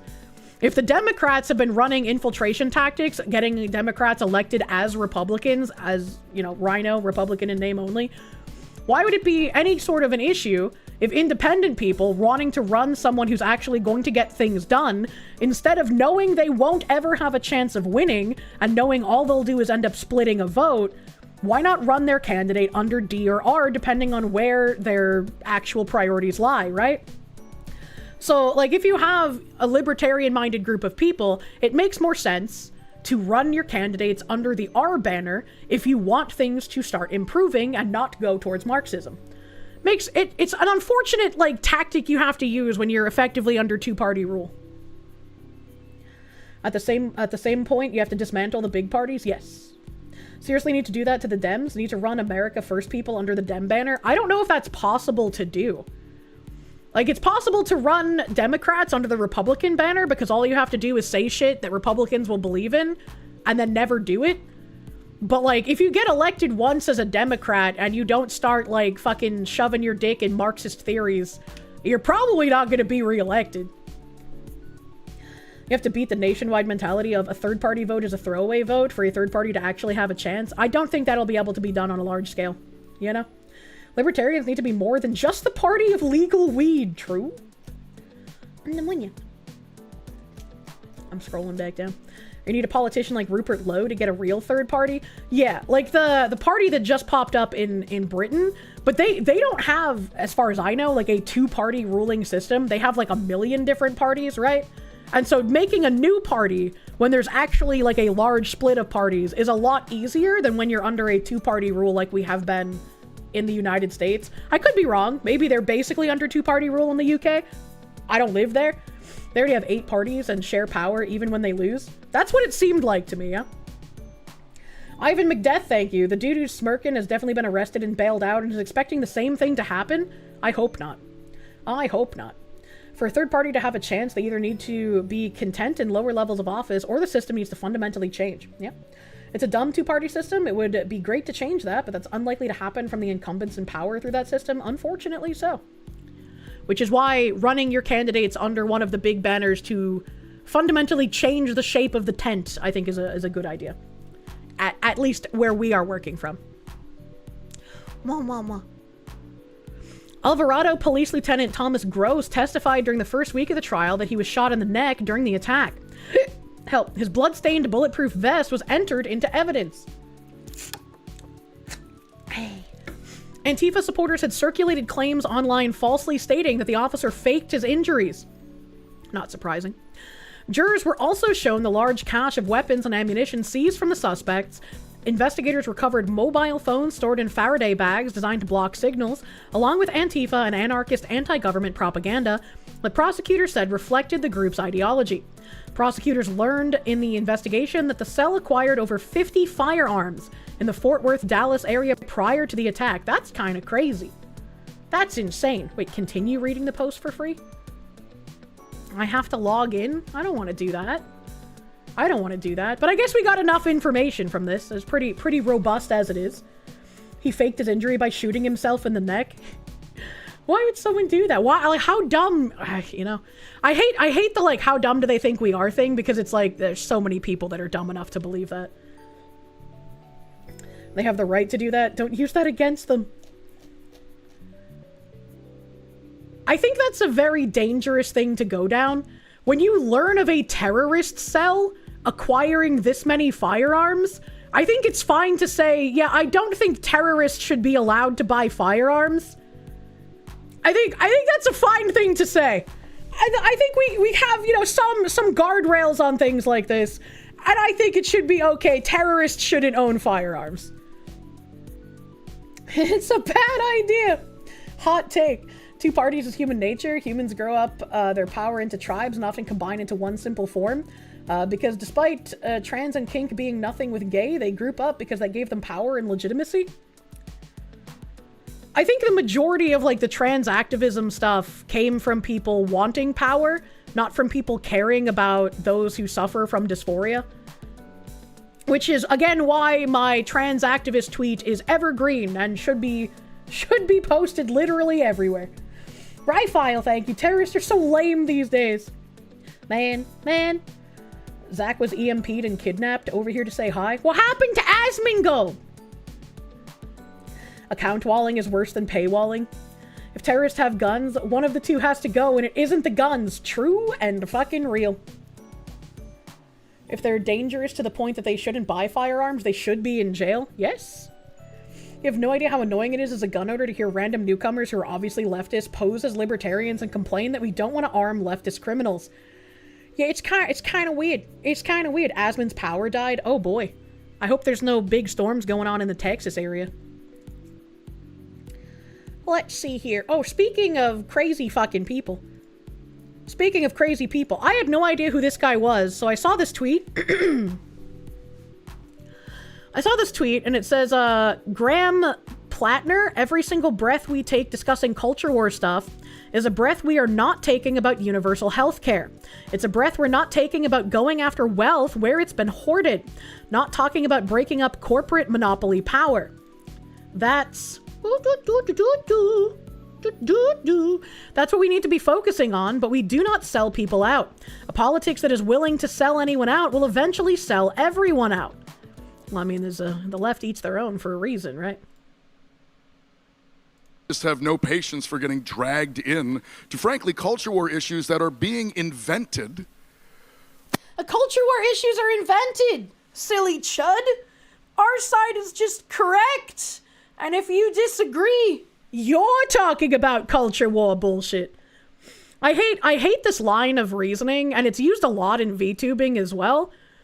Where it's just like, the culture war has been raging for decades before anyone even thought of the concept of VTubing, man.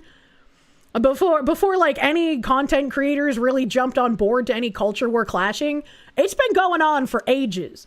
And the culture war goes on mostly because Marxists do not tolerate people being indifferent or against their beliefs. You must absorb into the hive mind. You must be on board with these Marxists, man. And then the war part, again, doesn't make sense to me because only recently have people genuinely started fighting back against it. And so for the entirety of like the decades since the 60s, it's pretty much gone on completely uncontested. But once people start going against these Marxists, once people start saying, we don't want what your culture is, now it's a culture war. If only your mom was still alive, she might know Graham. By the people that don't want us talking about raising their taxes. That's why it exists.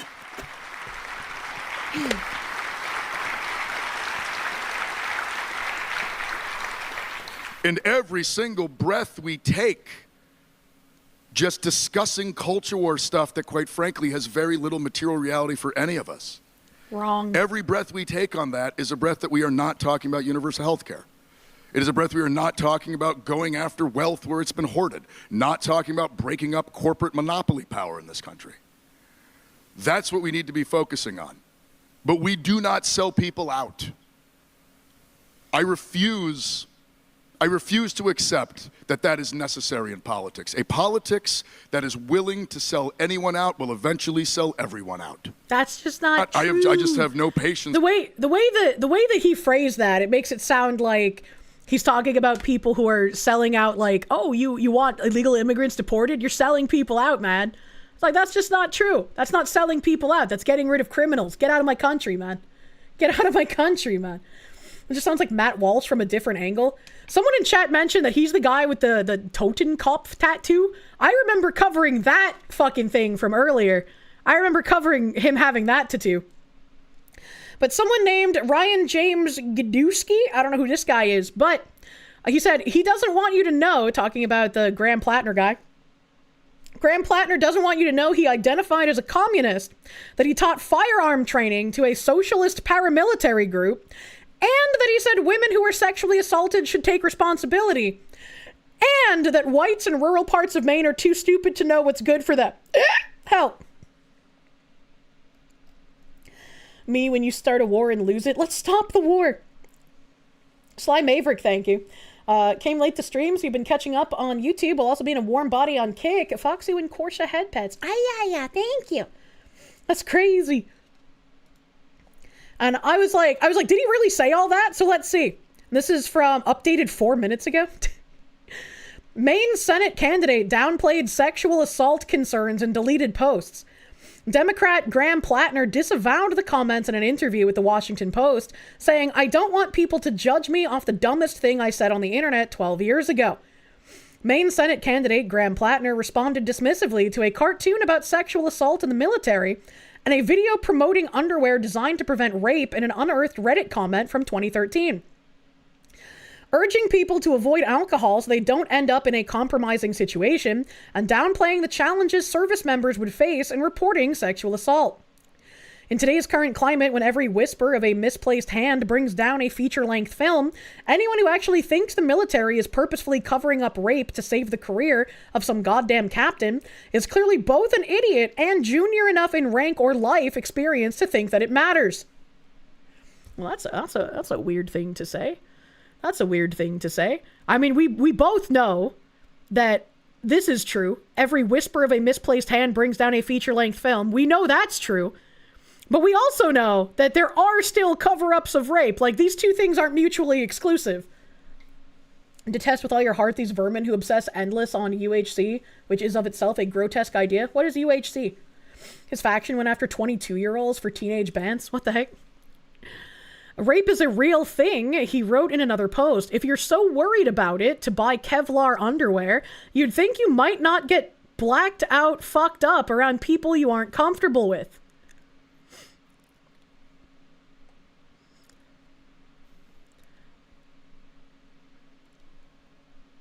I don't think he's wrong in saying that, but it's also like, the way it's worded makes it sound like it's the person's fault that they got drunk, that they then got raped.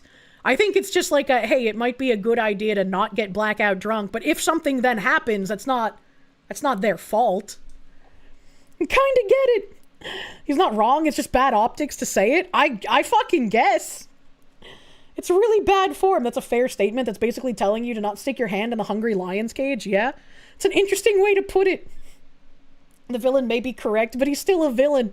He has a point about don't get blackout drunk. Yeah, that's pretty much what I'm saying. Like, he has a point about not getting blackout drunk, but the way he worded it makes it sound like he's ascribing, like, you got drunk, therefore, it, like, the rape wasn't a big deal or some shit. And it's like, absolutely not. Once they're drunk, it's still a rape. It's not their fault that somebody else was a fucking villain, dude.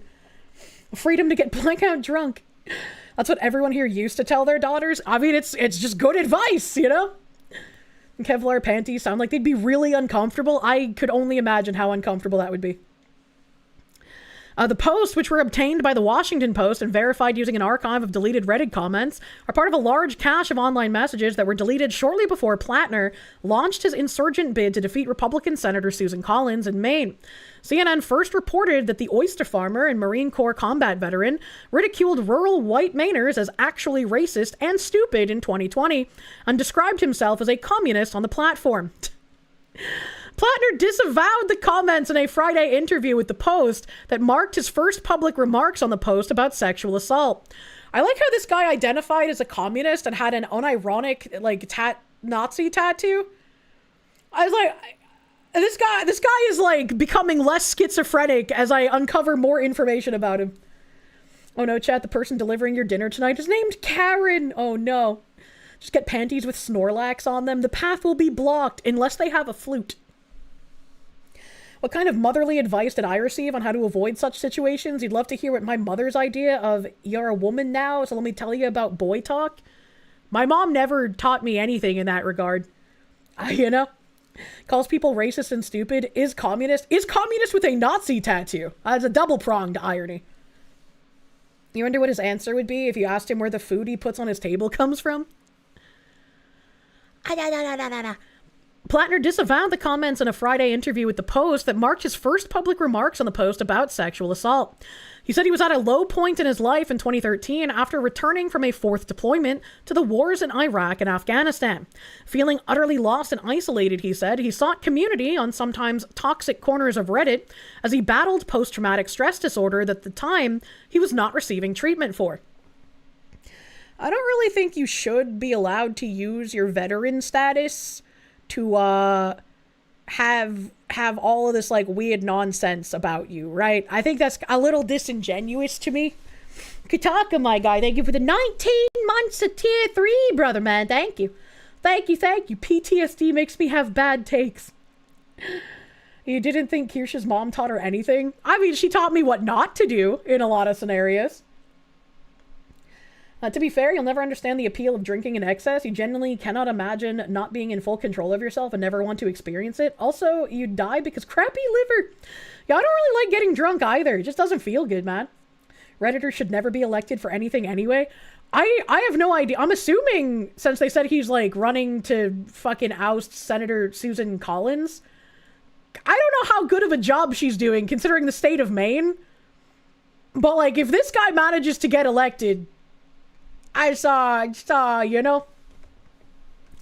Okay, but Kirsche and tequila is a pair made in heaven. I do like tequila, and I do like scorpion bowls and frozen margaritas, but it takes quite a bit to get me drunk.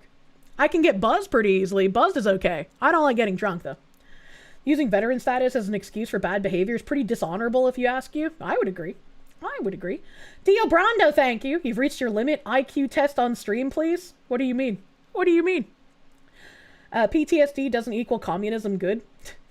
Susan Collins is shit, and she votes against everything good if Trump is supportive of it. I don't know what that means. Susan Collins is an ultimate rhino? That's unfortunate. She's a federal senator.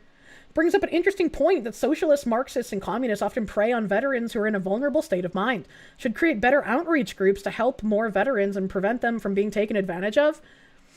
I was like, I've heard that New Hampshire has a lot of veteran programs, so that would be an interesting thing to look into. You like getting a bit buzzed and loose since you're such an uptight guy normally, man. Buzzed is okay. Drunk is how they get you. Next thing you know, you'll be in the Navy. Not like this. You love getting slightly buzzed while very stoned. Then you can sleep like a baby. I don't like mixing substances. So, like, if I eat the Gumbies, I will not imbibe any alcohols. That's just kind of how I work. ASDF, thank you. This dude is deflecting hard. Conditions and or status are not a get-out-of-jail-free card. That's how I feel, man. I don't want people to judge me off the dumbest thing I said on the internet 12 years ago, he said. I would like people to engage with who I am today. I'm like, this is the weird thing, right? Like, they said that he was deleting all these posts. I don't think deleting posts matters, right? Because, like, there's archives of those tweets. And it could be taken as, like, if you deleted the post, you're trying to hide something, but they're archived. And so, since we have the archived post and we know you deleted it, thus we can assume you're trying to hide it, and these are your actual feelings. So it's just like, I don't know. I've never really liked deleting things for that reason, because it seems like so many people use it as like a kind of gotcha. I could also see like someone being honest, not this guy because he's a commie, but I could see someone being honest about like, that's not the person I am anymore, and so I wanted to get rid of reminders of like things that I no longer agree with and that I said in the past. But I just think there's been so many liars that, like, nobody would take that person seriously. You disregard anyone that brings up anything more than 5 years old in someone's life. Delete people, not things, yeah. Republicans must be held for everything back to the beginning of time. His father said the N-word in the 80s. He said he rarely served alongside women in the male-dominated infantry, and has since come to see sexual assault in the military as a crucial issue. I can honestly say I did not know what the fuck I was talking about, he added. I have been for quite some time on the opposite side of this conversation. A K-boy, thank you. There's quite a lot of commies in the military. It's not just officers either. You serve with some people that believe all sorts of unhinged stuff. That seems weird. If you're a commie, why did you join the military, man? Too often, you'll see your dad watching old TVs and movies from the 50s, and the way they used to just casually refer to commies as bad people is something you wish we could go back to in mainstream media. Hard fucking agree. I wish for the day that we could talk about commies the way that commies talk about Nazis without having to preface it with, the Nazis are bad and so are commies. I just want to be able to say commie bad without people screeching, you know? Bring back the Communist Control Act. You made a post a month ago that might bite you in the ass, but you don't want to delete it because that's exactly how I say it is. That it would look like you're trying to hide things. Yeah. It's like, it's fucking obnoxious, you know? And that's why, like, during my cancellation thing, I was like, I don't want to delete this retweet that I did because these people trying to claim that I'm a Nazi, I didn't see the book. I was retweeting my plush. And if I delete the retweet, nothing's going to change. They're just going to say, I knew about it and now I'm hiding it. And lo and behold, when I deleted the retweet, that's exactly what happened. And I was like, wow, it's amazing how right I was. Kill a commie for mommy. The label of communist should, without need for comparison, have the same social stigma to it as the label of Nazi. I would agree with you. I would agree with you, but it's like the people who call you a Nazi are doing it to mark you for death. They don't actually think you are one. And I don't want to start like witch hunting people by pointing out, oh, you're a commie when they're just like a garden variety useful idiot person, right? Commies are worse. Question with a person with a Jewish last name, but you're born Christian who lives in NYC. It was close to where the bomb threat was 2 days ago. You bought a shotty and a pistol. What advice do I have for you where even if you do not prescribe to the religion, people will see your last name and probably activate PvP? What should you do? Well, we don't live in a world where people can see your name above your head while you're walking around outside. So I don't think you really need to worry about that. If you're a public figure, I would say you should probably look into some security. And also, I don't know what gun laws are like in NYC. So if you're, you know, I would say go train with your firearms as well. So if you're ever in a situation where you need to defend yourself, you know how to do it correctly. And you don't get like gummed up in the middle of it. I think training would be a good idea. Commies have a higher kill count. They just have a better propaganda. True and real. Don't wear a name tag and train. K-boy, thank you. They join largely for training and to gain access to sensitive information. Also, the military comes with a shitload of financial benefits, such as free healthcare, and that's just the tip of it.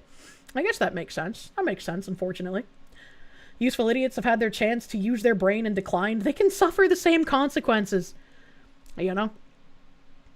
Nama nama.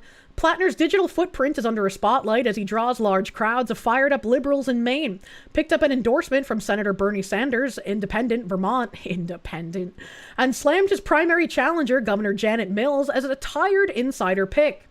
The heated primary there has pitted establishment and liberal insurgent factions of the Democratic Party against each other as they battle over who should be the standard bearer in the New England race, one of the party's best chances of flipping a Senate seat in 2026. The primary, which includes other candidates, has divided the party along ideological and generational lines. Plattner is 41 and Mills is 77. One of Plattner's comments was a reply to a user who defended the need for the anti-rape shorts. There's always that story about a girl who gets raped because she drank too much and somebody took advantage of that, the commenter wrote. How about people just take some responsibility for themselves and not get so fucked up they wind up having sex with someone they don't mean to? Plattner asked in a reply. This is like the, I'm not going to carry a man out of a burning building because it's his fault he got himself in that position in the first place. This is like the opposite of that. And they both sound just as fucking crazy. The next part is fucked. Yeah, that is incredibly fucked up. Men and women, you make a choice to consume enough of a substance to lose your self-control. So if you don't want to be in a compromising situation, act like an adult for fuck's sake. Once again, you can give someone the advice of don't get blackout drunk around people you don't know because bad things would happen. But that does not follow the logic that then if a bad thing happens, it is their fault. It is not their fault if a bad thing happens. It's unironic victim blaming, man. It's not the woman getting drunk that caused a guy to rape her. That is like insane to like say it in that manner. Talking about women who get drunk and have sex with someone they regret and claim rape? No, that doesn't sound like what he's talking about. If you were in a burning building and you had to choose between saving one Kirsche or 1,000 Kirsches, which would you choose to save? Checkmate, honorable chatter. I feel like those 1,000 Kirsches could get out on their own and probably also carry me on the sea of their backs. That's a gray zone. One takes responsibility for what they do when drunk because they made the decision to drink, but it's not their fault when someone else abuses that to coerce them into doing things they never would otherwise. Yeah.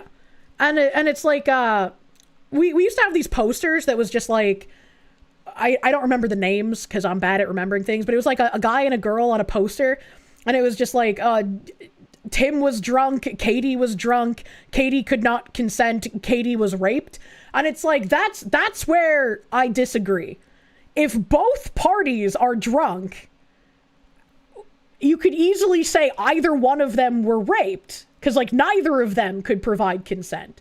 So it's like when it gets to the like both people are blackout drunk, I'm kind of like, I don't necessarily agree in that case, because like both of them were under the influence. A lot of good old double standard. That poster still boils your blood. Yeah. Like, I don't think if both people are drunk, the man becomes de facto responsible for everything the woman does. That's a little crazy.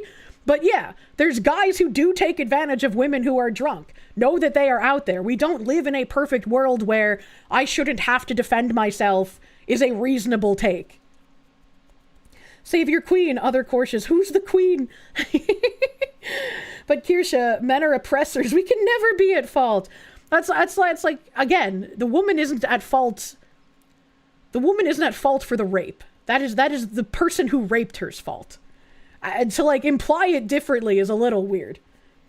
The Kirsches no do way. That's stupid. The logic only applies when it's a sober person who knowingly takes advantage of another person's impaired state. 100%. 100%. And then I've talked about the rape baiting fetish on here before. And it's like, what does that say about the mentality of the people participating in this, right? Like, the woman is not impaired. The woman is fully in control, and she's baiting a man to do something that he thinks is going to be taking advantage of a woman while unconscious. And it's like, that's really scary, because what if this individual is retarded enough to think that, oh, this is a common fetish and this is what women at parties do, when he's actually just like a crazy fucking rapist, right? And it's like that. Those kind of fetishes make me like just viscerally disgusted at everyone involved in them. When it's both who are blackout drunk, it's just a shitty situation all around. Oh, 100%. Arismador, thank you. When both parties are drunk, only the man is responsible because women are inferior. Somnophiliac's getting nervous right now. I feel like if you're into that and you're in a relationship and your like significant other consents to that kind of stuff, that's fine. But that's something that you very much need to discuss to have implicit consent, right? Professor John Wolfman, thank you. Kirsche, on the subject of commies, you saw a trailer for the new Animal Farm. It's worse than you thought possible. Oh no, did they release a trailer recently? Not like this, dude. Not like this. Yeah, that's wild as fuck to do without consent. 100%. 100%. Today you learned what a somnophiliac is. Well, that relationship better be ironclad. It's like, I think that's nice. I think that's nice. I think that if I'm in a relationship with a guy, I'm gonna be like, hey, are you okay with me, like, waking you up by touching your bopus on occasion? Because, like, I'm probably gonna do that. And, like, I would feel a bit sad if I couldn't, because it's like, that's my guy, that's my man. I wanna be able to fondle him, you know? A pleasant way to wake up. Didn't we watch the Animal Farm trailer? I know we watched one, like, months ago, but I don't know if they released a new one. Do not disturb my sleep. Well, look, I'm not going to disturb your sleep on a work night. But if you don't have work the next day, that's fair game, brother. You're sure anyone could accept that? I mean, I'm sure there's some people that would get really upset about it. Probably wouldn't be compatible with that kind of a person in a relationship. You can wake me up whenever you want. Your wife promised to one day wake you up with her mouth. It was promised 1,000 years ago, and it remains dry until after I awake. Oh, no. Somnophilia is a great way to be woken up. I would tend to agree. Oh, and your wife does it. That makes it the best day. That is a good day. Please disturb me on a work night. No, you need your sleep for work. Don't be a bad. Your cock is mine. You're just holding it for now. True. Master Prick, thank you. Need the Japanese yes, no pillows. That's funny. That's funny. Anyone who would complain about that is the steak is too juicy, lobster too buttery kind of guy. I feel like complaints about that are typically like gender reversed, right? Where it's women who are like, I don't really like that. And that's fine. And if she doesn't like it, you shouldn't do it, right? This is why communication needs to happen. Is that what those pillows are for? People are just sad these days. Neither you or your current girl asked for consent during sexy time and no one is claiming it was bad to do so. I would feel like that's exhausting. If you had to, like, ask for consent every single time. If I'm in a relationship, I feel like there's an implicit consent, right? Like, I'll have the conversation with him once, where it's like, I would love to wake you up by sucking your cock. So, expect that sometime in the future. Is that okay? If he says yes, I assume that is a blank check to then put his cock in my mouth on any night that I so choose, right? That's how that works. That's how I envision that works in my own relationship. Like it'd be really just like stressful and mechanical and like take all of the feelings of love out of it if you had to consistently ask for consent every time. I think if you're going to introduce something new, you should have a conversation about it, right? Like, if I was in a relationship and we had never done anal, right? If he wasn't actively asking to do that already, I'd be like, hey, I would like you to do this. Would you be okay with this? Let's have a conversation. And then from that point forward, it would be like an implicit, yeah, I'm okay with you doing this. Maybe sometimes he goes to stick it in and I'm like, hey, I'm just not feeling it right now. Let's just fuck normally. It's like this is just, you communicate, right? You communicate with someone. Just establish a system of head pets and wet willies for yes or no. He should know what Tuesday's for. And it's like, obviously, if you have this conversation and your partner isn't up for it, remember, don't do something non-consensual. It's not that hard. To her man that she wants to be spanked by subtly misplacing his items away from where they are. She is very physical when it comes to love, and if she is spanking you, you are doing something wrong at home. This guy remembers! This guy remembers. Thank you, Spider God. Thank you, Spider God. Yeah, I've talked about this before too. I like I kind of like playing a bratty role where I deserve punishment after, right? But I'm not going to do something to my man that would actually upset him, right? So if I want to build a scene where like I deserve punishment for something, we're already going to have had a conversation way long ago about what it's okay for me to do that will instill an annoyance in him, but will not be like aggravating enough that he actually gets upset. Like moving his shoes from where he usually takes them off to like somewhere else in the house. Something small, slightly annoying that will get him to spank my ass red, but not actually upsetting. And whenever I talk about like that, which I haven't in a while, people in chat will be like, "Oh, I wouldn't like it if my woman did that. I'd get really annoyed. That's actually unfair, Kirsche." And it's like, well then that's not for you, and that's okay. It's like, if this is a conversation I have with my man and he's like, yeah, sure, here's a list of things that you can do that are slightly annoying, that will cause me to fuck you like a caveman because I'll be slightly annoyed. Here you go. That's what you can do. It's all about him being okay with the boundaries, you know? Crawl across his lap. Diego Free Spirit, thank you. Woman, did I eat your butterscotch pudding? I did. I actually made butterscotch pudding last night. I ate it. Your answer would be, if you mean pegging, no, pegging is disgusting, so absolutely not. Absolutely not. Sorry, it's current year. You need to have your partner sign a consent contract every time before physical contact is made. Thanks, I hate it. Having a discussion with your partner about what you're into and boundaries is a basic part of a relationship. Abso-fucking-lutely. Hey, I'm ruining your attempts to not have parasocial thoughts. Oh no. The important part is the communication earlier. It's not like you'd be doing things actually aggravating or stressful. Yeah, 100%. Like anything that I would do in that regard, it would have to be like he was okay with me doing it, right? You'd fuck like a caveman anyways. You'd be annoyed up until the point you were told what my intentions were. See, that's what I'm saying, right? You would already know my intentions because we would have already had the conversation. If we had the conversation about, oh, I move your shoes from where you usually put them to somewhere fucking else. If you come home and you see where you put your shoes, they're missing, you already know what's going on, right? Like, you're not in the dark about this. You know, so many women that are like, if you don't like to get pegged, you don't deserve a woman. And you're like, if that's a choice I have to take, so be it. That's disgusting. That's kind of fucking weird. Just put what being a brat is like. How do I get myself punished in the most fun way for me? Exactly. You have a friend who needs the consent. He was abused by older cousins, and no oral are his boundaries. I mean, that's fine for him, right? And especially if someone is dealing with like previous trauma, maybe they're never going to want to do specific things. Maybe they have boundaries like right now, and then years down the line they'll be like, hey, let's have a conversation, like I want to try doing more with you, but you know, I still have reservations.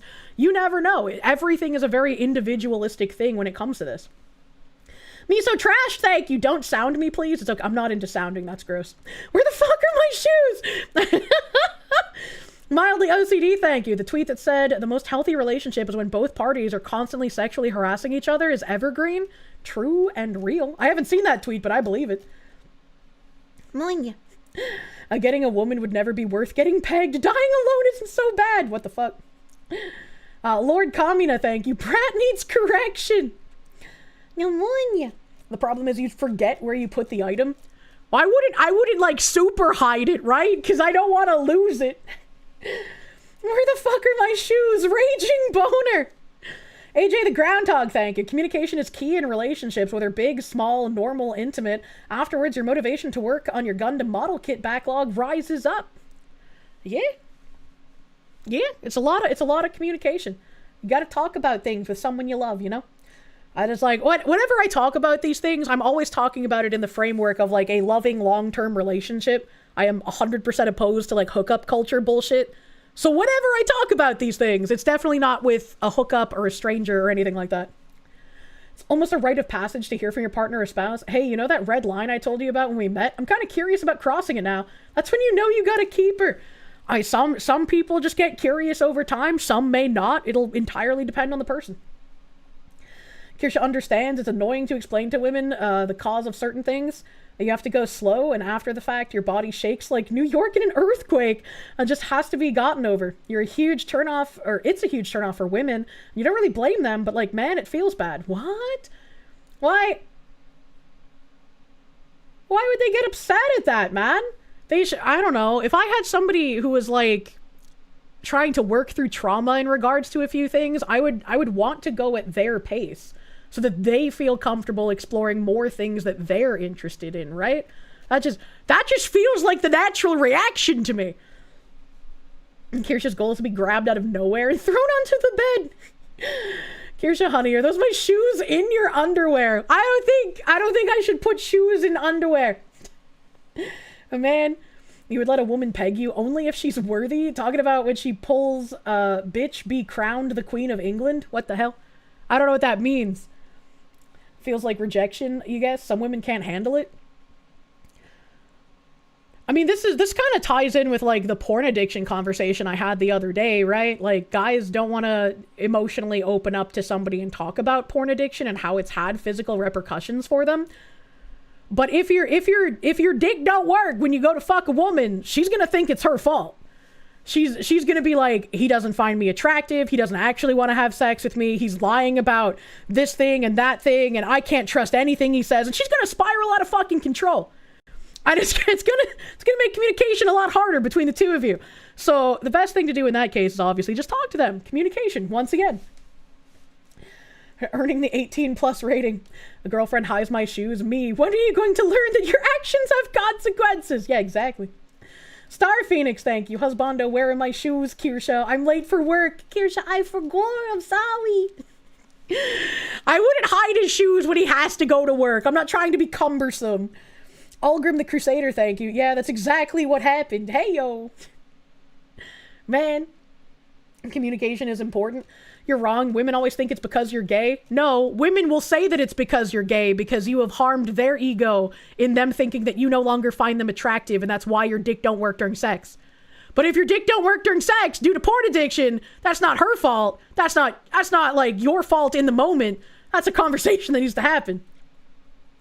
Kirsche, the house is on fire. We need to... Did you move my shoes again? Communication is key to commitment and lasting relationship. Absolutely.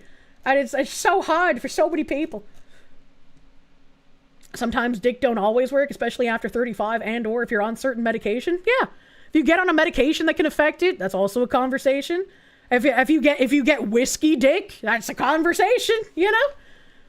Everything else falls without communication. Yes. Oh yeah, we were reading an article about this guy. Yeah, you know? In another exchange on the R military subreddit, Plattner fought with a different commenter in a thread about a Doonesbury comic strip, which satirized a woman attempting to report a sexual assault to her commanding officer, who committed the assault. The officer dismisses her report in the comic. What the fuck? Well, yeah, why would you report it to the person that raped you? You should report it to someone else. What kind of a comic is that? Has fucking nobody ever heard of the IG, Plattner asks, in reference to the Inspector General who could respond to a rape allegation. Another user responded to Plattner suggesting that a unit would easily be able to skirt an Inspector General investigation if one was launched. Are you retarded or just somewhat challenged? Plattner wrote back angrily. When a service member calls up the IG or CID and says, my commanding officer raped me, if you think some captain or major is getting out of that because of influence, you need to frankly grow the fuck up. That seems like a weird response because, like, yeah, circling the wagons is a thing, man. Like, I wouldn't say that it's impossible for a cover-up to happen. We got off track, but it was a funny sidetrack. Man. Jen Jacko, thank you. Hide my shoes before work and see how my work performance skyrockets. Jordy Buchner, thank you. What in the world is this conversation I came back to? I didn't mute for that long. I don't know, man. Tangents take us in wondrous directions. He continued his argument in another comment. Every current student I go to school with is convinced all we did in the infantry is rape everyone because they once watched Invisible War, a reference to a 2012 documentary about sexual assault in the military. Now, since the grunts have no women, this is obviously untrue. Plus, since living in DC, all you need to do is make one phone call and negate any asshat who pretends he's a unit commander. So sack the fuck up. I don't know what the fuck that means. I don't know what the fuck that means. Plattner joined the Marines in 2004 and served 3 tours in Iraq. He later deployed to Afghanistan as a member of the National Guard and has spoken about growing disillusioned with the U.S. mission in the Middle East. Pretty much everyone has, I feel like. Pneumonia. Wait, is my BGM off? When the fuck did that happen? In a later post made in 2020, Plattner praised the British woman for becoming the first female officer to pass parachute training. What a stud, rock on. Did she actually pass, or was she DEI hired by them lowering the standards? In 2012, he also wrote that it was disgusting to deny benefits to same-sex spouses of fallen members of the military. Yeah, I would agree with that. In late 2013, shortly after Plattner made those comments, Congress passed a law that made it a crime to retaliate against witnesses and victims in sexual assault cases in the military. That seems kind of crazy that it took to 2013 to, like, make it a crime to retaliate against victims? That seems a little weird.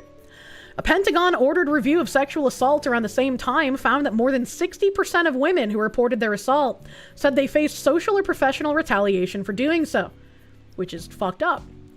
The Senate held an emotional hearing in 2013 featuring the testimonies of survivors of sexual assault in the military, including former Army Sergeant Rebecca Havrila. She told the committee she was raped while deployed in Afghanistan and was told by an Army chaplain she confided in that her assault was God's will. She reported the incident, but her alleged assailant was not charged. Can we get the name of that Army chaplain? That's, you know? Plattner said he stopped using Reddit in 2021. Good! He could recover from brain damage, possibly. A few years after he moved back to Maine and got settled into his community as an oyster farmer. I wasn't looking for a place to win silly internet arguments because I was actually hanging out with my neighbors. Plattner, who has been praised by supporters for his authentic communication style, an everyman aesthetic as the Democratic Party is struggling to connect with working class voters. It's because the Democratic Party hates the working class. You cannot connect with a class of people that you, like, continuously seek to subjugate. That's just not gonna work, bro. Pneumonia. Says he is not a typical politician who has been plotting a run for years and that he does not have a perfect past. I used to have opinions I don't hold anymore, he said. I've said things I regret. I struggled immensely for years. All of that is in some way how I got here. And, like, my woman brain wants to be like, yeah, people can change. That sounds great. But then we listen to him in current year and we know this guy's just a fucking commie, bro. He said God's will must be taken out of context. It's a very common phrase in the church. Oh, God. Sometimes when dick don't work, in the moment, it's difficult to have a discussion. You don't know why dick don't work. You have all kinds of thoughts. Maybe I suddenly became gay or something. I don't think you can suddenly become gay. And I think, like, in the moment, if dick don't work, and on the flip side, in the moment, if Bagoober can't get wet, sometimes you just be like, oh, you know, I really wanted to, but for some reason I just can't get into it. You didn't do anything wrong. You know, nothing is your fault. I don't know what's wrong today, you know? Sometimes people just can't, and there's nothing particularly wrong. Trogdolite, thank you for the 222. He once had a first sergeant that was reported for sexual harassment by multiple people serving under them. On returning from his third investigation, he said, go ahead and keep reporting me. I'm untouchable. Last you knew, he has since been promoted. That is incredibly fucked up. That is incredibly retarded. If he's, like, out there continually assaulting people, something should fucking be done, you know? Can you get creative in those situations? I mean, sometimes, if both of you really wanted to try, but, like, it can just be hard. It can just be hard sometimes, man. Is this what Kirsche says when she turns them gay? What the heck? What the heck? Just because you're not hungry at the moment, it doesn't mean you don't like your favorite food anymore? That's a good phrase. That's a good way of saying it. Can suddenly become gay if Foxy thinks you're cute. That's not true! Dick don't work is God's will. What the fuck? What the fuck? Ein Moment. Ein Moment. Nama, nama, nama.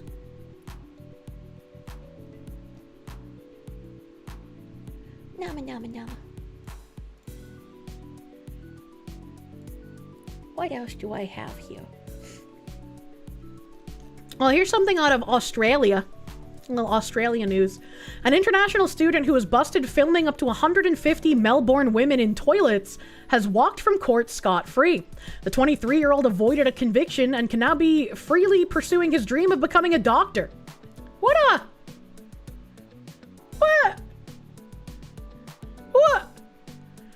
How do you go from was busted filming up to 150 Melbourne women in toilets to he can now pursue his dream of becoming a doctor? What is happening?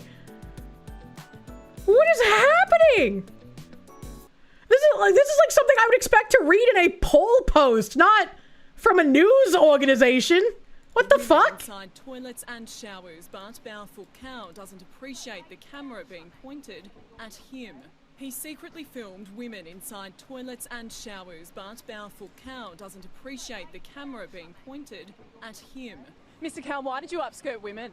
The Melbourne University biomedicine student, originally from Vietnam, walking from court on a community corrections order.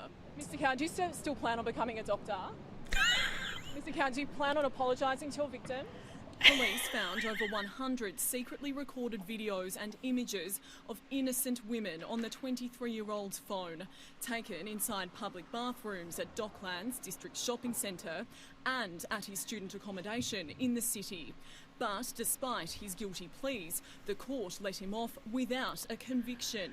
Wait, he was even pleading guilty and the court let him off? What kind of fucking circus is this? Explaining his actions, he told police he was in the female toilets because he wasn't sure about his gender. It's literally a get out of jail free card. Yeah, I filmed all of these women intimately in the bathroom, but like, I don't know, man, maybe I might be a woman. Aw, that's so sweet. How about we just let you off of all your crimes? That's okay. The real women didn't matter. Are you still unsure of your gender? The court today heard one of his traumatised victims remains anxious and, unsurprisingly, hypervigilant. The incident impacting her ability to use public restrooms. In her sentencing, the magistrate said Mr. Cow has no family here and considers him to be isolated in the community. Well then send him home! What the fuck are we doing here? Why would you be like, oh, this man recording women in the bathroom is isolated in Australia. He has no family here. We couldn't possibly charge him for these crimes and hold him in prison until we deport him back to Vietnam where he has family. What is actually happening? She also said the 23-year-old's youth needed to be taken into account. The 23-year-old's youth needs to be taken into account? He was only 23 years old! He's not a sick fuck! What are we doing here? As for whether he's still studying medicine, Melbourne University says confidentiality and privacy obligations prevent us from confirming any details relating to past or present students. Since no conviction was recorded, he may yet be eligible to become a doctor in Victoria. Georgia Bennett Murphy, 7 News. I don't think anyone would be able to trust him as a doctor. What the fuck? This reporter failed to report prior sex offenses. Please list the entire criminal history for the sex offender, charges, and include the failed sex offender treatment program. Do this in chronological order for the reader. Thank you. Bao fuck cow. I thought she fucked wolves.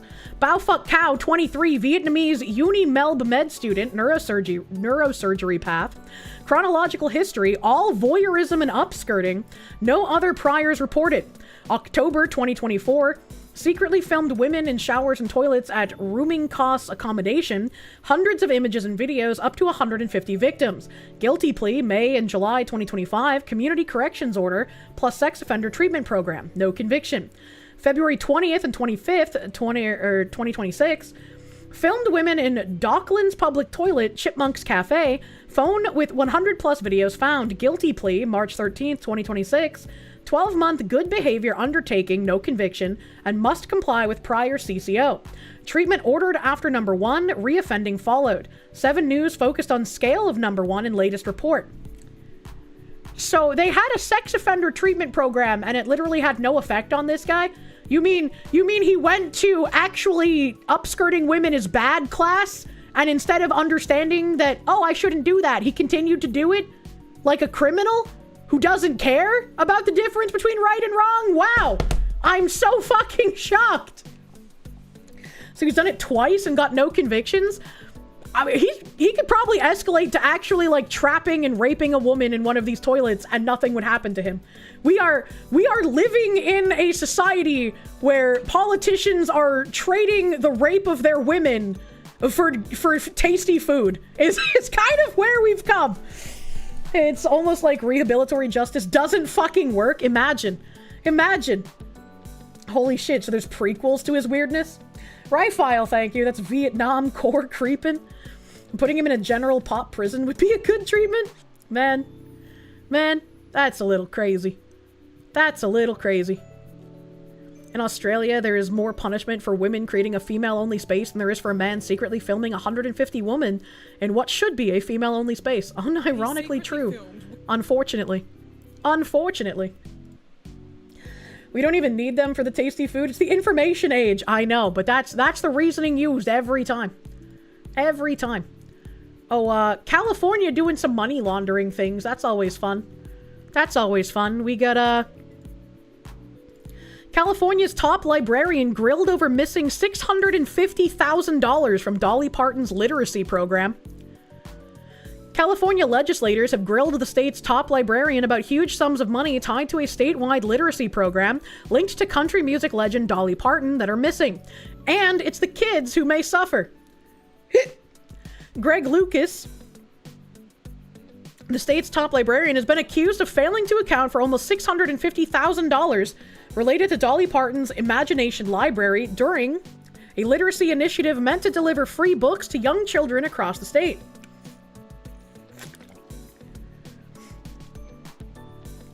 You don't have receipts requested 6 times. You don't have bank statements requested 6 times from this committee. Republican State Senator Shannon Grove said during a budget hearing on education. You don't have documents to show where that money was spent. Where's the money?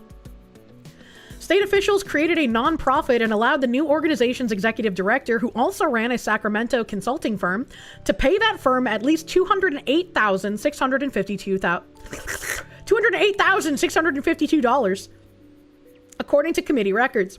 In 2022, Grove, a Republican from Bakersfield, who has also called for stricter controls on criminal diversion programs, authored legislation with then Democratic Senate President Pro Tem Tony Atkins. What the is that his full name? Is his name Pro Tem Tony Atkins? What is Pro Tem? Fuck the kids, I want my money. What the hell? To launch a statewide version of the program through the California State Library. Pro Tem is a position. Oh, okay. I've never seen that. So it's the Democratic Senate President Pro Tem, and then the name is Tony Atkins. I was like, what am I reading? Pro Tem is a term meaning temporary. I was assuming he was like Vietnamese or something. You want the first name of Pro. Yes, sub. Governor Gavin Newsom later signed the bill into law, approving $68.2 million in state funding to cover half the cost of books through a dollar-for-dollar match with local partners. Lawmakers allowed up to 10%, about $6.8 million, for administrative costs and set a goal of enrolling roughly 65% of eligible California children within 5 years. The funds remain available through June 30th, 2028. But the program stalled for nearly 2 years after funding was approved.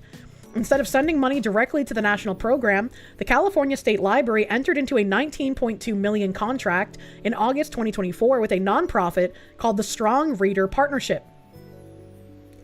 Corporate filings listed a deputy state librarian as the nonprofit's agent for service of process and used addresses associated with the state library.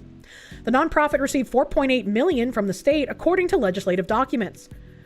Financial records reviewed by Senate staff show that about $4 million of those funds were moved into a money market account that generated roughly $132,000 in interest. That seems really low. If you put $4 million worth of funds into a money market account and it only generated $132,000 of interest, that doesn't seem like a big return on investment, man. The nonprofit reported about $1.2 million in total spending, but bank statements only documented roughly $555,871 in expenses, leaving about $649,000 that lawmakers say has not been fully backed up with receipts or invoices. You can't show that even the money that was allocated for $5,000, where any resources were used to reach the kids that want to foster a love for reading, Grove said during Thursday's hearing. That makes no sense, and that reeks of horrific no transparency and potential fraud. Legislative staff said they requested additional documentation from the state library 6 times between November 2025 and February 2026, but had not received the records as of late February. Lucas, California's state librarian since 2014, defended the agency's actions during the hearing. As I've said before, and I'll say again, we've pledged to get you the answers that you want, Lucas told Grove. We've requested them over and over again. He added, so now that we have a deadline of a week, and we'll get them to you by then. I don't think we're ever going to see any receipts. This seems like a big money laundering operation. The Strong Reader Partnership nonprofit was shuttered in September, according to Politico. State officials said roughly $36.9 million in unspent funds were returned to the state in December 2025, along with about $3.86 million recovered from the nonprofit. Still, lawmakers say major questions remain about how some of the nonprofit's money was spent and why the state library created and funded the organization in the first place. The more I read, the more it just sounds like money laundering, man. You can just not comply with the law and receive 0 consequences if you're rich or a woman. Man. Lucas is expected to return to the legislature next week with additional answers and financial records lawmakers say they've been requesting for months. Where's the money, California librarian? Quango's gonna quango. Filthy fucking quangos, man. I'm sick of them. I'm sick of them. Why do we even pay taxes, man? Why do we even pay taxes? Yorick Tarleton, thank you for the kick bits. This explains why your mom always moved your dad's keys or shoes. Great training, Dad. Always communicate. He's 80 and you still knock before opening the door. Hell yeah. This guy lived it, man. Ooh, we have an update from that fucking article we read at the beginning of stream. I love getting in-stream updates. The rug really tied the room together. So earlier we read that article on the trans mod who was a convicted child predator thing. And apparently there's a response. The top mod of our MTF has responded to the allegations of hosting and protecting a registered sex offender on their mod team. Didn't address the accusations of them attempting to defend the SO by recommending they create an alt account so they could remain on the team. SO sex offender. I'm used to that being significant other, so I was really confused for a second. Has claimed the mod became a registered sex offender when they were 17, not in their 20s, as Redux reported.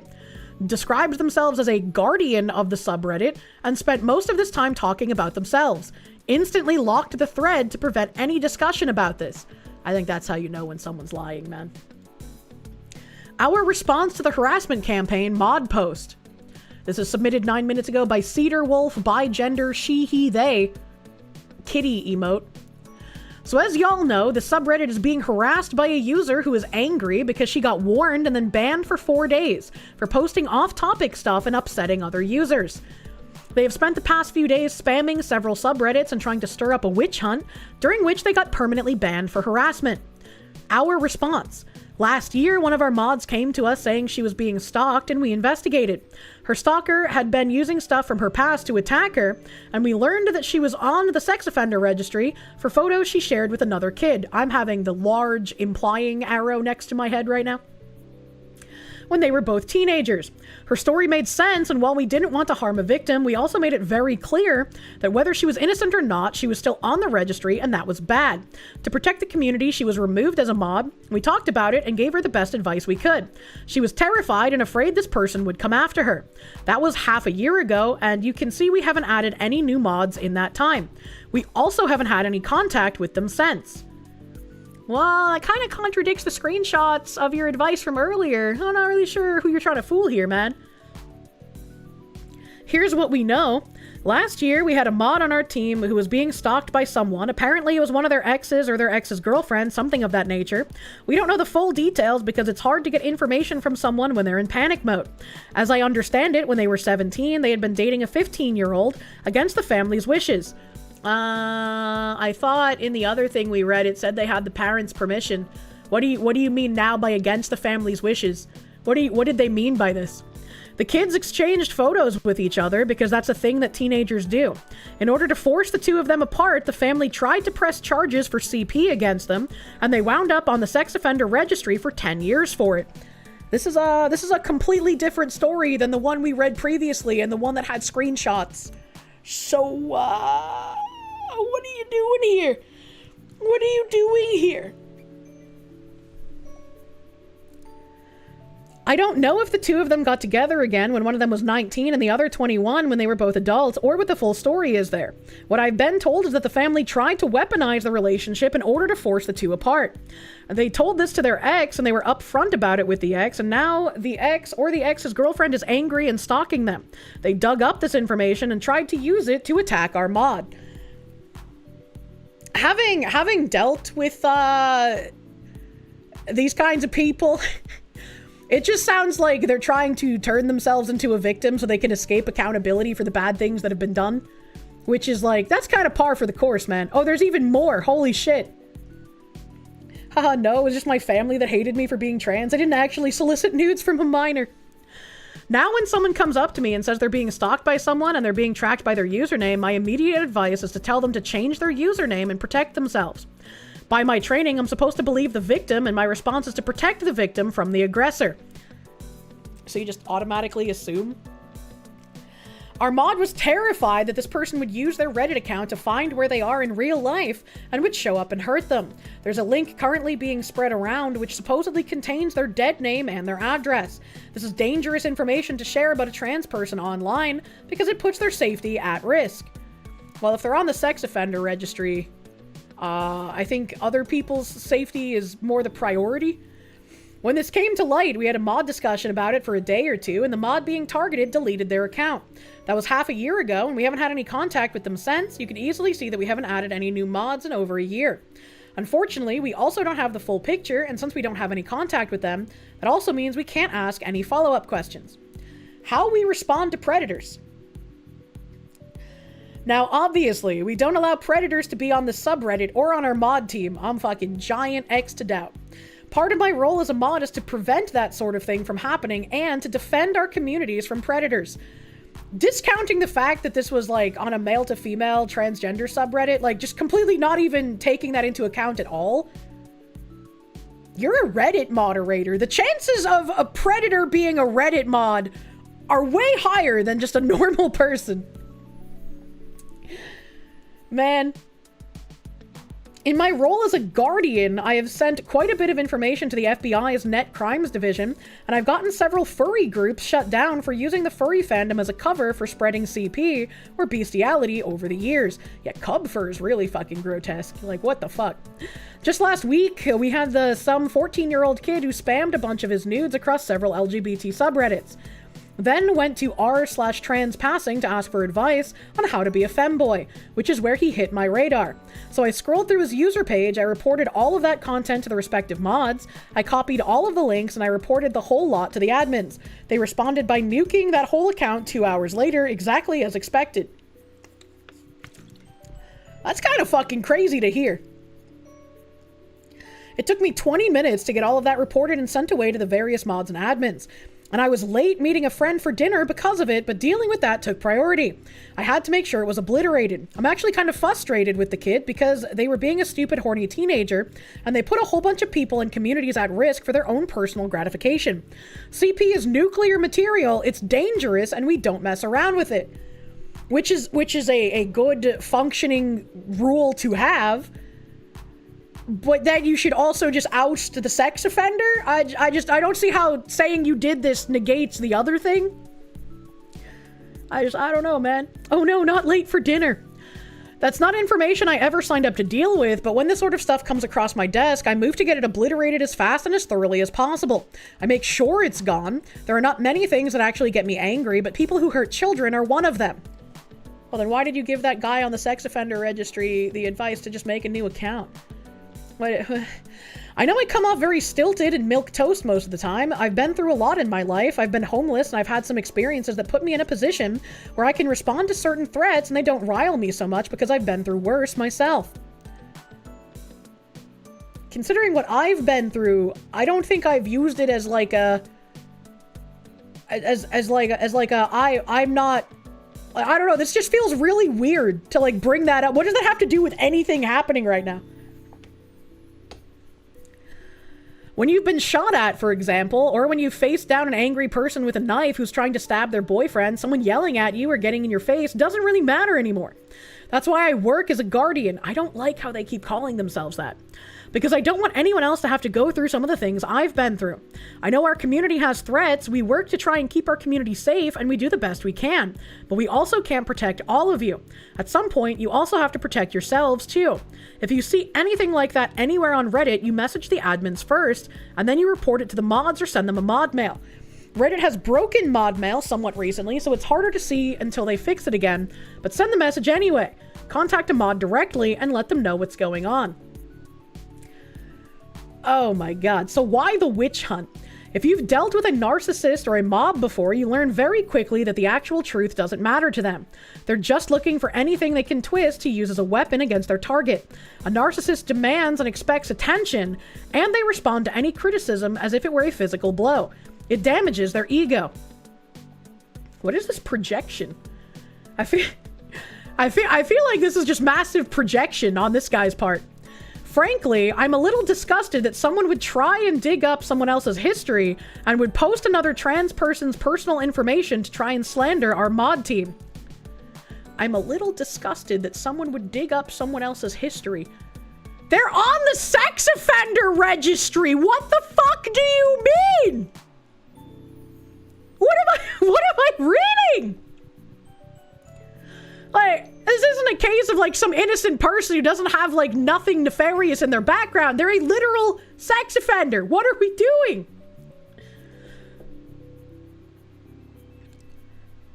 Not only is it a violation of their privacy, but it's also a direct attack on their safety.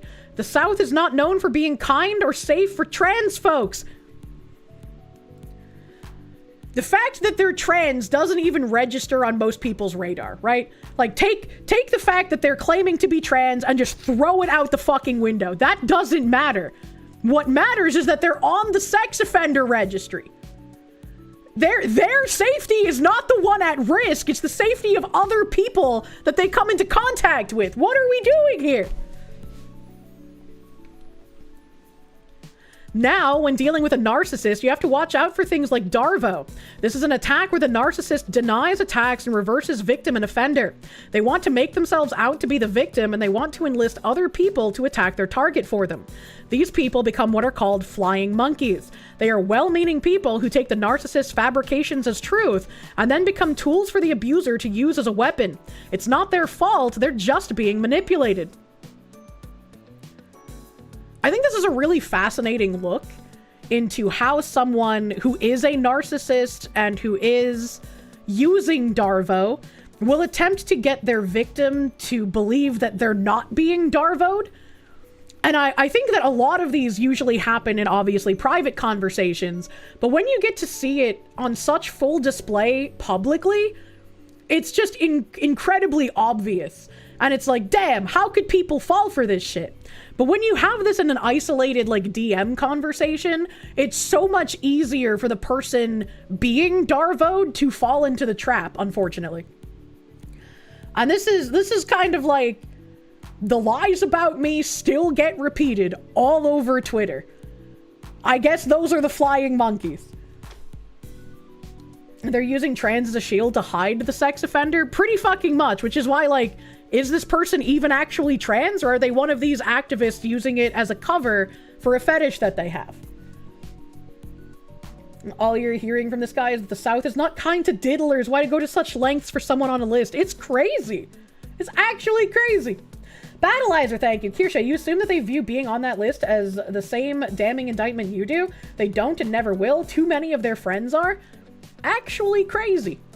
actually crazy that they're unironically on the registry for doing stuff with a minor, for having child sexual abuse material. And somehow this whole post just like doesn't even address it. It's easy to fall into this trap. The internet loves juicy gossip. Attacking someone who is perceived as bad feels good on a fundamental. It's basic human psychology. It's how GOP politicians get elected, for example. Bro, what? Bro, what? What are you even talking about? That's not any of the rhetoric people on the GOP use. None of them are like, it's for the greater good. Bet $88 this mod has the evil stuff on their hard drive too. They stir up fear and anger and they give their base a scapegoat. They whip people up into a frenzy and unleash them, and then act like martyrs when it all blows up. The projection is utterly wild. How is this person even, like, existing? I'd like to remind those responsible that they're breaking Reddit's rules about harassment and posting personal information, and I fully expect the admins to respond accordingly. Now you know. This just makes me believe more of the mods are, like, complicit in weird shit. I'm like, somebody, I think it was on this one, yeah, literally writing about Darvo while doing Darvo about the mod's own decision about a predator who Darvo'd the entire mod team. The audacity to write this and then lock the post is wild to me. And then they post the Discord screenshot about this mod telling his real feelings in a either group chat or DM. Actually insane. Actually insane. Literally talking about the Democrats. Lamau. I have no idea how they think anyone would take this fucking seriously. Error 404, thank you. A child enthusiast on Reddit. I'm shocked. Shocked, I tell you. Oh wait, no, I'm not. Massive Doge, thank you. Someone said juicy tip DSP. Not the juicy tip! I need to give Gundam the juicy tip. Oh my god. This is actually an insane post to read. And some people will probably fall for it. That's the worst fucking part. Thank you for that update, my guys. Holy shit. Let me see. How long is this article? Oh, this one, I have to fucking go slap it in an archive. Let's see here. La la la la la la la la la la. Oh, I guess in a people are tired of caring about mean words or dark jokes in group chats. Kangman Lee posted this earlier. He said, two-tiered justice system, do you get it now? And it has a screenshot of two articles where it's Rochester man gets 180 days in jail for raping 2 girls under the age of 9. And then Shiloh Hendricks faces 270 days in jail for using the N-word at Rochester Playground. And I feel like I might have read this story about the Rochester man getting 180 days before, but I did look up the article. The article is from 2023, so it is a bit old, but I think it is still, once again, I wish people would post for something as old, but it's still very, very, like, useful to remember, because people want to just scream, like, racism and hatred and how there's so many bad people out there for, like, funding a Give, Send, Go or whatever for Shiloh Hendricks. And it's like, why would you expect people to care about no word when you have a man who raped 2 underage girls and he only got 180 days? Why would you expect people to care about mean words when there's actual criminals defiling children, fucking them up for life, and they don't actually have any justice? A 20-year-old Rochester man will serve 180 days in jail and up to 30 years of probation in a case involving the rape of 2 juvenile girls in Olmsted County. Mohammed Bakari Shea appeared before District Judge Jacob Allen Monday, January 30th, 2023, for a sentencing hearing where multiple family members spoke about how Shea's actions affected them. Shea was facing 3 different felony first-degree criminal conduct charges in 2 separate cases. His plea deal called for no prison time, a stay of adjudication, Depending on the Reddit mod you ask. That article might be old enough, apparently. Unfortunately, fair for a Reddit moderator. Thank you, Hidden. Thank you, Hidden. His plea deal called for no prison time, a stay of adjudication, and the dismissal of 2 out of 3 charges.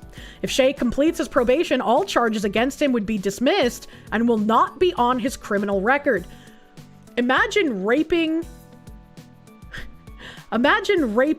like 4 or 5-year-old children and being told, yeah, this will just be erased from your criminal record eventually. I do not want to live in a world that will hide the record of a child rapist. That is absurd. One of the juveniles in this case was around 9 years old, and the other juvenile was between 4 and 5 years old at the time of the sexual assaults. Unacceptable that this could be removed from his record. Beyond unacceptable.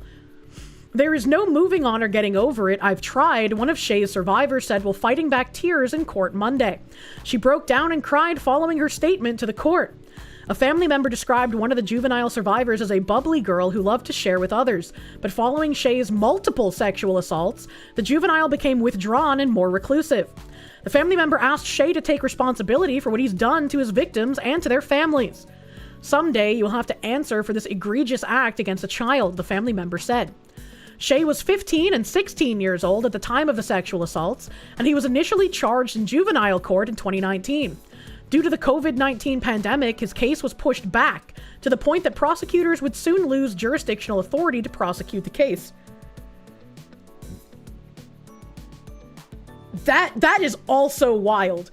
Imagine if he had been able to get off completely. I mean, he's basically gotten off scot-free. Let's not lie to ourselves. But imagine if he had basically not even had to have a trial for raping children. Our entire judiciary needs to be thrown the fuck out and rebuilt. This is absurd. Charges were dismissed against Shea in those cases, but were soon refiled. Shea was then given a plea deal that included a stay of adjudication and no prison time, in exchange for him not challenging certification in adult court, which allowed for his continued prosecution, according to Olmsted County Senior Attorney Thomas Gort. What is even the point of trying him in adult court if he's not gonna get prison time? What are we doing? Shea entered an Alford plea in December 2022, meaning that while he does not admit guilt, he admits that a jury would convict him based on the evidence. Shea's lawyer, James McGreeny, argued that the court lacked the authority to impose any jail time, and that was not the spirit of the plea agreement, and any jail sentence would be in violation of the agreement. Allen ultimately disagreed with McGreeny's argument, pointing out that judges ordering stays of adjudication in drug cases routinely impose a 30-day jail sentence. I hope you heard what was said in this court today, Allen told Shea in court. The conduct they described and the way it affected them should be something that haunts you.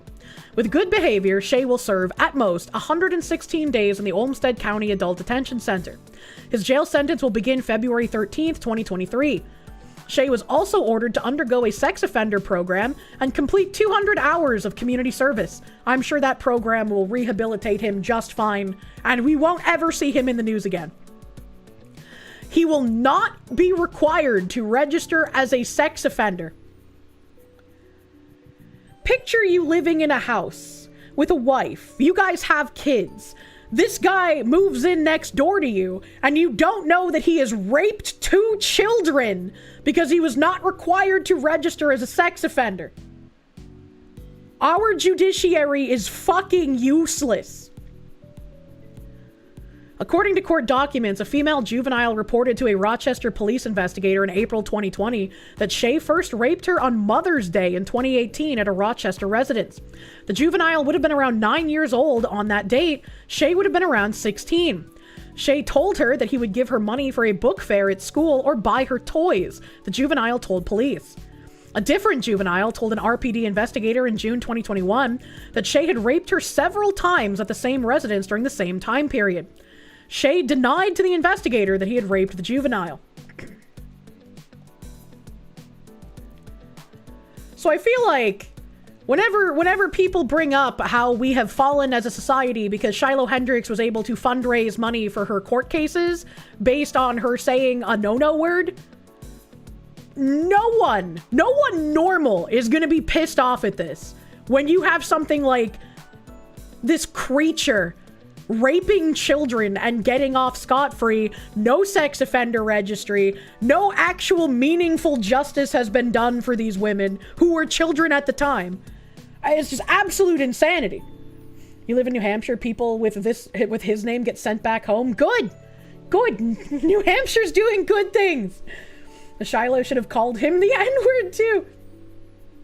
Rape children, no criminal record, no conviction, survives, say a word to a weirdo, lyncher? Yeah, pretty much. Pretty fucking much. Put him in Gen Pop after tattooing pedo on his forehead. Inmates will solve the problem. We shouldn't have to rely on inmates solving a problem that judges refuse to actually deal with. You almost glowed so hard hearing that. The thing is a curse on the land, and each moment he breathes is a crime to humanity. Yeah, Massive Doge, thank you. Notice how they call the victim a juvenile. I mean, they were. The victims were like 9 and 4 or 5 years old at the time of the rapes. They were definitely juvenile, right? They're definitely children, right? Am I crazy? The Dictator, thank you. Wood Chipper is hungry. No surprise, Shay is a Somali name. ASDF, thank you. The UK also has a record of hiding sexual assaults. One of them has a deal where it's illegal to post pictures of the sexual assaulter or else you're punished with prison. Yeah, that's just absurd, man. Absolutely absurd. Ferret Rose, thank you. You should have been charged as an adult, placed on the sex offender list, placed in 30 years minimum. Absolutely absurd, yeah. Juvenile's older than 9. Juvenile typically maps to teen. Oh, that's even weirder then. If they're supposed to mean like teen specifically. Let's say juvenile to downplay that the victim was a child. That's kind of gross if that's the case. Juvenile's a legal term. It's anyone under the age of majority. That's how I was reading it, at least. Have there been any updates on the rapist that shoved the rocks in the girl's mouth besides his dad begging for them to be lenient? I don't know. Let's see. Rapist shoved rocks in girl's mouth update. I don't remember any of their names. I'm sorry. February 27th, March 1st. I'll have you know, in this house, Shiloh Hendricks is a hero. A true proponent of the First Amendment. Arismador, thank you for the 25, man. I personally still would not call a child a slur, but that's just like my opinion, man.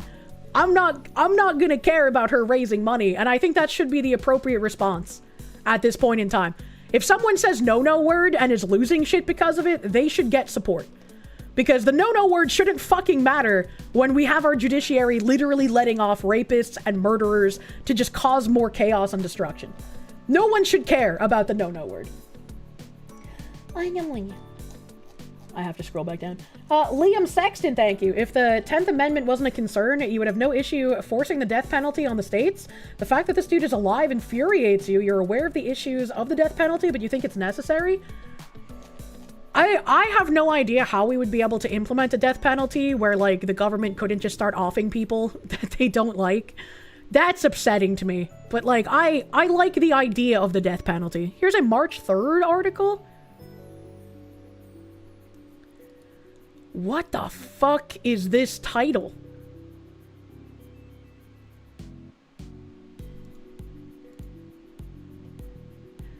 This is from March 3rd.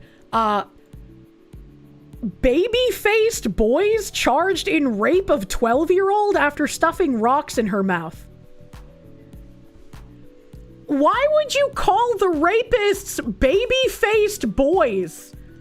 And fucking add it to the list. That is insane, bro. 3 baby-faced boys are accused in the rape of a 12-year-old girl in Miami? Are we serious at the moment, bro? If there ever was an attempt to downplay a crime, absolutely wild way to describe rapists. Absolutely fucking wild. What the fuck? Nunez and Jones both pleaded not guilty to a string of charges, including aggravated sexual battery on a minor, false imprisonment, and kidnapping. Baby-faced, by the way.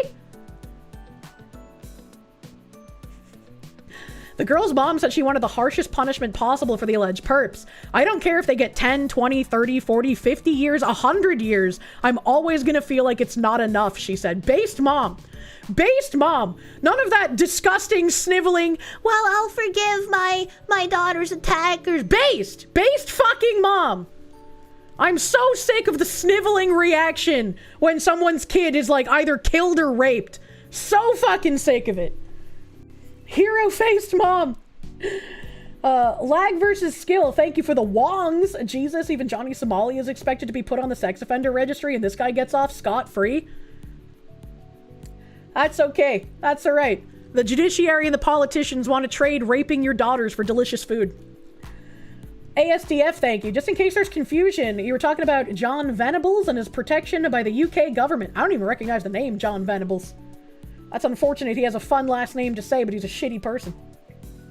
This is one of the worst headlines of the year. Who wrote this? One of the baby faces? Yeah, right? What the fuck is that? One of the dads was begging on camera that his son was a kid and shouldn't be charged so severely. Yeah, I brought that up on stream before. I wanted to see if there was like an update to this, if we got any more information, but it doesn't seem like there is. It doesn't seem like anything new has come out yet. Battleizer, thank you. Holy hell, someone with a spine. Help. Forgive does not mean there is no punishment, Foxu, in the here and now. Forgiveness is for the aggrieved, not the ones who caused it. I don't really care what you say. Anyone who comes out after their child has been murdered or raped or otherwise, like, rendered impotent in the mortal plane, anyone that comes out and preaches forgiveness after that happened to their child, I immediately see as like a sniveling cuck, whose bloodline is only continued by the fact that dating has become so horrendously warped that men who are weak, sniveling cucks like that have gotten to progenate when in the past they would not have. They would have died off like their weak bloodline should have. So it's like, they never should have been a fucking parent. It upsets me to like an insane degree. You don't preach forgiveness at that. Love for good without hate for evil is hippie bullshit. True and fucking real. If someone murders your kid and you're like, I forgive you, they will take that as a free pass. They can literally just do anything and it's okay. And that seems to be what our fucking judiciary works on in current year. Forgiveness is about yourself, not self-defense. I think there's also something to be said. Like, if you wanted to, like, do the forgiveness in Christ or whatever bullshit line, you could be like, I'm not going to let this cloud my life from this point forward, but I am not going to forget what this person has done to my child and my family. There is nothing they could possibly do to earn my forgiveness, but what comes after is up to the hands of God, right? Like, they don't have to be sniveling about it. There are ways to say things where they can, like, uphold their religion and not look like a piece of shit. This happened to your kids, you'd go Old Testament and ask for forgiveness later. Be a parent like that fucking guy who killed his daughter's rapist, ran for sheriff, and won the election. Be like that guy. That's the guy to be like. Forgive, but do not forget. Remember that forgiveness is more for your soul than for theirs. Fuck that shit. Fuck that hippie shit. It doesn't work, and it makes you look like a cuck. Forgiveness is up to them and God. I just set up the meeting. Based. God can judge you. I'll just give you the ticket to meet him. Do a Gary Ploush. Man, there's some things you should not just move on from. Some things you should not let go of your anger over. It's just like, that's one of those things. When I see parents come out and they do that shit, it makes me viscerally angry. Viscerally mad. Rolando Ramirez, thank you. Sorry, Kirsche, you're not taking advice about Christian ethics from someone that doesn't read it. Well, I'm not a Christian. And I'm not going to tell you how to do your religion. But I am going to say, when I see that forgiveness shit trotted out, I see them as cucks. And I also see that as a reason why people don't take Christians seriously anymore. It's why the majority of people share in my opinion of, these are cucks. Sphincter, thank you. Glowing too much to type anything else coherent. Anyway, here's Nashville. True. Would have given him a ride. Gary's based. Saren Mathis, thank you. Brook no harm to the innocent. Brook no peace to the wrongdoer. Make no peace with evil. True and fucking real. Jesus beat people with a whip and threw demons-possessed a pig off a cliff. Fuck this forgiving your enemies bullshit. Cucks want you to cuck yourselves. Never listen to them. Yep, Catholic here. You agree. Deus Volt once again, bro. Liam Sexton, thank you. Look up a video talking about the age of the last man. Nietzsche was spookily accurate about the state of current society. We live in a version of mouse utopia. I can kind of agree with that. I can kind of agree with that. Something sleeping next to a mad dog. T bald man. Thank you, bald monk man. Completely correct. Scripture does not require you to forget what a person has done, nor does it advocate for avoiding punishment. Forgiveness does not mean you do not punish them. That's kind of what it's morphed into in current year. Even if, like, literally by the scripture definition, it does not mean you do not punish them. That is not how it's been warped into current year. There have been so many people who have infiltrated, like, Christian and Catholic positions to just create more cuck copies and to preach the cuck guidelines instead of anything actually remotely being respectable, unfortunately. If all the Christians are cucked pushovers, then there are no more Christians. Also very true. Like I've said, if you can't defend, like, your principles, or your principles lead to you being eradicated, then what good were they to have?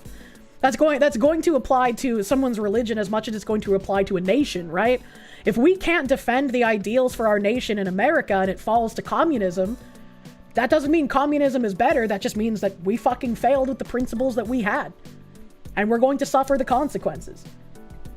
As another chatter said, you set up the meeting. You just want Old Testament Bible quotes for this? Psycho, thank you. Deus Vult, Kirsche, and Leaflet made you find God. I don't know how I'd make you find God, but I'm glad you found something. I don't typically preach religion-y stuff, but I'm glad you're going on a happy route, Psycho, my man. As a Christian, remember that Jesus made himself a whip, cat of nine tails, and used it on people who were selling stuff in the temple, and told his disciples to sell their cloaks to buy swords. How often you prove demons are real, it only makes sense. True. True. You must fight the demons on the astral plane. Generation Odysseus, thank you. God requires forgiveness for your soul, but he does not spare the wrongdoer the proper punishment. In other words, gotta. I don't know what gotta means. Paradoxical Madness, thank you. Reminder that you are supposed to sell your cloak to buy a sword. Turning the other cheek doesn't mean to be a cuck. True. True. I speak to not letting the commies morph definitions for your beliefs. Is it wrong for Christians to fight back the commies morphing the definition of Christ-like forgiveness? No, absolutely. You should be fighting against it. You should absolutely be telling people who are trying to warp it. This is why I speak about the people that make you guys look like cucks, right? It's like, if you call out these cucks in the same way that I do, you're telling them, like, no, you're not gonna morph my definitions. You're not going to start this sniveling, crying, we forgive everyone nonsense, because we want punishments to happen, right? Punishment does not mean, like, or forgiveness does not mean no punishment, is what you guys said. So I feel like you should be saying the exact same thing that I do if you want to push back against the commies redefining the things in Christianity, right? Save the children from this curse, fight the demon universe, from a song Suno spat out based on a dream you had. Ooh. Just let them kill you and God will kill them for you after you're both dead, I promise. You can forgive someone as you strike them down. True. Dio Brando, thank you. Huge stone polo mints dropped onto them. What? Giga Draymond, thank you. Turn the other cheek is about not seeking revenge for personal insults, not about allowing yourself to be abused. Also a good point. Turn the other cheek, a closer modern day saying is screw your optics, I'm going in. Alright, punish the sinners or something. Oh my goodness. As someone who grew up learning from the Old Testament, Christian forgiveness was meant for Christian people, not heretics and heathens, or were you taught wrong? I'm not sure. I'm not sure. But we have gone into overtime overdrive, brother mans. Mario Trujillo, thank you for the 21 months. Justice is not vengeance. People need to stop mixing the two up.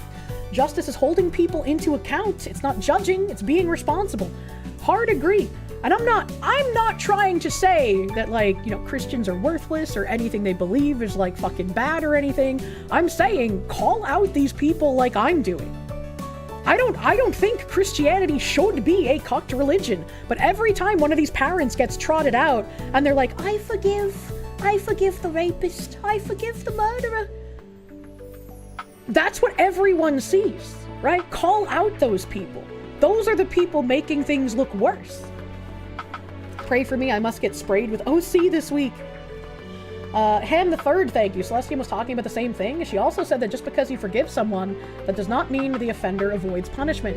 And if that's the case, more people need to call out the parents who were doing that, because the people don't end up facing punishment. Everyone's like, oh, the parents forgave them, so you should too. The parents forgave them, so it's okay.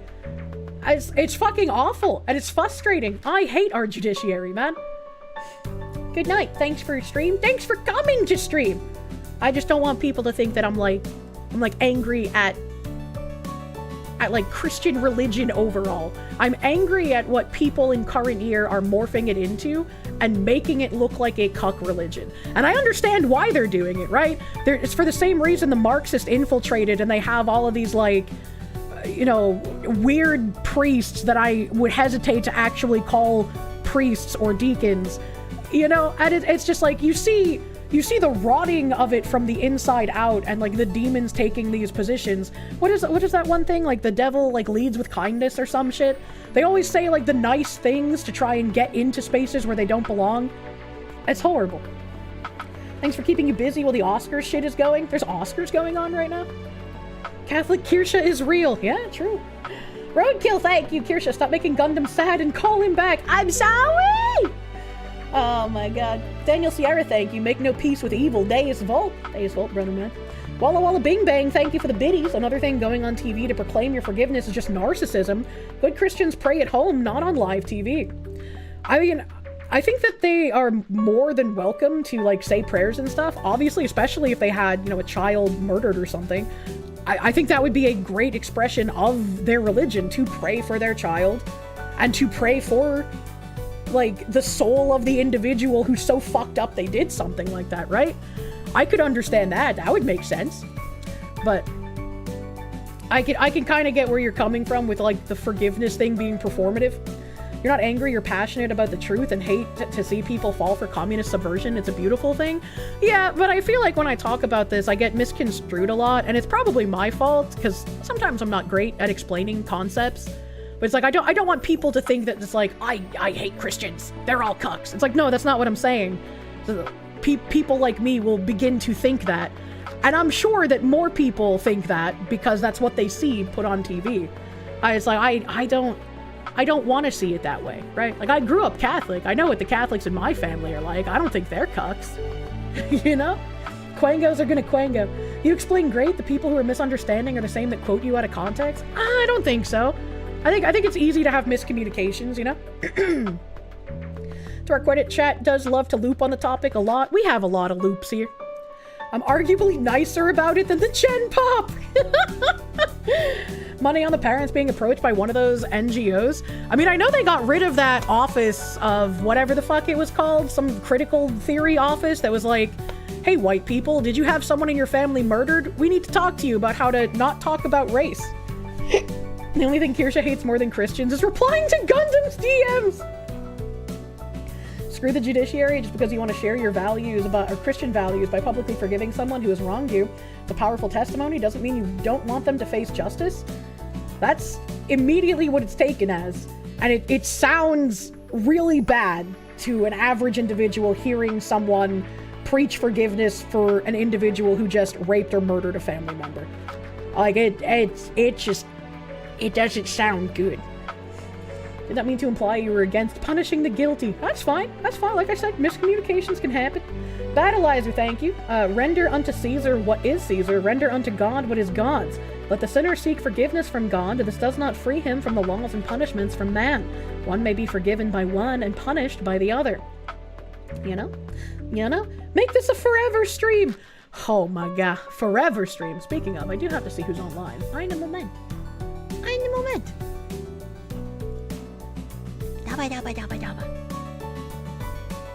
My browser, it is hating me at the moment.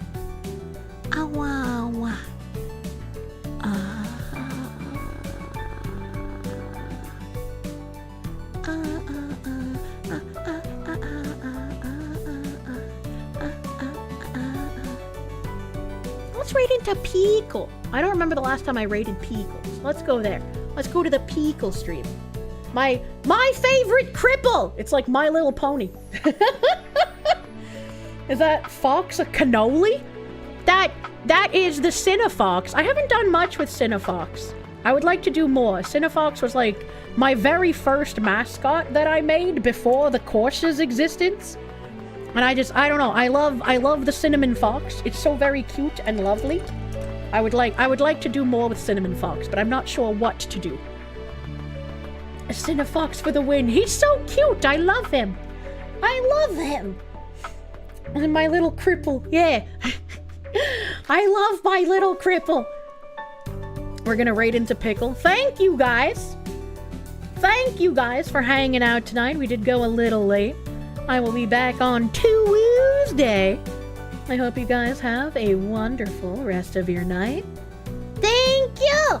Thank you for hanging out. Thank you for buying merch on Kirsche.com. Friday will be the last day to buy, March 20th, and then it's out of stock forever. Thank you! Have a great rest of your night. Bye-bye. Bye-bye.